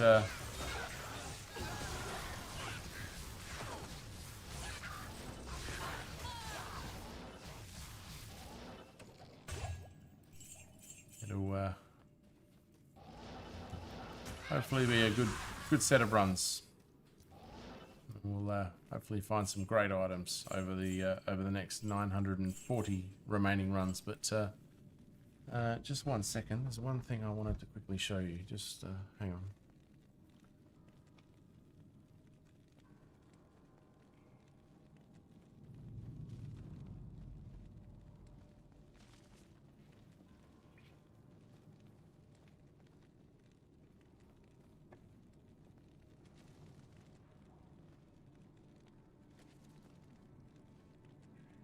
No worries. Well, this is the quote that I was going to say. It was my predominant feeling is one of gratitude. I have loved and been loved. I have been given so much, and I have given something in return. Above all, I have been a sentient being, a thinking animal on this beautiful planet, and that in itself has been an enormous privilege and an adventure. I think that's one of the best quotes. Oliver Sacks. That was it. Oliver Sacks. Great book.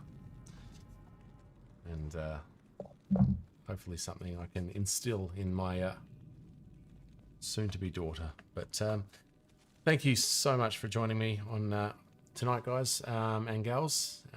Always a pleasure to spend time with you. It's been a great stream. Honestly, one of my favourite streams that we've done so far. Yeah, you're a great bunch. And like I said, big 24-hour stream coming up in just over a week. But a few more streams, normal streams before that. But I look forward to each and every one of them, and thanks for all your support, thanks for the follows, thanks for the subs, thanks for everything. But most importantly, thanks for spending some time with me, and I hope I brought you some enjoyment for the evening and or your afternoons, wherever it may be. And I will catch you on the next one. And as always, let's see in which direction we will send you. Thanks, Toxicin, Atlas, Mallard, Zero Ange, Spaceman, and all of you lurking around. I love you all. What do we reckon? Pro Gaming, Alvin, hello Misha. What do you reckon? One of the three. Let's see if we can get a consensus. The first two that mention the same one, I'll send you in that direction. So, hello Misha, Alvin, or Pro Gaming. What do we reckon?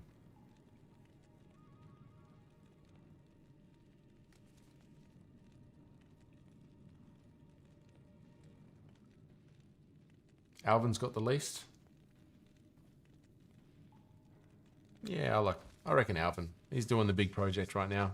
Like I said, great friend of the channel. So yeah, Alvin sounds good to me. So let me just go back into my channel, and I'll send you in his direction. So what do we got? Raid Alvin X 1991. Beautiful.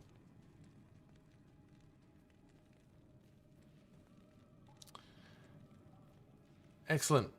It's all set up. Thanks, guys. Have a great night, and I shall see you on the next one. Much love. Cheers.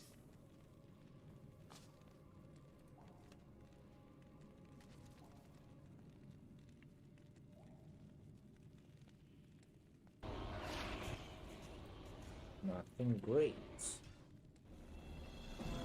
Oh, here comes the raid again. Oh my god. What's happening? Our second raid again. Thank you, citizen.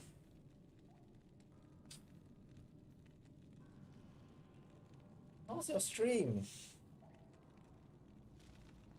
Welcome, welcome, welcome, raiders. Welcome to my boring, endless key runs over here. How is it coming? Not bad, not bad.